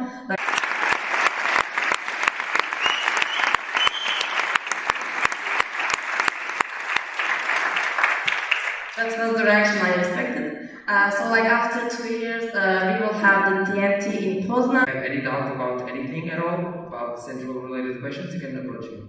And if you have any questions now, you can approach either me or Sude because we are both really approachable. So yeah, we're just normal people. Thank you.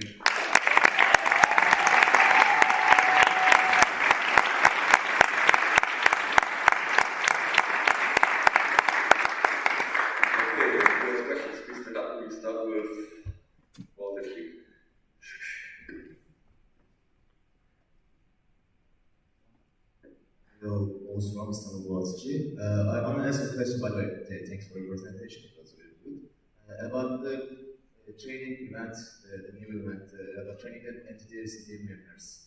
So, entities are recruiting during the whole year, so why are you making it in December?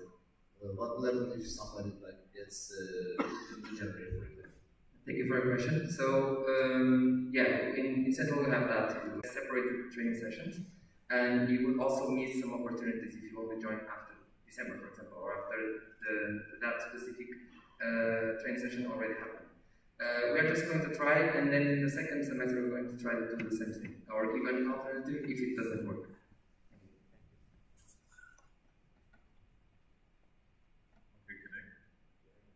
Nicola, question for Sude. Now, when you plan to continue with that process or an event, or it will not continue now after we have all? Thank you for the question. So basically, right now the first focus area is TNT, but like after TNT, we will also be discussing it with all of the trainers community and all of the trainers who want to take active role. Is because TNT was the alternative way before the pandemic to become a trainer, but like also mentoring new trainers was a successful event, and we had 19 trainers right now thanks to MNT, so that maybe we can go with one TNT, one MNT for per year, or like we can not have MNT as an event, but continue with the one-on-one mentorship for the people who want to become a trainer. So like I know it's not like certain experts, but like after TNT, like we will be discussing it with all of the trainers. Hello, thank you for your presentations. I think it was really great to see this. My question for the training next leaders and also training system, both of them. It is a collaboration, yes, but who is responsible for those directly? Because in the presentation it looks like you are doing it as a common project, but from last year, as far as I know, it was the HRC's responsibility. So to clear up the Yeah, thank you for the question. Yeah, it is a collaboration point, and that's what we're trying to really show. But in the end, because it's focused on mainly people who are already in Central, it ends up being more HRC responsibility. But it has a really big TC role, so it's a really strong collaboration. But if you have to give make someone accountable in the end, I would say HRC. And also I cannot since it's a training event, trainers are needed for the event, so that basically in the training parts, TC is responsible, but like Louis said, the event is mainly responsible from HRC. Okay, last question. Margarida Elgin Porto. Luis, do you have any plan to guarantee that the members keep motivated for helping the leaders or for actually guaranteeing this? So you're asking about the Central students, sorry, to keep them motivated, so you asked if I have any plans or suggestions or ideas to help leaders keep their team motivated. Okay, in our retaining area currently we have we assess the motivation, and motivation is see as how it goes. It's just one example, but yeah, thank you for the question. Well, and thank you for the presentation.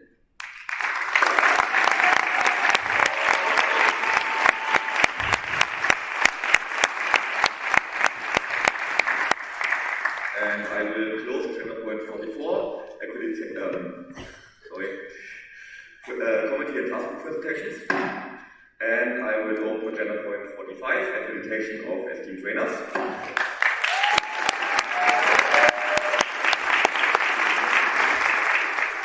Hello everyone, me again. I changed my costume. Okay, so right now I'm going to present you the accreditation of trainers.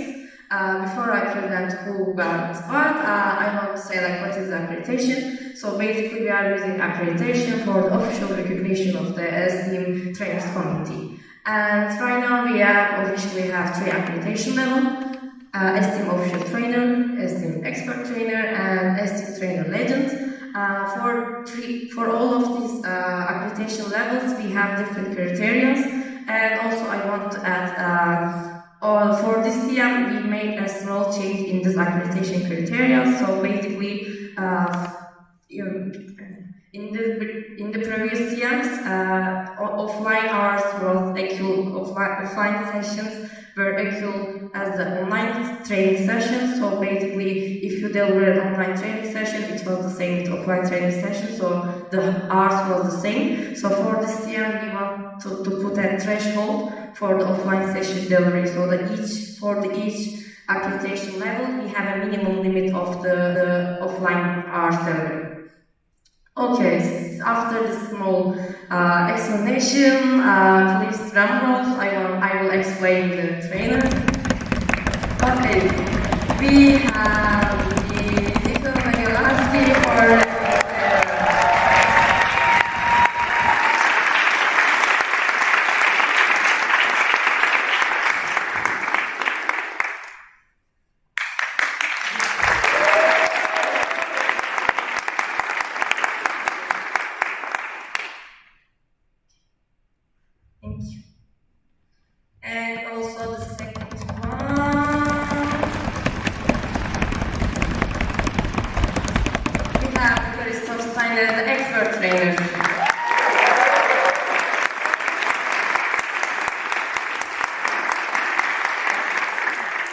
Like he's not here yet, so like the certificate will be go with someone from Belgium. And that was it. Let's learn, share, and grow together. Thank you.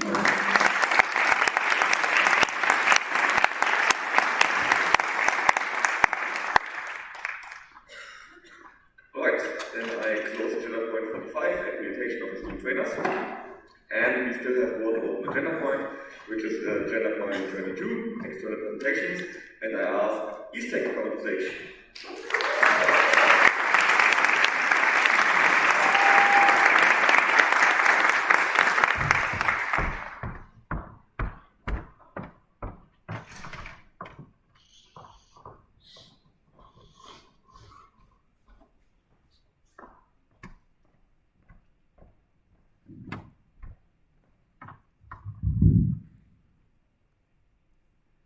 Hello.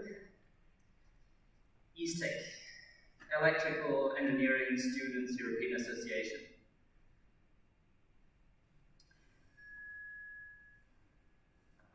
I'm Julian, you may have already gotten to know me. Computer science student and active in ESTEC for about 4 years now. Can you move a little bit to the right on the stage, because then we don't have the problem with the noise. Okay. And now ambassador in ESTEC.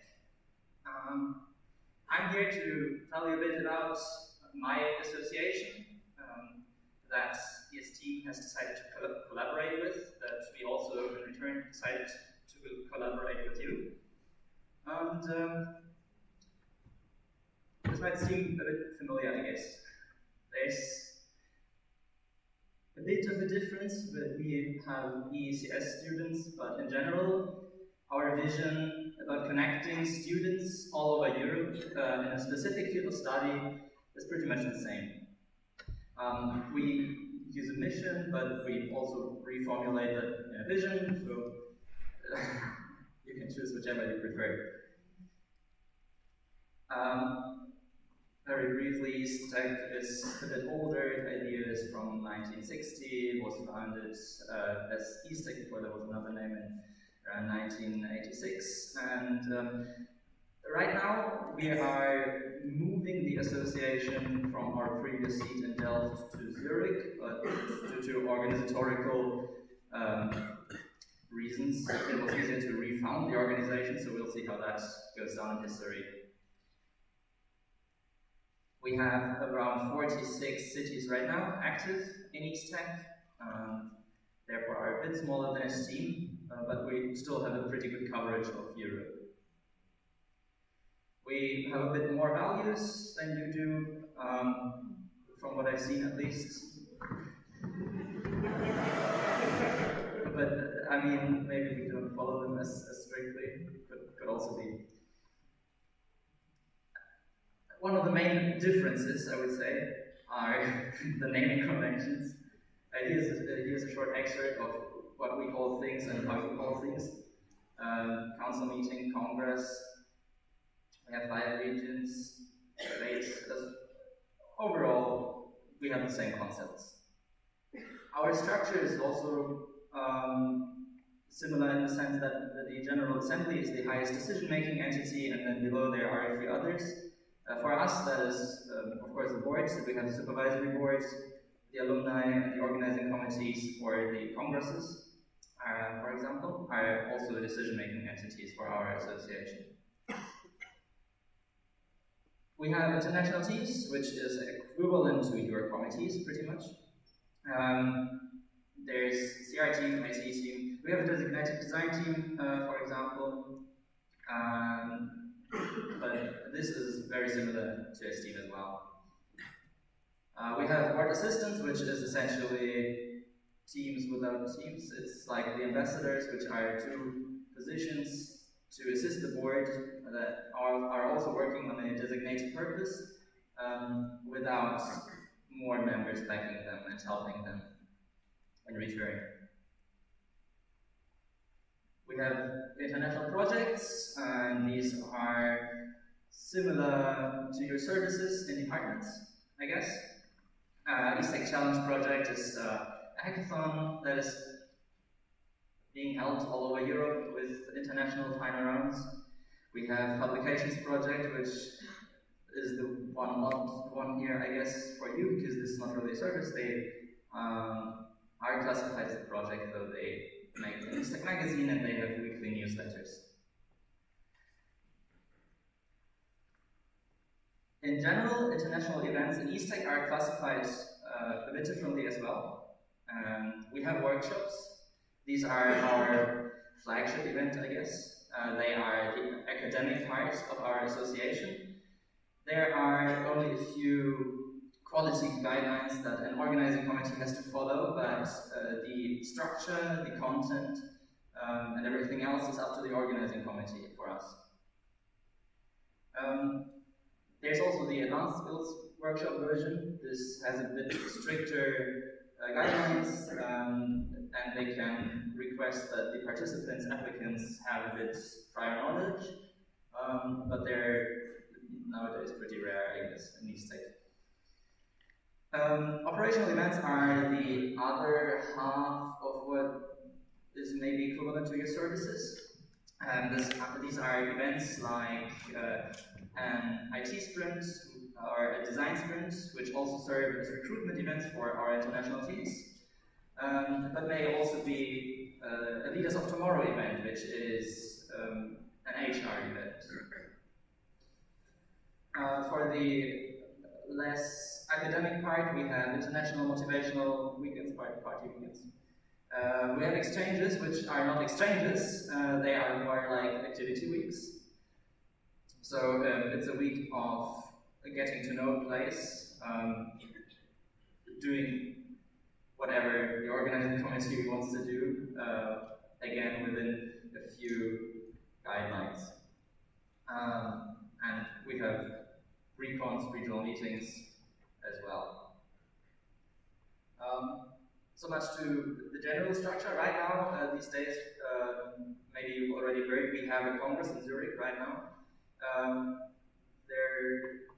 If you're interested to have a look and not want to see a bit about what's going on there, you can approach me later. That's also, it's a hybrid event, so we are also back to live these days, which is amazing. This was a very quick rundown on our structure and how this is similar to Esteem. We see value in the cooperation because of the similarity in structure and a lot of similarities in the organizatorial aspect of the associations. And therefore, we would really appreciate your cooperation, and I'm glad that you invited me here. Thank you very much.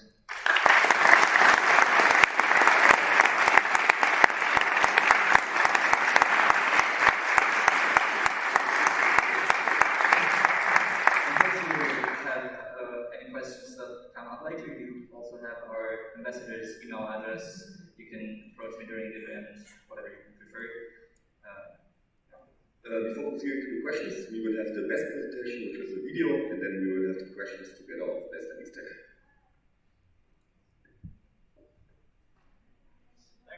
Technical.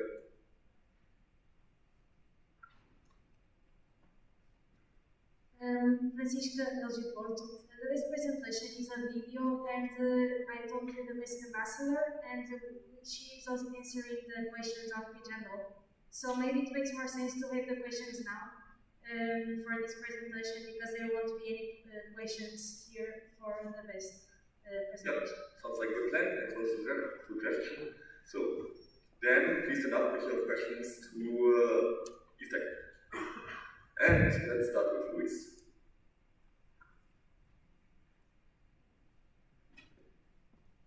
Thank you. Hi, Luis Mochilvin.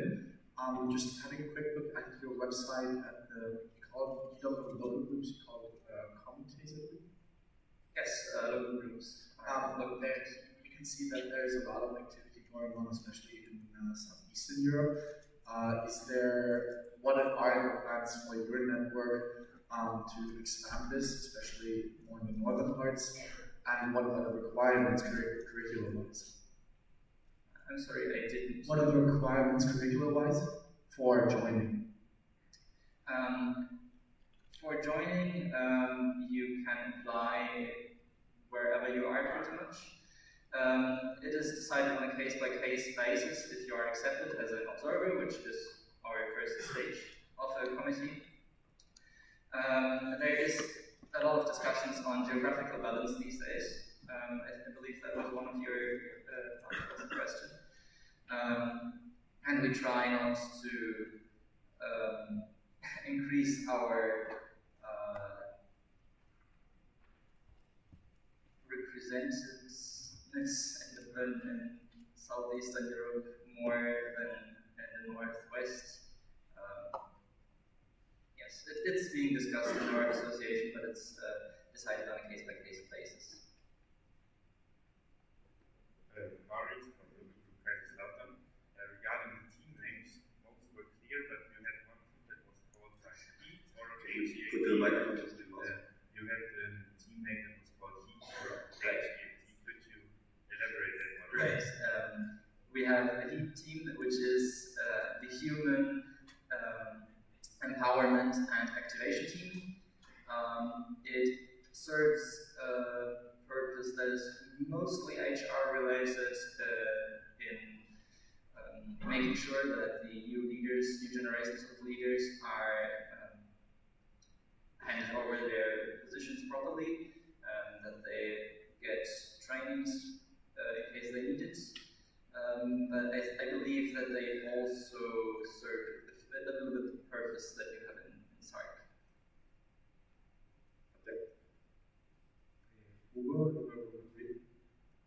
Yes, so you were saying this presentation is about what ISTEC has in common with STEAM.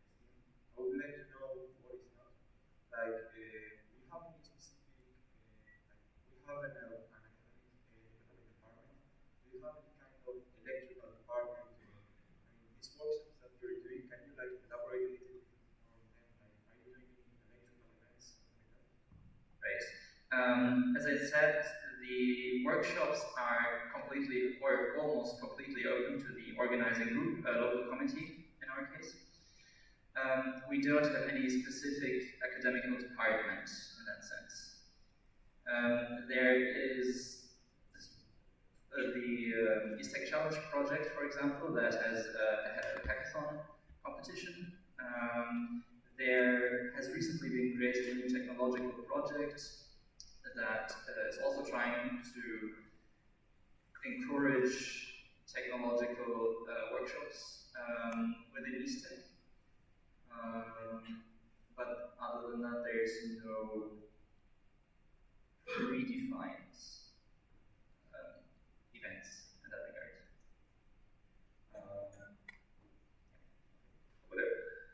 Ahmet Kaplan, İstanbul Galatasaray. So what would be the reason ISTEC moving its legal location from Delft to Zurich? The reason is that the local committee in Delft decided that they don't want to be part of ISTEC anymore, and they were our address. Now we have to change the location because they won't host us anymore. Ekaterina, I was just in Petersburg. As far as I know, you're in the team or in the same university in Karlsruhe. So how is it on local level? Are you like real partners or more like competitors? We were partners before COVID, and then we kind of alienated each other. There wasn't anything going on during COVID. Before that, we invited each other to our events. So whenever someone would host or organize an event locally or also internationally, we would invite each other, for example, to the international nights and other parts, or workshops when we organize workshops, and that sort of interaction. Okay, Giuseppe. So let's move to the last question. Hello, Giuseppe Lavoro, Calabria. The last time we met, we were in Greece. The CM of ISTEC, it was lovely to meet only there being the ambassador. But since then, a lot of things have changed. So my very simple question is, how is ISTEC doing? In general, suffering from COVID. especially on local levels. There's a lot of local groups that are not doing well, and we'll see if they can recover. On an international level, I feel like we already have recovered. Maybe that's not that good that a lot of people are now interested in the international level instead of covering for the local branches. But I feel like we're doing pretty good. Okay, thank you very much.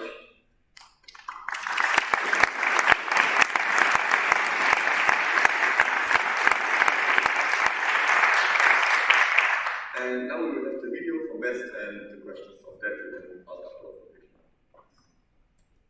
Hello everyone, I'm Selma from Board of European Students of Technology. In the next following minutes, I'll present you BEST and our activities. BEST is established in 1989 and we have 92 local groups in 34 countries of Europe.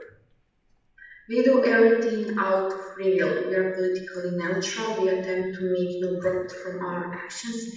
And normally we are based in Europe and we are there for European students of technology. We are gathering STEM students from technical universities and universities that include STEM faculties. We have more than 3,000 members and we reached 1 million people. The environment of Empower Diversity supports people in applying their full potential and acting responsibly. BEST is creating opportunities for personal development of students and supports them in reaching their full potential. So that's the reason why we have Empower Diversity as vision of BEST and developing students as mission of BEST. On this slide you can see logo of BEST. Orange color is representing us as students, blue color is representing our partners, and green color is representing universities. On this slide, you can see structure of BEST, international work positions, projects, departments, and regional advisors who are connecting international and the local sides of BEST. BEST is focused on 3 aspects: providing career support, providing complementary education, and increasing educational involvement. There are 5 services in BEST: BEST Courses, EPEC, BEST Symposia on Education, BEST Career Day, and BEST Career Center. BEST courses are events in which participants attend lectures given by the university's teaching staff or by experts from companies.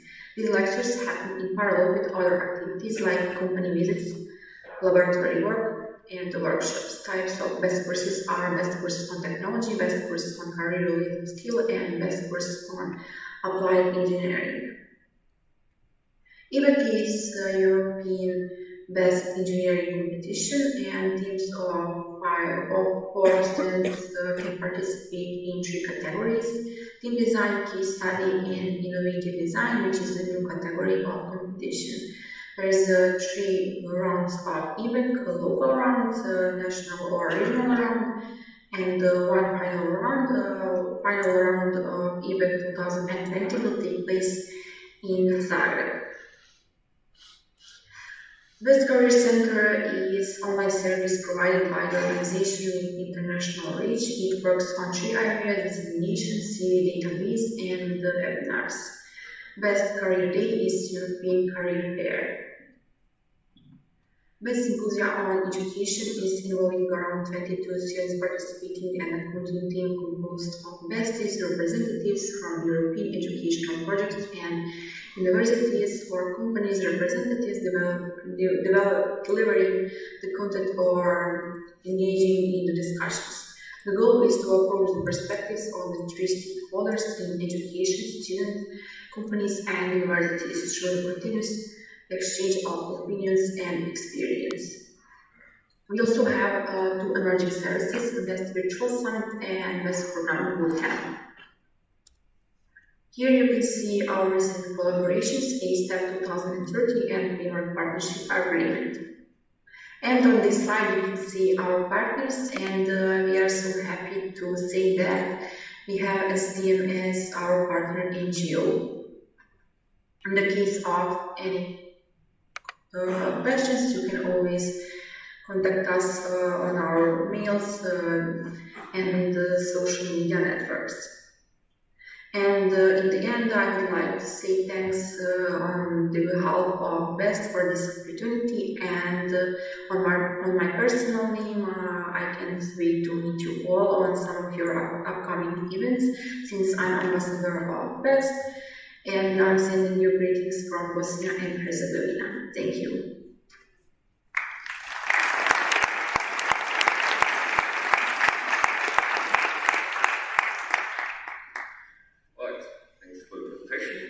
So if you have any questions, just go to Pigeonhole.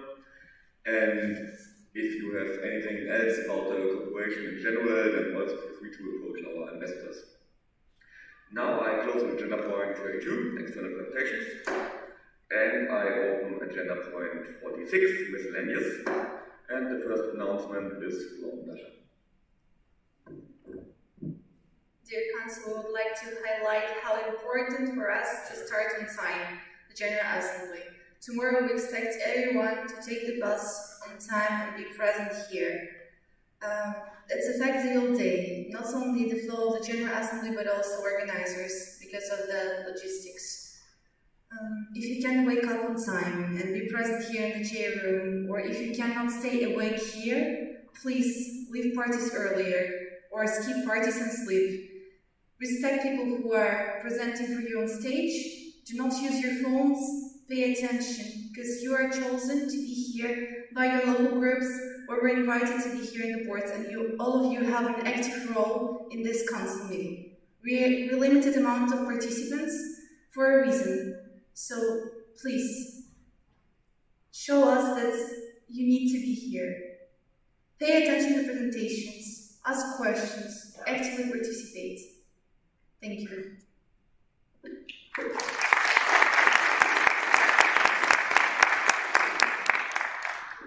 Now we have information about the LXIII roundtable, and I think Sule will give them to us.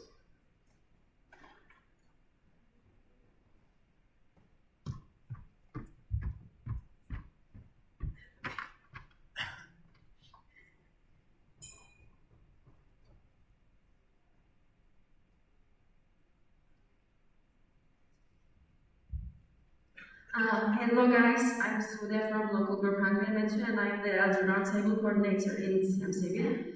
So after the GA finish, we will have a LG Roundtable session. What is LG Roundtable? It's the session that you are gonna get together and discuss about your local group's problems that you face, and you're gonna make some solutions for it together. You're gonna be with your families. Before the session starts, your family leaders will explain and inform you about the session, more details. And the session will be in the residence, and you will go to residence with your families. So in the end, please find your family leaders and go with them. The session will be 1.5 hours long. I think that's all. Thank you.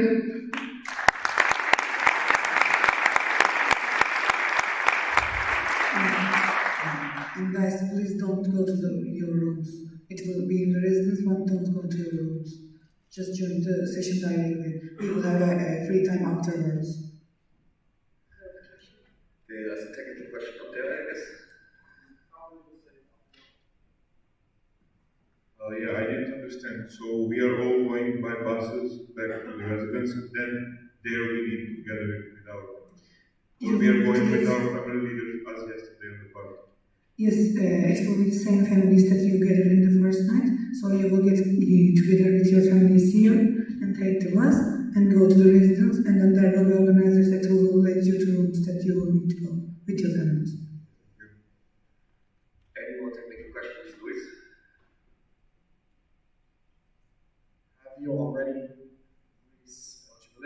Have you already planned on how to divide the groups, or should we just search a place for our family? What's the idea behind that? Like normally you can get together with your families here, back to the regional working groups, and then you can take the buses. we will be with our families during the local group roundtable.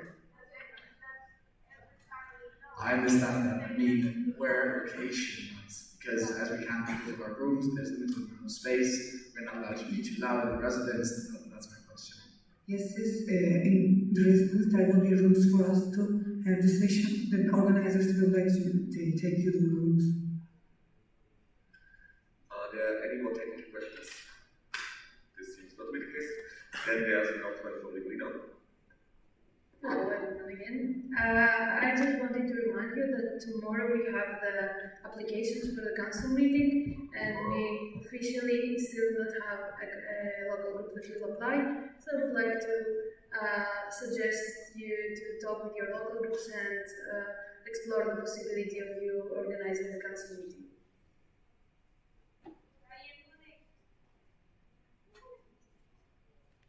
Yes, and we didn't have an applicant for the IM connection, so if someone wants to step in, please inform us and we can find a way. Alright, so for closing, long story short, first, be on time tomorrow. When you go to parties today, please keep in mind how much sleeping time you have left and how fast your body can recover alcohol, or vice versa. And if you would consider to apply for a connection or a council meeting, then please speak with your local group or a group of local groups, because for the council meeting, for example, you can also apply as a group of local groups. There are any openings. We also have a bag here which belongs to Eric. I think it's worth to give him a punishment, but let's do it tomorrow. But now you can take the bag after we finish the GA. And also we still have the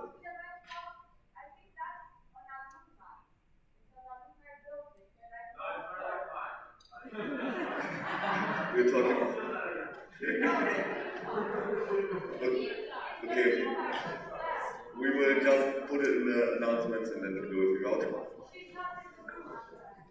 We will figure out a way. And also about the LXIII roundtable, it is really important to attend it. Because why we're here this year? Because we want to bring the network forward. And as a team, it's only an organization consisting out of organization that necessarily means to bring our local groups forward. So this is really a chance at this council meeting to learn from other local groups how they handle different aspects of their organization.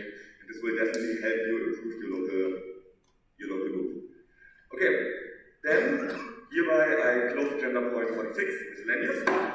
And now you can meet your families.